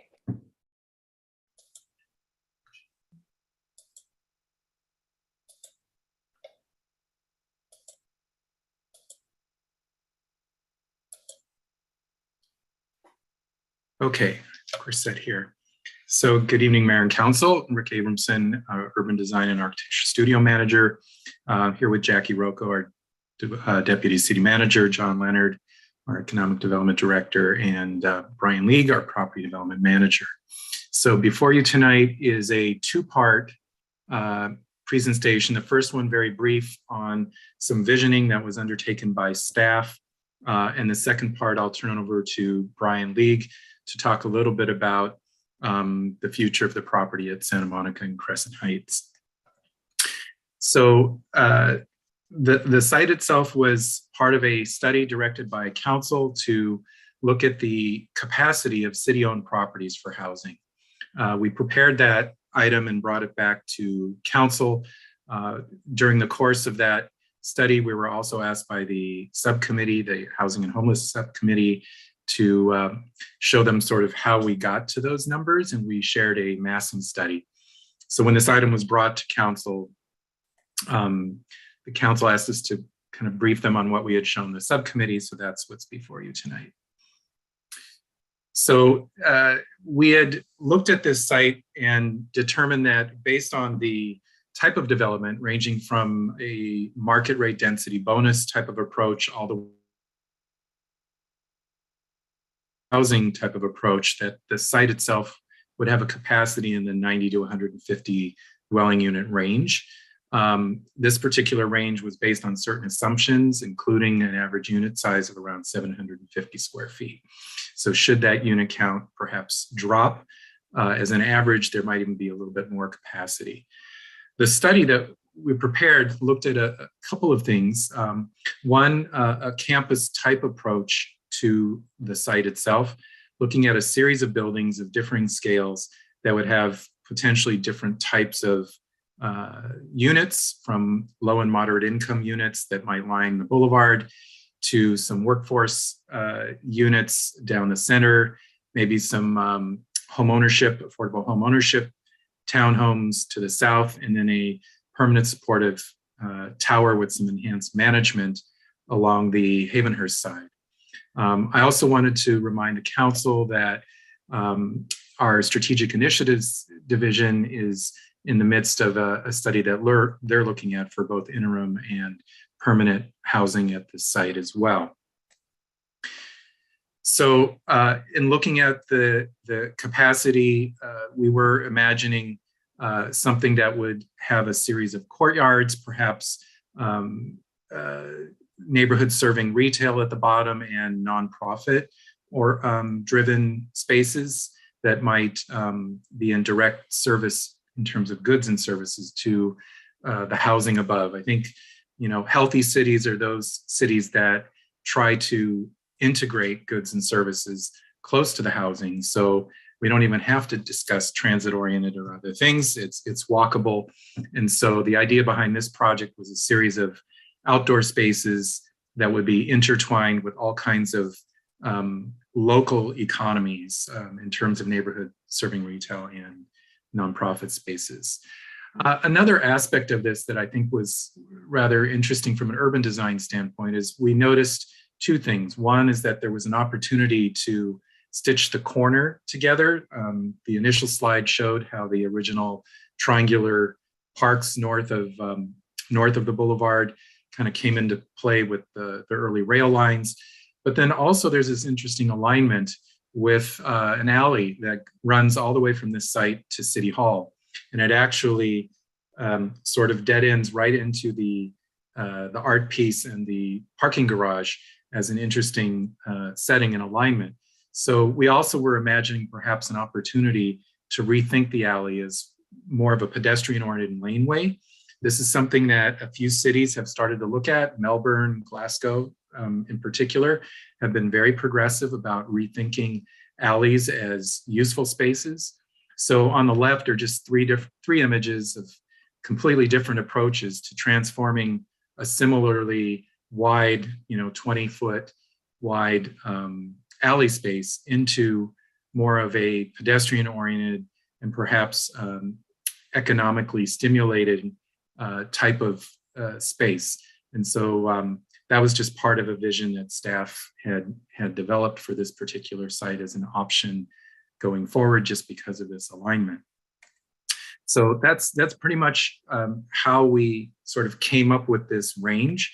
And now I'd like to turn it over to Brian League to talk a little bit more about some of the research he's done in terms of project delivery and some of the options that may be available for this site. Brian? Thank you, Rick. Good evening, Mayor and Council. I will be brief too. I did want to touch on a couple of the legislation. The Surplus Lands Act in 2020 has really limited the city's ability to develop this site. It has strict provisions on what can be built on the site if the city was to develop it, and to no surprise, it would have to be 100% affordable housing or a mixed-use development with 100% affordable housing. And the levels of affordability are moderate and low-income housing. There couldn't be market rate housing on the site if that was something that the city wanted to do it. If the city wishes to sell the site, it would have to go through a notice of availability process and solicit bids for a period of time to certified housing sponsors. So if the city wants to go forward with a development and bring in a development partner through a ground lease, it's going to have to be a 100% affordable mixed-use project. Other items to consider is parking. This was originally acquired with parking funds.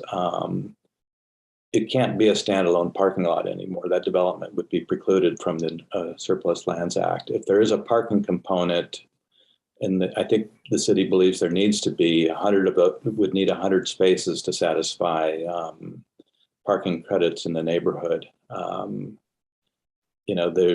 We can talk about engagement or preferences that council might have, but I just wanted to give you a high level understanding of the limitations to the property under the Surplus Lands Act. And Anaheim's facing this with the baseball park, and other entities are facing this. It's fairly new legislation from Sacramento, but it's really restrictive to cities and municipalities and what they can do for property.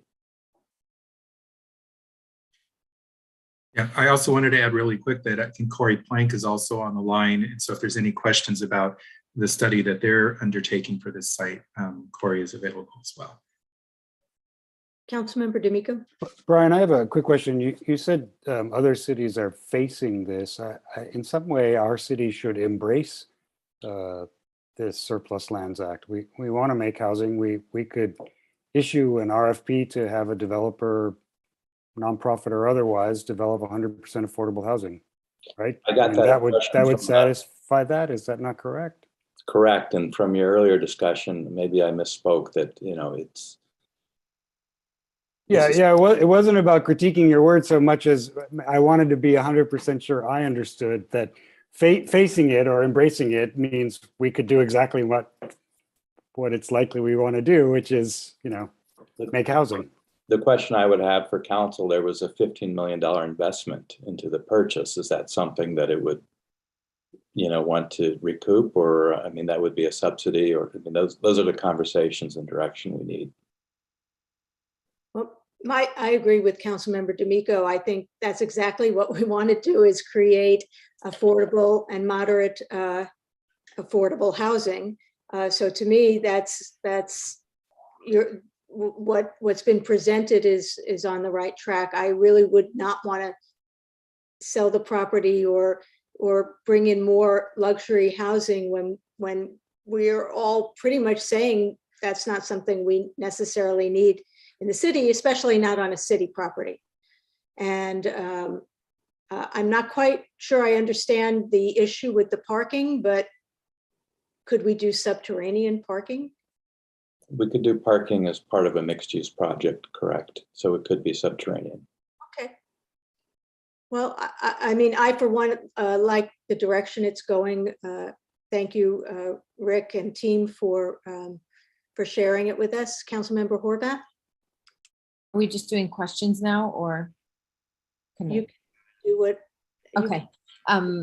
I just wanted to offer, I know that we have a couple of studies that staff is working on. One of them about the homelessness navigation center. There's other studies of housing that are happening. And so if we're going to go to RFP, I would offer that maybe we include some reference to identified city priorities with the benefit of those studies, and also include some community engagement. Yes, I think we should create the opportunity to have, proposals that maybe we would never have dreamt up, but I also want to make sure they are achieving goals that we've articulated and identified.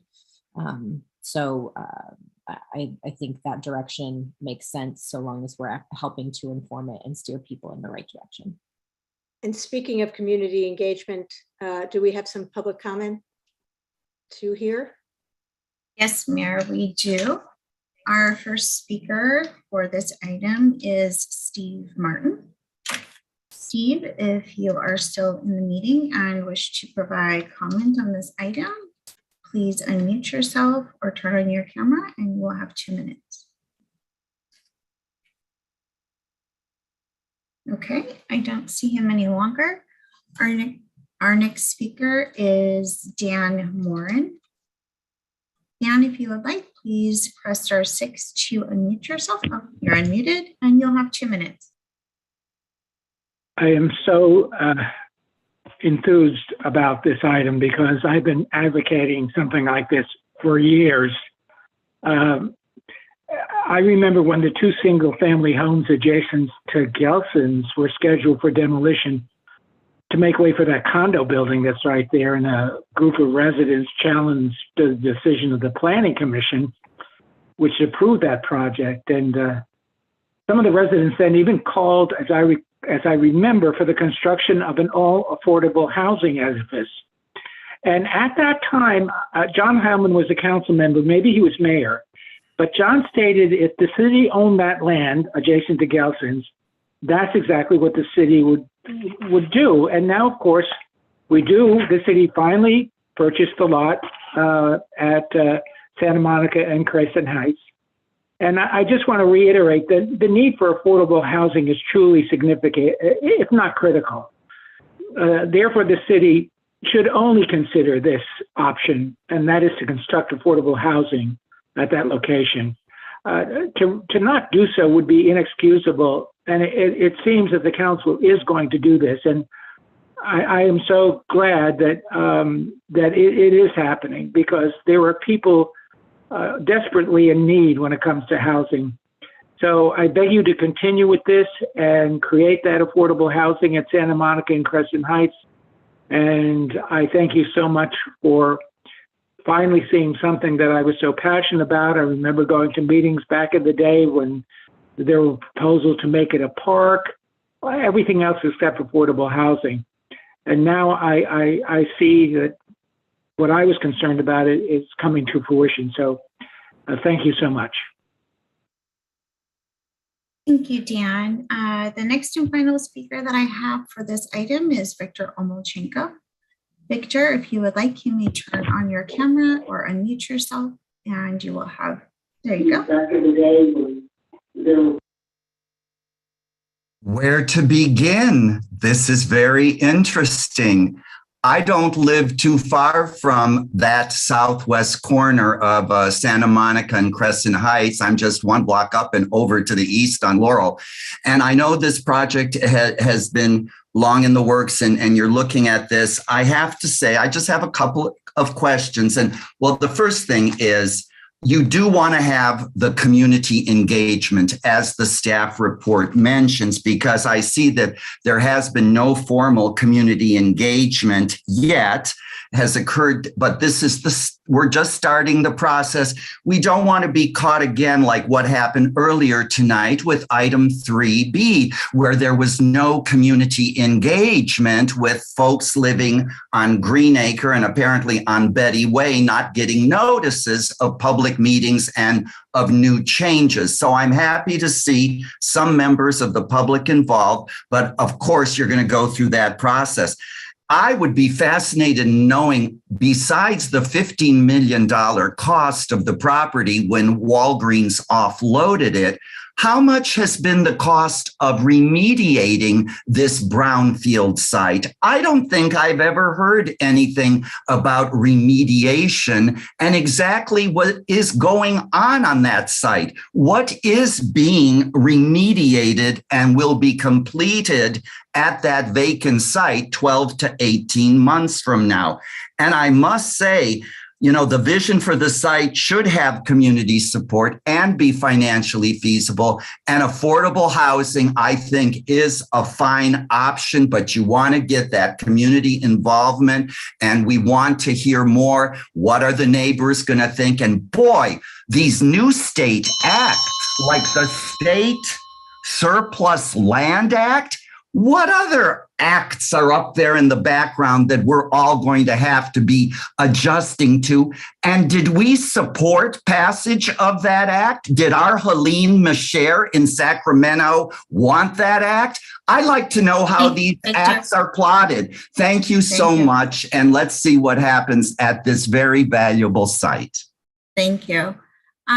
Nicholas, and I believe it's pronounced Dees, you signed up to speak for a different item. Did you wish to speak on this item as well? You have your hand raised. Yes, I figured just short 20 seconds if I could. For the item that's being discussed currently. Yeah, but I do still want to speak on the other one. Okay, perfect. Go ahead. The only thing I would like to say is I've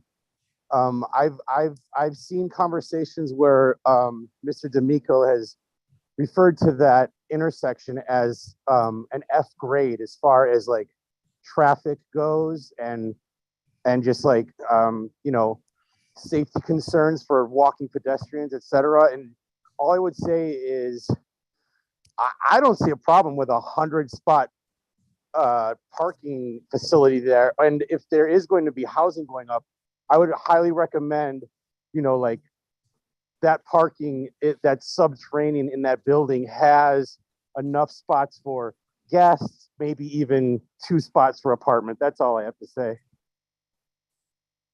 Thank you, Nicholas. Mayor, those are the only individuals that I have signed up to speak for this item. Thank you. Councilmember Erickson, you have your hand up.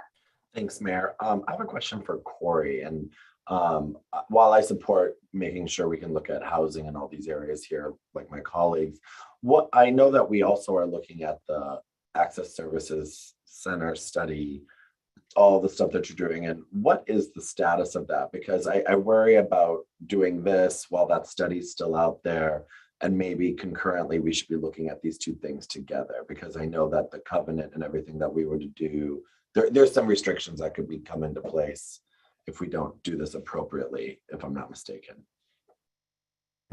Thank you, Councilmember. We are in the midst of the feasibility study to explore sites for homeless services, interim housing, and permanent supportive housing in the city. That is a Measure H funded feasibility study. This site is included in the list of sites for that consultant team to study because we had an opportunity to actually move forward with a project within the kind of envelope of that feasibility study. The team is currently focused on a Project Honky application for one of the sites that was also identified for motel conversion. As soon as that application is complete, they will be picking up both the remainder of the sites for the feasibility study, as well as community engagement opportunities that that you all have raised for that particular project and for other sites within the feasibility study portfolio. Great. And for the Holloway stuff that we were doing, the covenant and what we would be looking at doing there is tied to a successful application, right? So yes, if the city is going to be, as we had identified in a previous item in December, the city is looking at acquisition of that site with a successful Project Honky application. We would be looking at interim housing on that site, which is, somewhat time limited housing, but the covenant for that is 15 years, as opposed to if we did permanent housing on that site, it would be a 50 or 55-year covenant. Thank you. But that site is not this site. No, I think in the envelope of the overall feasibility study, this Crescent Heights location is a site that is also included in that feasibility study for homeless services, interim housing, and permanent supportive housing. We have what we hope will be 15 years of interim housing at the potential motel site, but there is limited space there, and so we did still want to have Crescent Heights explored by the consultant team, both for the kind of nonprofit space or access center space on site, as well as potentially, additional interim housing, but certainly permanent supportive housing. And I think, other staff, I'm looking to see who's here, could speak to what I know parking has come up with the parking requirements would be associated with that type of use at the Crescent Heights location. I think we're at a point where it's really early on in the process in our urban design studio and economic development wanted to get a sense of where we were going with this land. So I think the most important thing is to begin the community engagement process. And I think we're, just to let everyone know, we're just at the beginning of this process, but it helps to have a little direction so that when they come back to us, we're not all saying something else. John, you have your hand up? John Lennon? Yes. Oh, which one? There's three of us. All three of us in a row. John That's Lennon. dangerous. I'm the oldest, I'll go last. I can be very brief. I was just going to touch on the parking.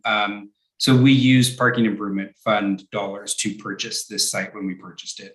So that is why there needs to be the parking added back in with however we decide to use the piece of property, whether it's housing, homeless services, or anything. We need to put the public parking in there because we use the parking improvement fund to purchase it. Got it. Councilmember Erickson? Thank you. Three Johns on the same council dais again talking. It's like a blast from the past. Anyways, that was a horrible joke. But anyways, I would like to see the staff, what you are doing, Corey, work concurrently with this to come back to us in the same way, because I would like to see both options. I think, yes, we want to move forward with this, but I think to examine all the options holistically, we need to have both of them to paint the full picture. And so I would, however the timing would work out with whatever we're doing here, it'd be great when all of these things start formation in the later stages that we can see them together, because I think that they are tied to each other in a specific narrative. And I'll just, if I can just chime in, Based on Rick's presentation, it looks like they are already considering that as part of what might happen as we move forward. So I think it's definitely something that's being considered from the beginning.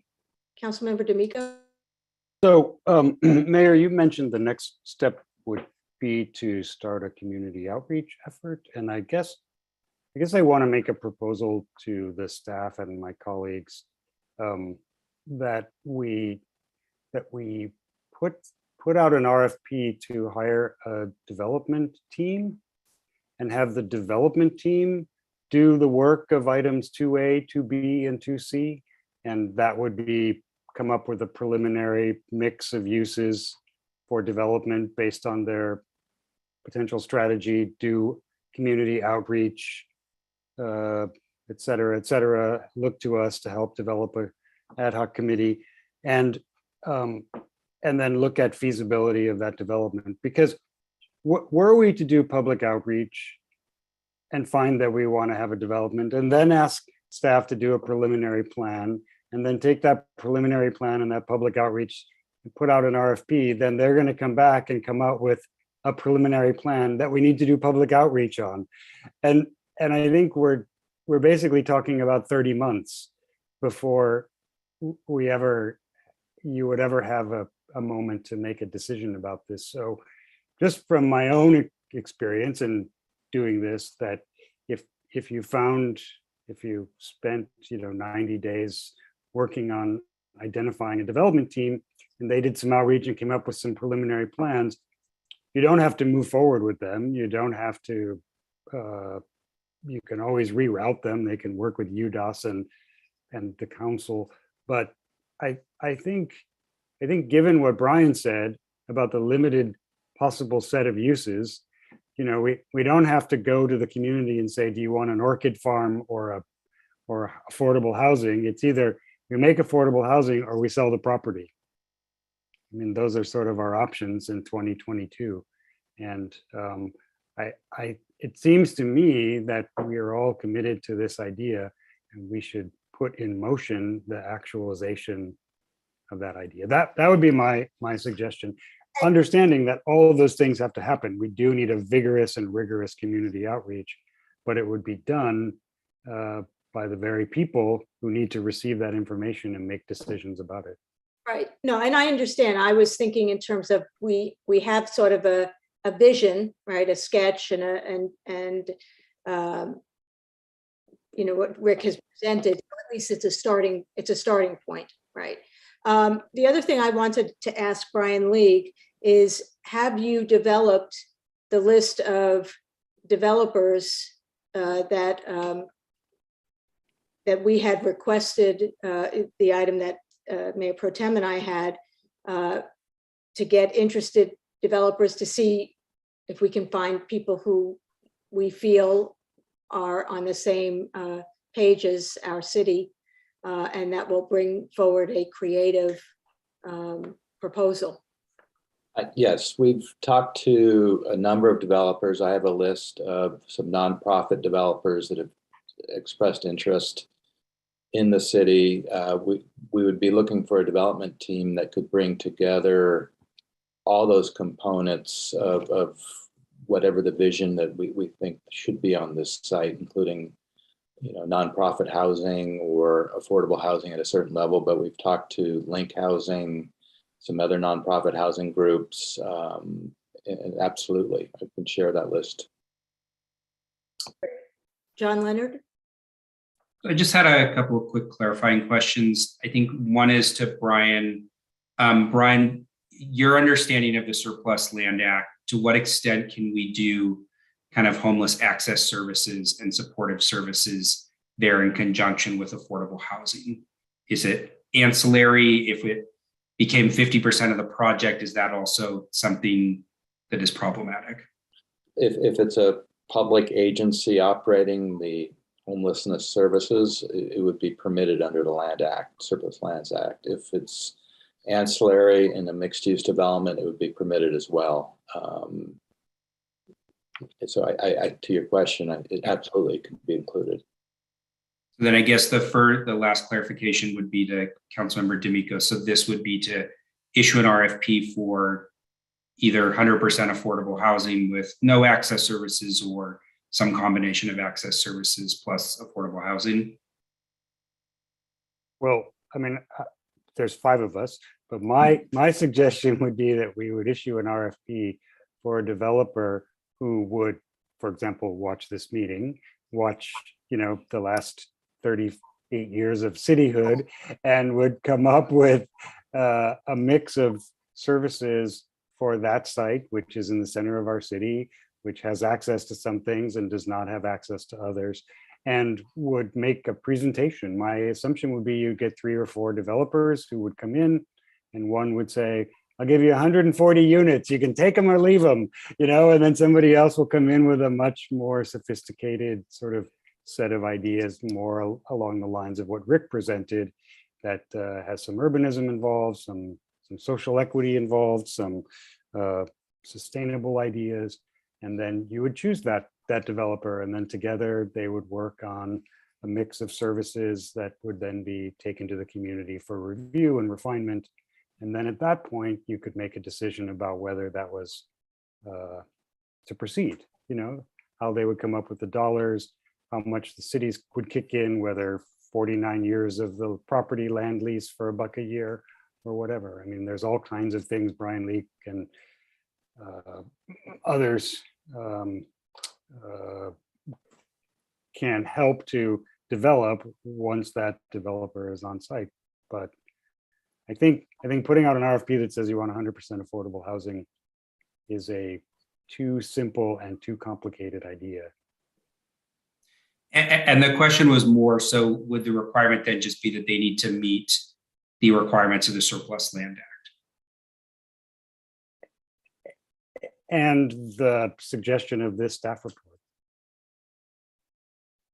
I mean, I think, John, that people are not sort of whacking at it like it's a piñata. They're going to be very sophisticated people who know that they're,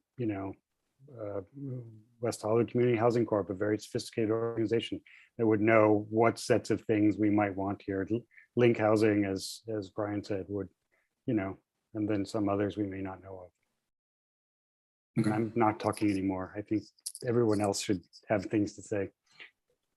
I think we've given enough direction. John, do you have enough direction to move on, for us to move on at this point? And do we need to vote on this, or is our direction enough? Melissa? I don't think that a vote is needed. I think the direction is enough. Okay. The staff have everything they need to move forward. And Rick, Brian, do you have enough to go forward from here for next steps? Yes. Okay. Yeah, I think so. I see heads shaking, and they're going like this, so that looks good to me. All right, then I think we can move on, but Rick is going to stay there for 2 minutes. And we're going to do very quickly 5C San Vicente Boulevard streetscape improvement concept. Maybe Rick, you can just put the drawing on the screen, and Sure. I don't know that you necessarily have to go through a lot, but I do want to address the concerns that we heard about this week.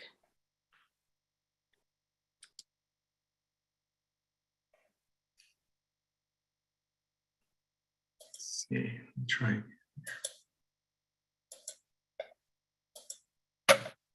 And I will, from what I heard from the community, and what I hope that you would be able to address in this time was just, basically the environmental benefits, the cost, and why it's so important to move forward now. And, what kind of impacts the closures would have, for example, on library parking, et cetera. And then, do we have any public comments on this, Melissa? no, Mayor, we do not have anyone signed up to provide comment on this item. Okay.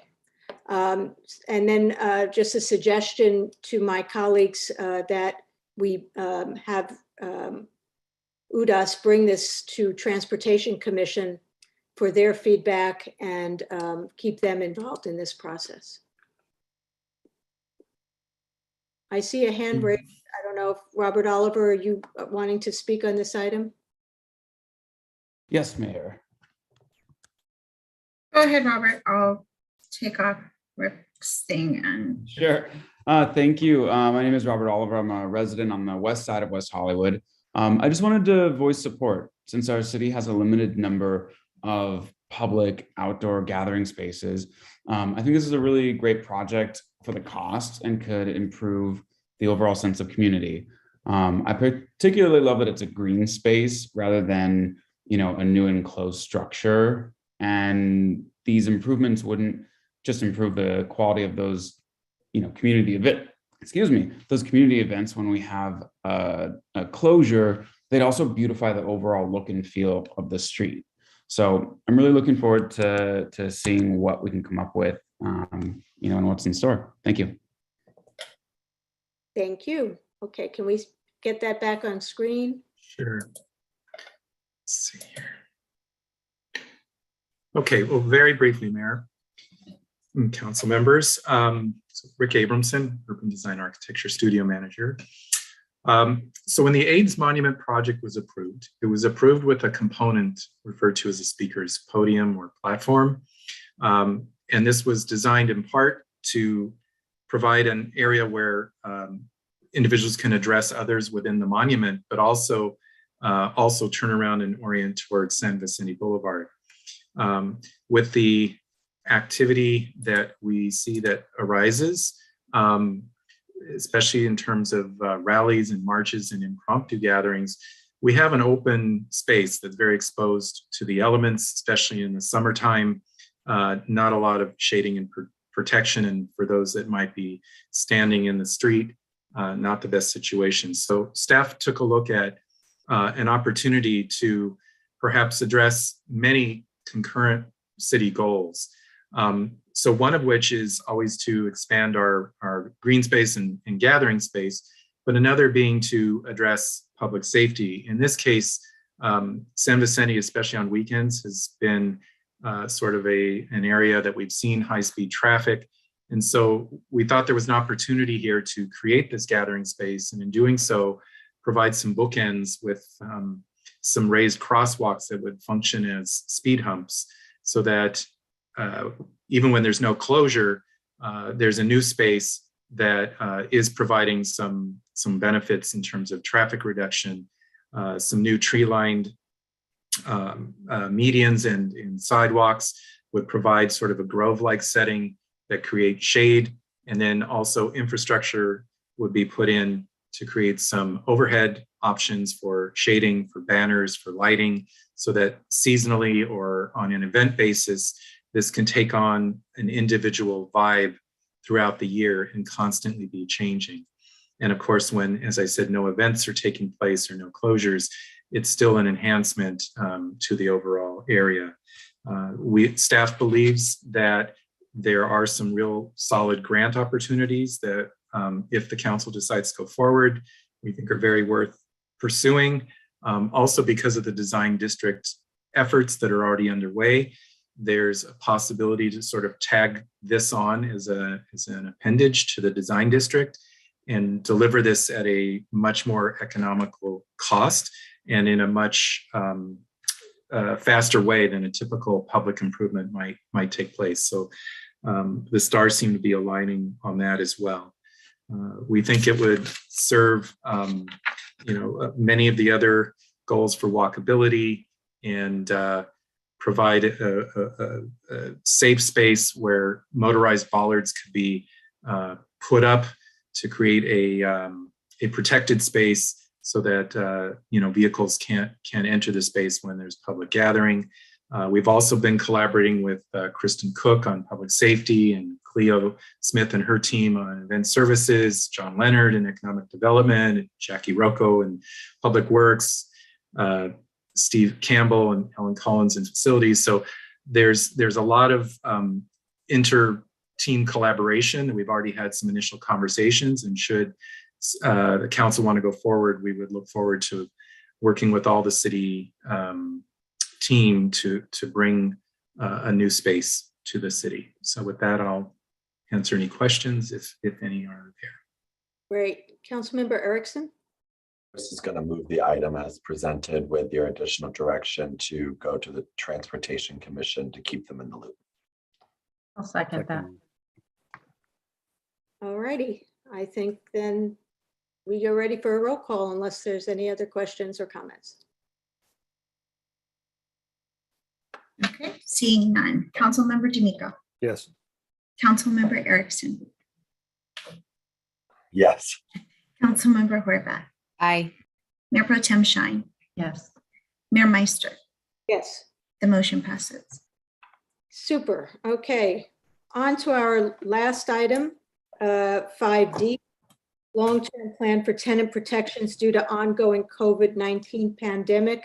Do we want to just go ahead and hear about the ad hoc committee? I don't think there's anything else in the item that there were issues on, sorry, Mayor Pro Tem.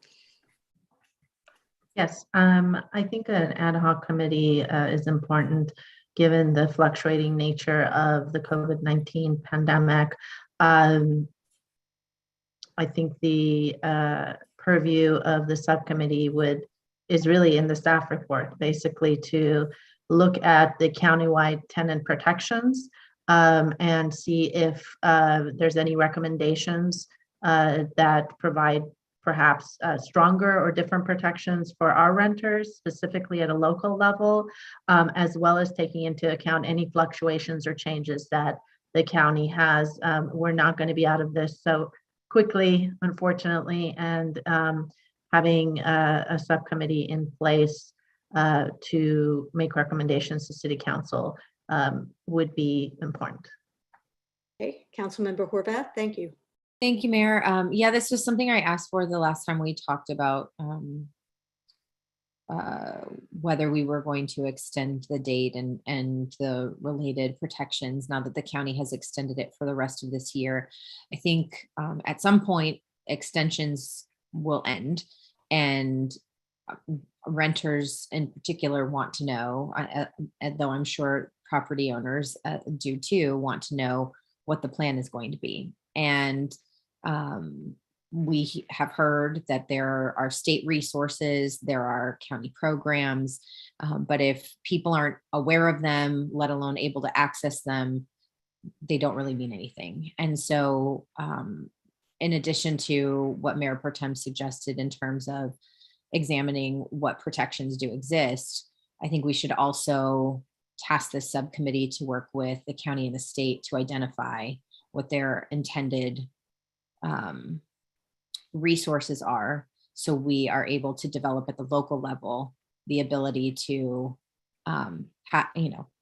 help people navigate this. As we saw with EDD, a lot of people wrote to us about that, and I know, God bless Josh Kerpies for taking all of our emails and helping people navigate as best they could. And so I think, if we're able to proactively identify how we can best help tenants, renters in our community, I think that this subcommittee can help to identify that. And if it's clear to us that there isn't foresight going into this, that we can help use the platform that we have to initiate those conversations at other levels.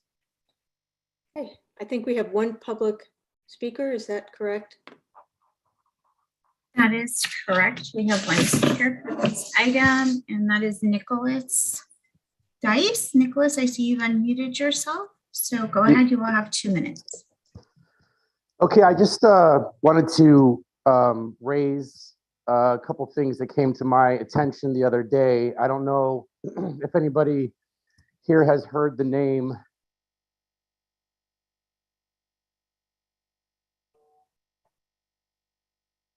You're on mute.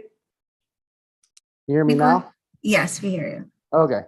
I don't know if anybody here has heard the name Dennis Block before, but he is like a notorious eviction lawyer And he did a webinar the other day, and he mentioned that the city of Los Angeles and the city of Beverly Hills has much stricter rules for this COVID phasing out process than the recent LA County rules that have come out. And I think one of the things that a lot of people don't realize is city of Los Angeles stretches not only from downtown LA all the way to parts of Santa Monica, Calabasas, the Palisades, and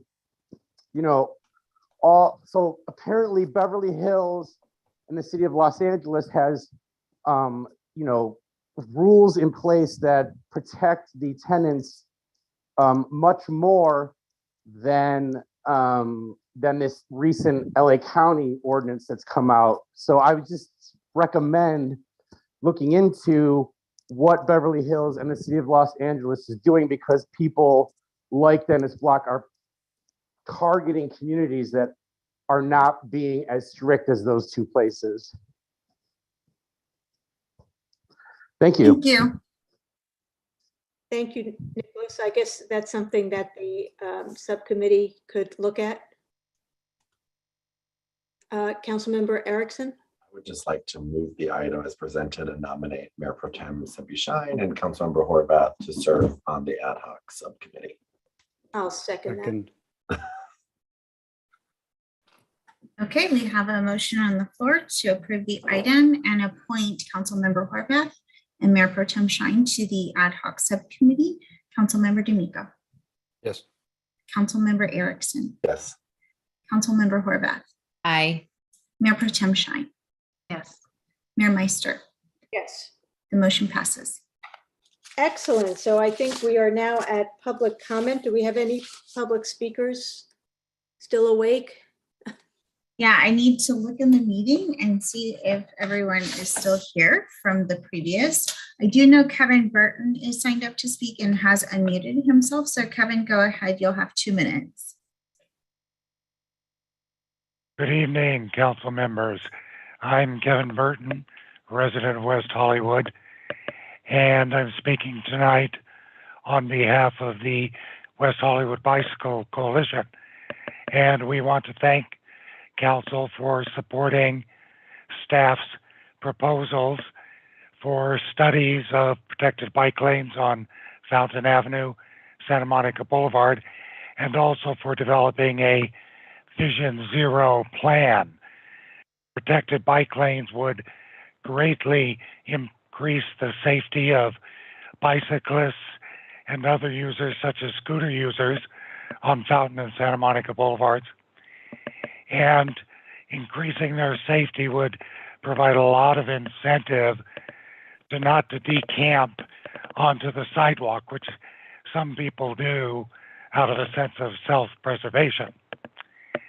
And both of these projects would dovetail nicely into a Vision Zero plan, which, for those of you who don't know, I think it's important for the council and community to understand, the Vision Zero envisions reducing serious injuries and fatalities, not only for vulnerable road users like bicyclists, scooter users, but for motorists by redesigning streets and slowing speeds so that when collisions do occur, there are fewer injuries and fatalities. And the Bicycle Coalition will offer our support wherever we can to the city over the next 8 to 9 months as it pursues these studies and projects. Thank you. Thank you, Kevin. Our next speaker is Alex Miller. Alex, if you are in the meeting, please press *6 or turn on your camera and you will have 2 minutes to provide comment.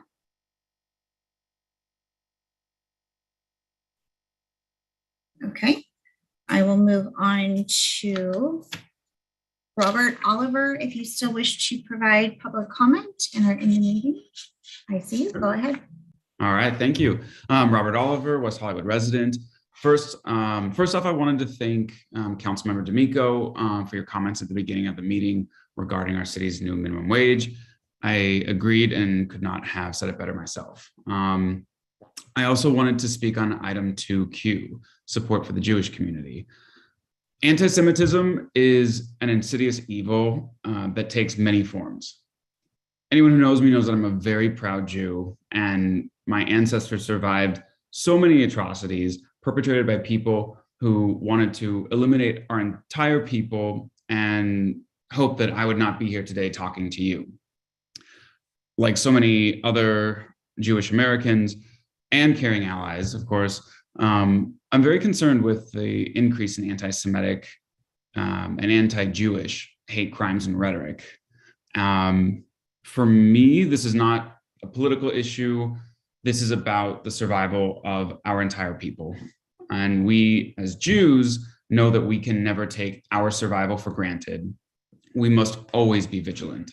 So I want to thank Councilmember Horvath for bringing this item forward and for her unwavering support for the Jewish people and dedication to fighting anti-Semitism. Thank you. Thank you, Robert. Our next speaker this evening is Alex Stein. Alex, if you would like, you may turn on your camera and unmute yourself, and you will have 2 minutes to provide public comment.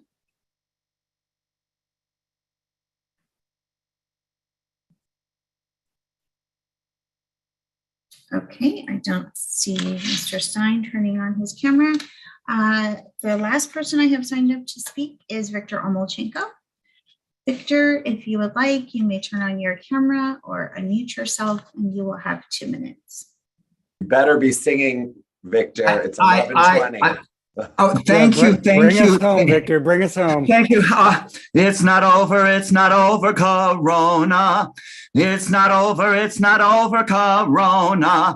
Oh my God, it's now Omicron. Omicron. Oh my God. Please send us lucky 4-leaf clover so we can finally get it over. It's not over, Corona. Where is our lucky 4-leaf clover? Thanks. I actually didn't have any other comments. So thanks for calling me, Melissa. And that was totally impromptu. And thanks for a very, very lively, informative, judicious meeting and hearing from all of us. And so thank you for letting me talk for 1 more minute and sing. Thank you, Victor. He actually sang it to me earlier today, so I got to hear it twice. Thank you, Victor. With that, Mayor, I do not have anyone else signed up to speak this evening. Okay, do we have any council member comments? Victor, you have changed my life. Thank you for being with us tonight. Thanks, Lindsay. Thank you. Okay, and if we have no council member comments, no additional comments, then we will be adjourned until February 22nd, which is a Tuesday, because February 21 is President's Day, and 6 p.m. Via teleconference as far as we can tell. So that's it. Thanks, everyone. I think we got through a big agenda, not too late. Everyone's still awake? It's good. Okay, good night.